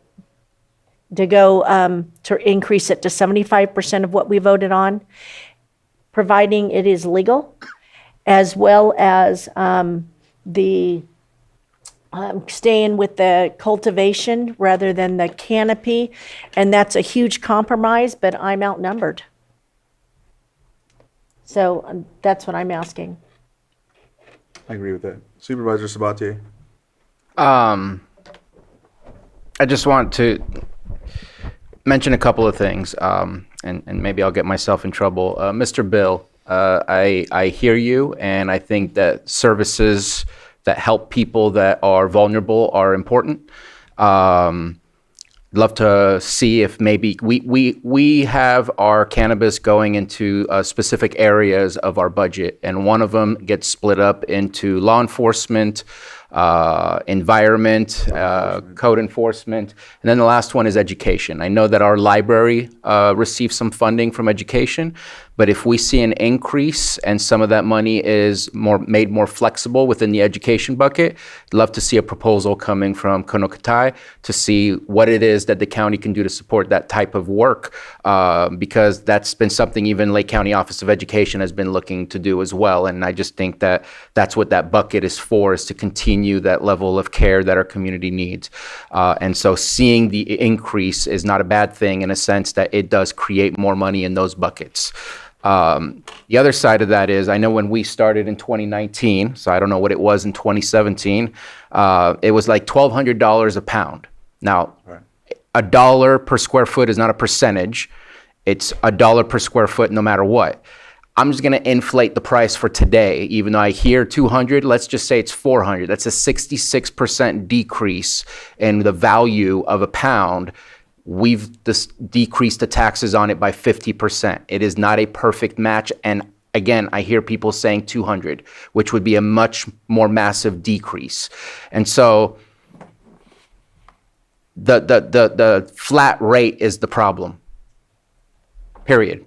You have to be able to move around in a flat rate environment. If I sell a door and it's worth $1,000 today, but I have to pay a sales tax on it, if it's worth $10, I'm not going to get killed by the flat tax because the sales tax is a percentage. And so we have to be flexible. This is why we were given the flexibility within the ordinance that was passed in the measure. So I just think I am open for looking at the data to see if incremental increases, 55%, 60%, I don't know about 75, we're just pulling numbers out of our heads here. But if we can show, because is it just that we have more people growing cannabis and that's why we saw the 40% increase? Is it that those same ones grew more of their stuff and were able to make more money off the same amount? I don't have that specific data, and maybe we need to drill down a little further, but I feel like there's some people in this room who are not happy with cannabis and are trying to get it back on the ballot so that it can cancel the industry altogether. And I just think you can't put the rabbit back in the hat. I think we have to work with what we have. It is $3 million plus that if we lose, that is an issue. We need to operate it correctly, and we need to use the funding correctly. but I'm worried that the conversation is going in a direction where we're being told certain things that our past county council has disagreed, our current county council disagrees, I disagree, just so that we can see it diminished and maybe even vanish. So I worry about some of these conversations. Supervisor Pyska. One of the things that our tax collector and I have talked about is getting to a point where we can incrementally step things up. And I think we do need to get there. I don't think this is the year. I think maybe next year we can look at conditions and reevaluate, because I think going from 50 to 100% is going to be really hard. I do want to get back up. And I think maybe that's a goal that we can try and look for that data you're looking for, Supervisor Sabatier, so that maybe next year, if conditions are a little bit different, maybe a little bit more favorable, then we can start making those steps up. Because I think that should be our goal. Supervisor Owen? This would be, this wouldn't affect the growers until 2027 when they have to pay this, just so we know. Making the decision now to go up 25%, which is a compromise, and kind of bringing it up slower, so it'd be at 75% instead of 50%. And that's what I'm asking for support on right now, if anybody is open to that. You want me to elaborate why I said I would support that? Yes. Because I was one of the supervisors last time that said I would do it for one more year until, so I I want to stick think, to that. Jessica, didn't you say that too? I think she said something I like, wanna- we talked about incremental. I mean, if it's a different year, I mean, different things have happened. So I wanted to get to a point where we could figure out something in the long term. But the long term is going back to the original plan. We can only do these things temporarily. And for me, I don't think that the time is right. But I just wanted to elaborate because I know you had mentioned last time I didn't hear from you, and so I want to make sure you do hear from me. I get a little frustrated because just being a part of this for a couple of years here, we came to this whole initial starting point with agreeing to what we were starting with, right? And then we get a good tax year with the initial stages of this, the cannabis permits and whatnot. We're getting people from the black market onto legal market, and we still, and then we get to a point where it's hurting. It starts providing fruit. People are vying to me in my district what I use my cannabis discretionary funds for, but yet are some of the same people that try to kill every cannabis project that comes forward. That's frustrating, but they do have valid concerns. It gets very frustrating for me to hear. That's why I mentioned my frustration with the odor before. I think I get that there's permit issues. I get that there's beliefs, but it's frustrating to hear when people say things like, pot or whatever, or that it's hurting people's, it's making them, lose intelligence and things like that. There's so many things we can compare to that, and I hate to all lives matter, that whole situation, but it's just, let's stick to the points. I understand we want to ensure we get all our tax dollars, but at the same time, we're at this point. I still want to stick to what I said before, though, and that is to, if we can, increase it, an incremental amount. I don't care what that is. I would be glad to do that, but it looks like we have the consensus for what it is. And so I just did something I don't like doing, and that's talking about something we already had a consensus to. But I know people want to hear from me, so. Well, I was trying to persuade. No, not you. I'm trying to twist arms up here. I just want to ask, and I apologize, Mr. Sullivan, can we please put the Measure C on your website? I go to the main page for it, and it has cannabis taxes. Measure K is available, but Measure C is not. When I do a search for Measure C, I can't find Measure C. It shouldn't be a hidden needle in a haystack. It really needs to be obvious and available. I can't seem to find it. It's interesting you would say that, because I was actually going to remove Measure K from our website because the appropriate place to house it is in the Muni Code section, because those code sections are the same. So I guess I actually have we can link level of it. concern. I'm happy to put a link. Yeah, but yeah, we want to make sure that it's always in the most updated way. And for instance, Measure C is, my intention is that that language will all be changed in 2 weeks because we will be bringing a different revised ordinance back that's going to be adding a lot of enforcement language. So, but yeah, happy to put a link up. And Yeah. if those resolutions can be made available as well, because it's hard to follow the bouncing ball since we've had some changes as well. So it just shouldn't be, if I'm struggling to find something, then I can only imagine where the public is in trying to do a search on our Lake County website and really cannot come up with, and I forgot that it was on the Muni Code, but the Muni Code, that doesn't search the Muni Code when you do the search. Yeah, we can include a link. Please. Vice Chair? Well, it sounds like where we're going is sounds like we're going to extend it another year, but I would like to throw out that maybe we can bring this discussion back sooner next year, a lot sooner than November, because there has been several folks talk about maybe those other changes. So I don't want to wait till the end of the year once we look at it again, if we go the way I'm thinking it's going to go. I'd like to get it back sooner. Maybe budget. Yeah. All right. You have direction? All right. Anything else? No, we'll Did return with this the need a resolution. vote to extend then this? Oh, no, it's just no. for direction. He's going to come back with He has to bring a resolution. All right, thank you. All right. Thank you. We'll take a quick 5-minute break. Yeah, Kim, please. Yes. We'll come back at 3:50.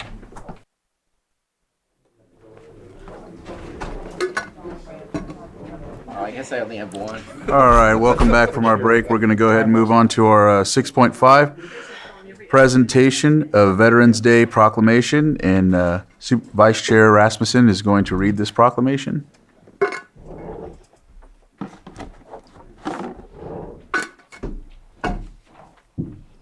Thank you, Mr. Chair. If we have any veterans here, they're welcome to come up. I might as well go down, yeah. And we do, I know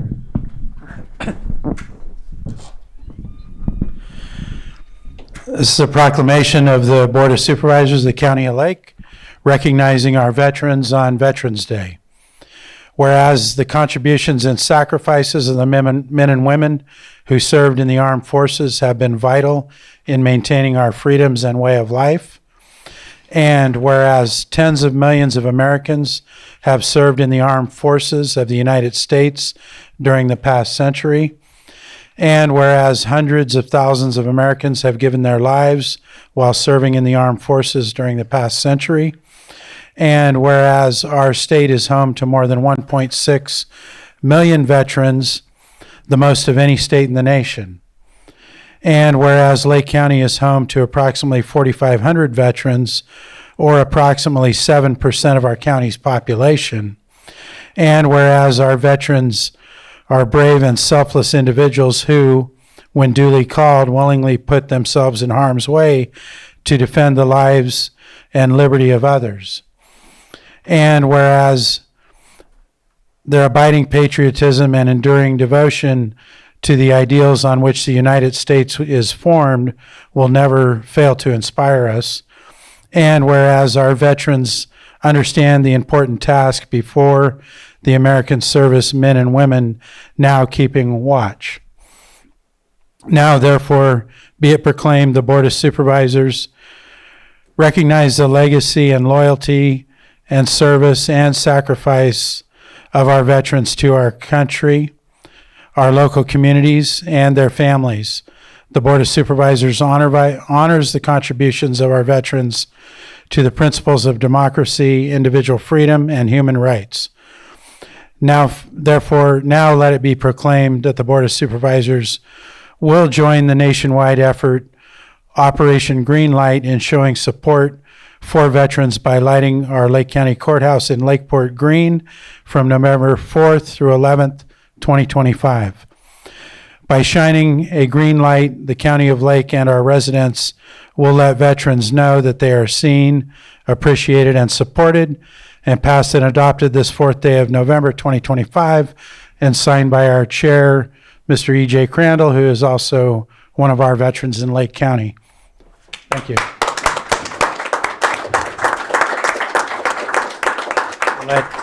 And I just Before I turn it back over to you guys to say anything, I just want to say that I really appreciate the veterans in our county.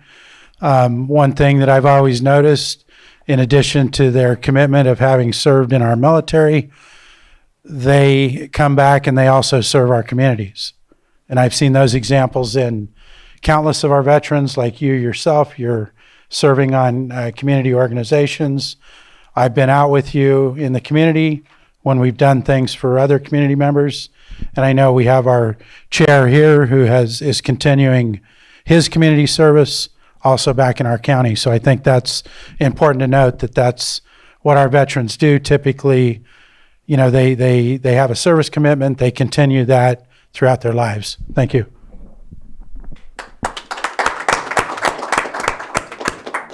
Thank you, Mr. Vice Chair and Board of Supervisors.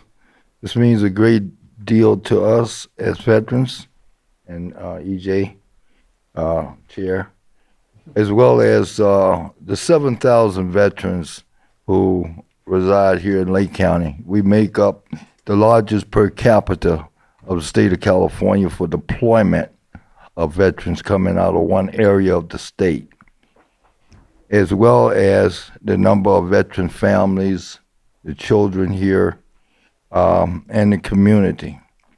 And as the Vice Chair was saying, that I wear a lot of hats in the community dealing with the veteran community.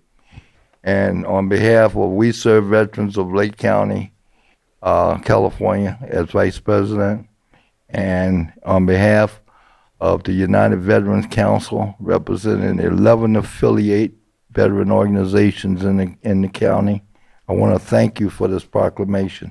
It means a great deal to us. Thank you so much.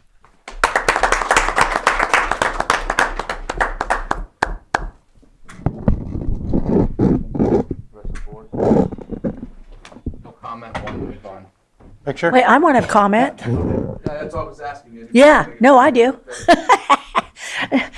The veterans hold a dear spot in my heart. My father was a World War II veteran.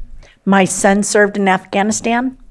This country would not be free if it was not for what you have done, stepping forward and keeping our way of life here in America, which is the greatest nation on earth. And it is due to our veterans that we have these freedoms. We have these freedoms to protest. We have these freedoms to agree and to disagree. And there's many, many nations that are not like that. And we owe it all to our veterans. Thank you. Did you get a chance to ask any of the public if they would like to say anything on this?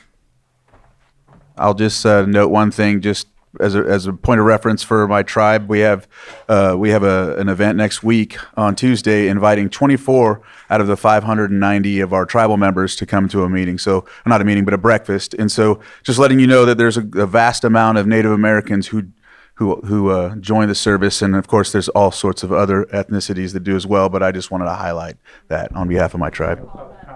Oh, public comment online. Guest. Thank you, Mr. Chair. I just wanted to say thank you for this proclamation. I appreciate all of you, as having several service members in my family. I want to thank all of you guys for your dedication to the service in the past, present, and hopefully in the future. Thank you for everything.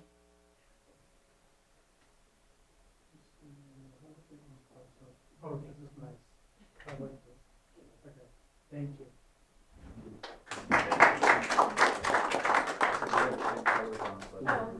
I didn't even notice that.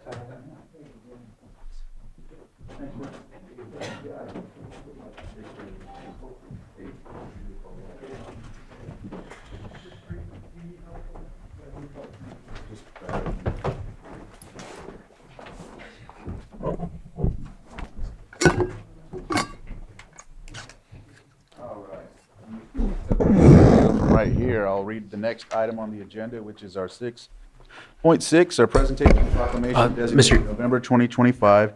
as National Native American Heritage Month. Mr. Chair, if I may. Sorry, Mr. Chair. On item 6.5, there is a sub-item B. Oh, sorry. That would be for your board's consideration or approval. I will take that back and go back to sub-item B. Consideration of joining Operation Green Light and lighting the county courthouse with green lights from November 4th through 11th, 2025. Can I still stand here? Is it okay? Or, yeah. All right, so public comment? Public comment? Anyone that, all right, I'll bring it back to the board for. We're excited about military green. All right. Mr. Chair, I move to approve the Operation Greenlight and lighting our courthouse green, and would like to suggest that someone from staff take a picture and send it to NACO so that we can be a part of the nationwide movement for Operation Greenlight. Oh, very cool. Second. I have a motion and a second. All in favor? Aye. Aye. Any opposed? That motion carries 5-0. Trevor. So I'm going to read this one again. 6.6, presentation of proclamation designating November 2025 as National Native American Heritage Month in Lake County. And if you're here on behalf of this proclamation, please come up.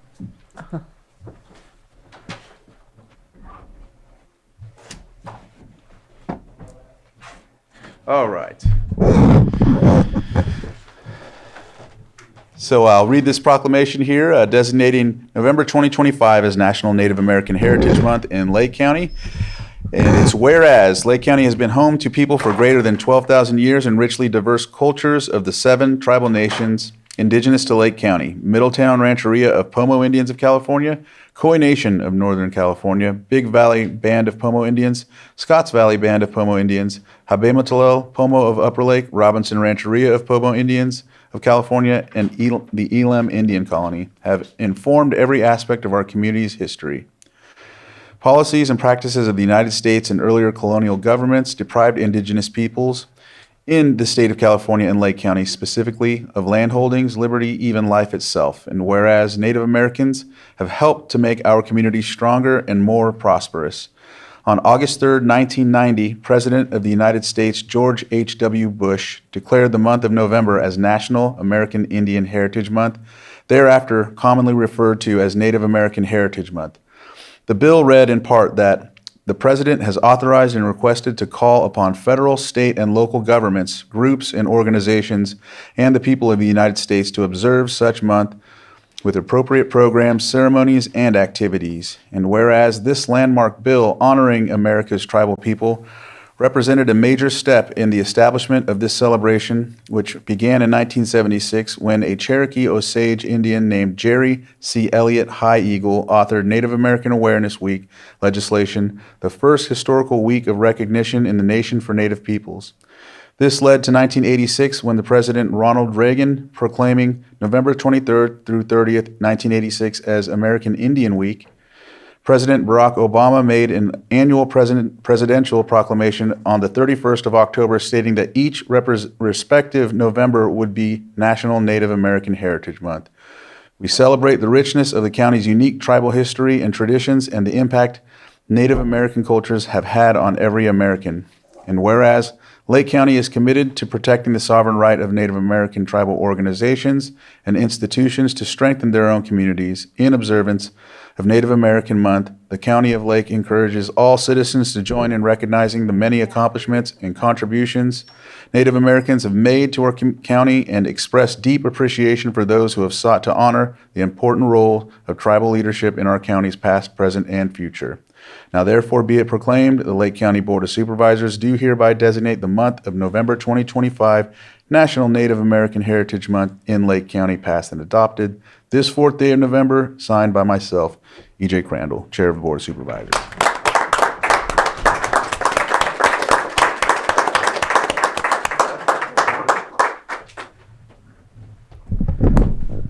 Mahekete Weekend, Kyle Bill.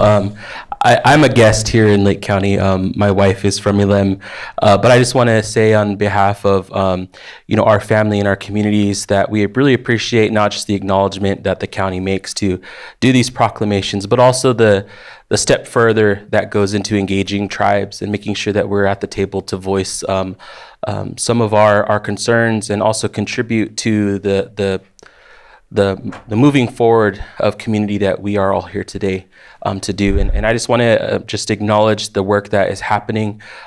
These proclamations and these months are important to not only to celebrate and recognize tribal people, but to let people know that we have a rich history of contributions to this place that we all call home, and that to receive the benefits of a lot of that work that tribal people have done to steward the land, and that we continue to do those things, but to also understand that there are still challenges that we have to address collectively together.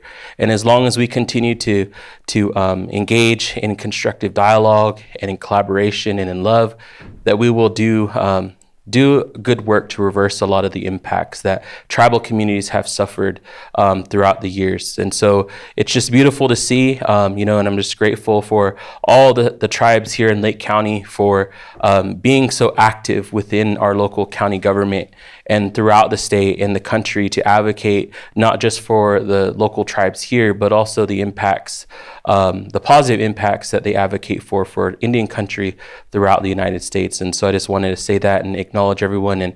And we look forward to celebrating this month and educating those in the community that we're still here, that we have a long legacy, and that there's still much more to do together. So thank you all, and appreciate EJ and the rest of the board for this proclamation. And it's a beautiful thing. And I just wanted to also thank you, Kyle. I know that a lot of the work that you do to educate on behalf of Kanokatai to the local community so they understand the history, it makes a big difference. And it's proclamations like this, that we honor that so that way people know more than just what they're educated on in high school. And sometimes it really hits home when they get to hear it and actually even identify with their own personal history to see. So just again, thank you for that. Anybody have any comments? Brad? Yeah, I'll be short because Mr. Bell kind of hit on what I was thinking, but I just wanted to recognize both our county and our tribal organizations, governments, for all the increased collaboration that we've been doing. I mean, in my time here, I've seen a lot of increases. I mean, we have a tribal liaison in the county. We're going to be working on a co-management agreement for Clear Lake with the tribes. Kanokatai has done a lot of educational programs that they've opened up to us. I've been fortunate to be involved in a couple of those. And so I think, there's more to do, but I think we're making good progress, and we just need to keep going down that road. Thank you. Appreciate it. Anybody else from the public maybe want to make a comment, or anybody on Zoom? All right, we'll go ahead and take our picture. I always feel like I'm going to knock you out with my chair, but just swinging it into.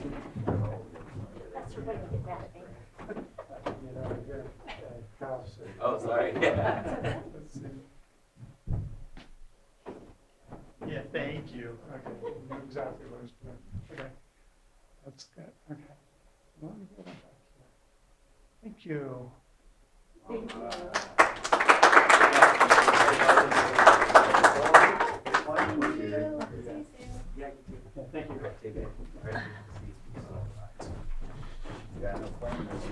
He was.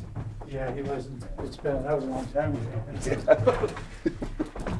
Just intact. All right. On to our non-timed. Yes. Correct. Yes, sir. 7.4. All right, 7.4, consideration of proposed 2026 Board of Supervisors regular meeting calendar. All right, Carolyn.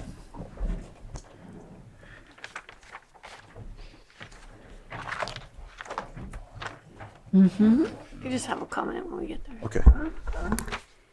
Hello, Board. I'm here today to propose the calendar for the 2026 regular meeting calendar for your meetings, and I hope you've had a chance to review them. The dates of interest would be the annual governance workshop, which is Tuesday, January 27th, and then we have some annual budget dates. We have the mid-year budget, Tuesday, February 3rd, 2026. Budget hearings on Tuesday, June 16th and Wednesday, June 17th, 2026. And the final budget hearing, Tuesday, September 15th, 2026. And I am here to record any changes or to answer any questions. Go ahead, Supervisor Pyska. I just have one comment that I am going to have another NACO fly-in in January, and I really hope that it is not the last week of January, but it could be. All right. So I just would request that. I will let you know as soon as possible, and we might have to be flexible.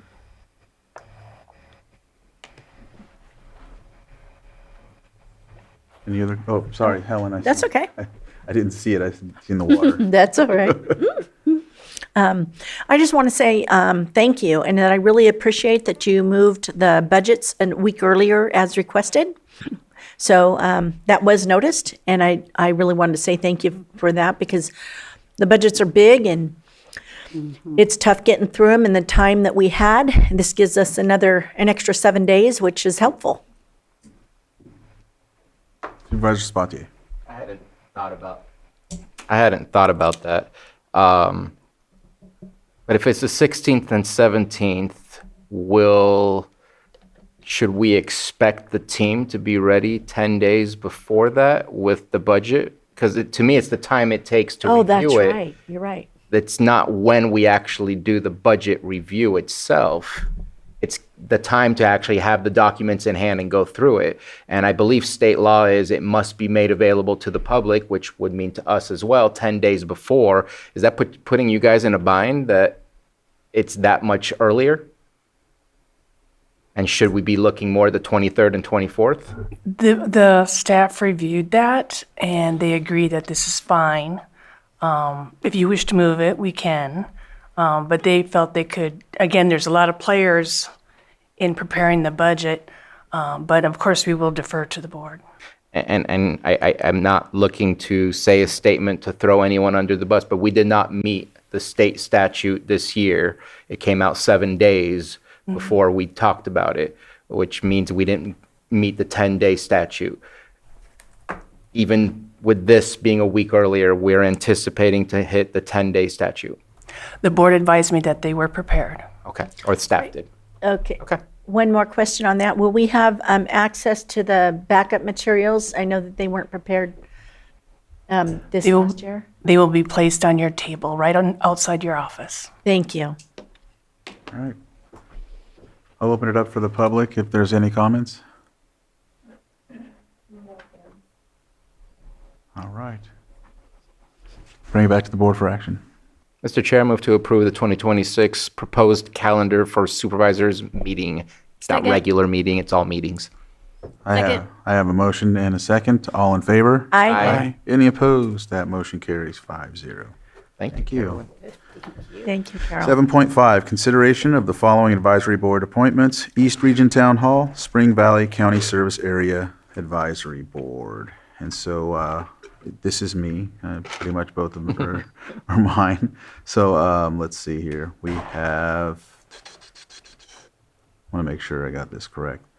So I have 1 vacancy and 3 vacancies, 1 for Earth, 3 for Spring Valley. I know that there's potentially going to be another Earth position coming up. So I'll start out with East Region Town Hall, and I know I have Stephen Robin and Sterling Wellman. I'm going to start out by well, it says member of the CLO Business Association. However, there is no representative for Spring Valley, and that's why I was thinking of choosing Sterling. So maybe, I don't know if Stephen Robin is part of the Business Association. I think maybe I'll have to postpone this one, but I can't because we have a meeting tomorrow. So I do know that the bylaws, that's the other thing, the bylaws have been changed to where it's just basically members, there's not really specific positions. So I'll go ahead and just recommend that we start out with Sterling Wellman as an appointee. So I'll open it up for the public if there's any comments on that. Betsy, if you please come on and unmute. Thank you, Mr. Chair. I'm actually interested in the appointments to the Spring Valley Advisory Committee. I think that's the next. Yes, after we finish this one, I'll go right into that. I'll lower my hand. Okay. So I'll bring it back to the board for action. Mr. Chair, I'll move, you want to make a motion? I'll move to appoint Sterling to the East Region Town Hall. I'll Sterling second. Wellman? Yes. I'll second that. So I have a motion and a second. All in favor? Aye. Aye. Any opposed? Motion carries 5-0. Next would be Spring Valley County Service Area Advisory Board. There's 3 vacancies, and we have Scott Renkes and Mark Saff. We have 3 vacancies. I think they will do fine.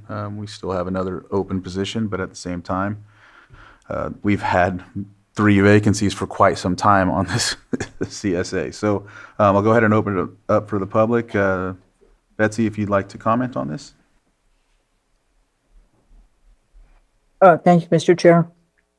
Yeah, this is might seem like an odd question, but I am not aware of a previous board creating that committee. My familiarity with the advisory boards for the special districts administration is that those advisory groups were formed informally, not by the Board of Supervisors. Has this one specifically been created by the Board of Supervisors? I would have to, well, actually, one second. I don't see it in board appointment. Looking that up right now. It's a weird deal that, I mean, the special districts has always had their optional community advisory boards, groups, and they've been very effective, but I don't recall any of them being formalized as committees reporting to the Board of Supervisors. Yeah, yeah, that's something we'd probably have to get the answer for you. I just know that, yeah, once we get it, we'll make sure to get you a response on that. I just know that for me as supervisor since 2019, we brought forward recommendations in the past, but I think that's a very good point. I'm glad you pointed it out, Betsy, and we'll get you that answer. Well, I think it would be helpful because as it stands, the advisory board in Spring Valley is hamstrung by its being controlled by the special districts administration, really. If it reported to the Board of Supervisors as one of your advisory committees, it would have a lot more functionality. I would love to see that. Thank you very much. Thank you. And Chair, if it helps, I do see it at least listed in our board appointed under Spring Valley County Service Area number 2, saying there's 7 members and 2-year terms expiring. So there seems to be something we just can't find it. Yeah. Yep. All right, is there any other comments? Bring it back to the board for action.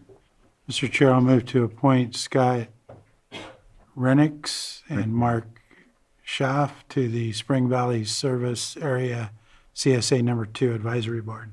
Second. I have a motion and a second. All in favor? Aye. Aye. Any opposed? That motion carries 5-0. We'll close that item, and I think it covers everything but calendars, but we need to move into closed session, right? Well, I'd like to give the board, I'd like the board to consider not doing calendars today, I would but like to offer that we Okay. forego calendars. Calendars are foregone. foregone. All right, so we will go into closed session. Thank you. Do I need to read all of them off again? Because I think we're still doing it. So 9.1, public employee appointment pursuant to Government Code Section 54957B1, interviews for interim chief public defender, appointment of interim chief public defender. 9.2, public employee appointment pursuant to Government Code Section 54957B1, interviews for animal control, care and control director, appointment of animal care and control director. And 9.3, conference with legal counsel, existing litigation pursuant to Government Code Section 54956.9D1, FERC proceeding number P77 Potter Valley Hydroelectric Project. And that would be it that we're going into for closed session. Thank you very much for tuning in. All right, welcome back. We're coming out of closed session, and we're going to go ahead and see if there was any action to be taken out of closed session. Yes, Mr. Chair, I have a motion. I move to appoint Carlos Torres as interim chief public defender effective today, November 4th, 2025. Second. So I have a motion and a second. All in favor? Aye. Any opposed? That motion carries 5-0.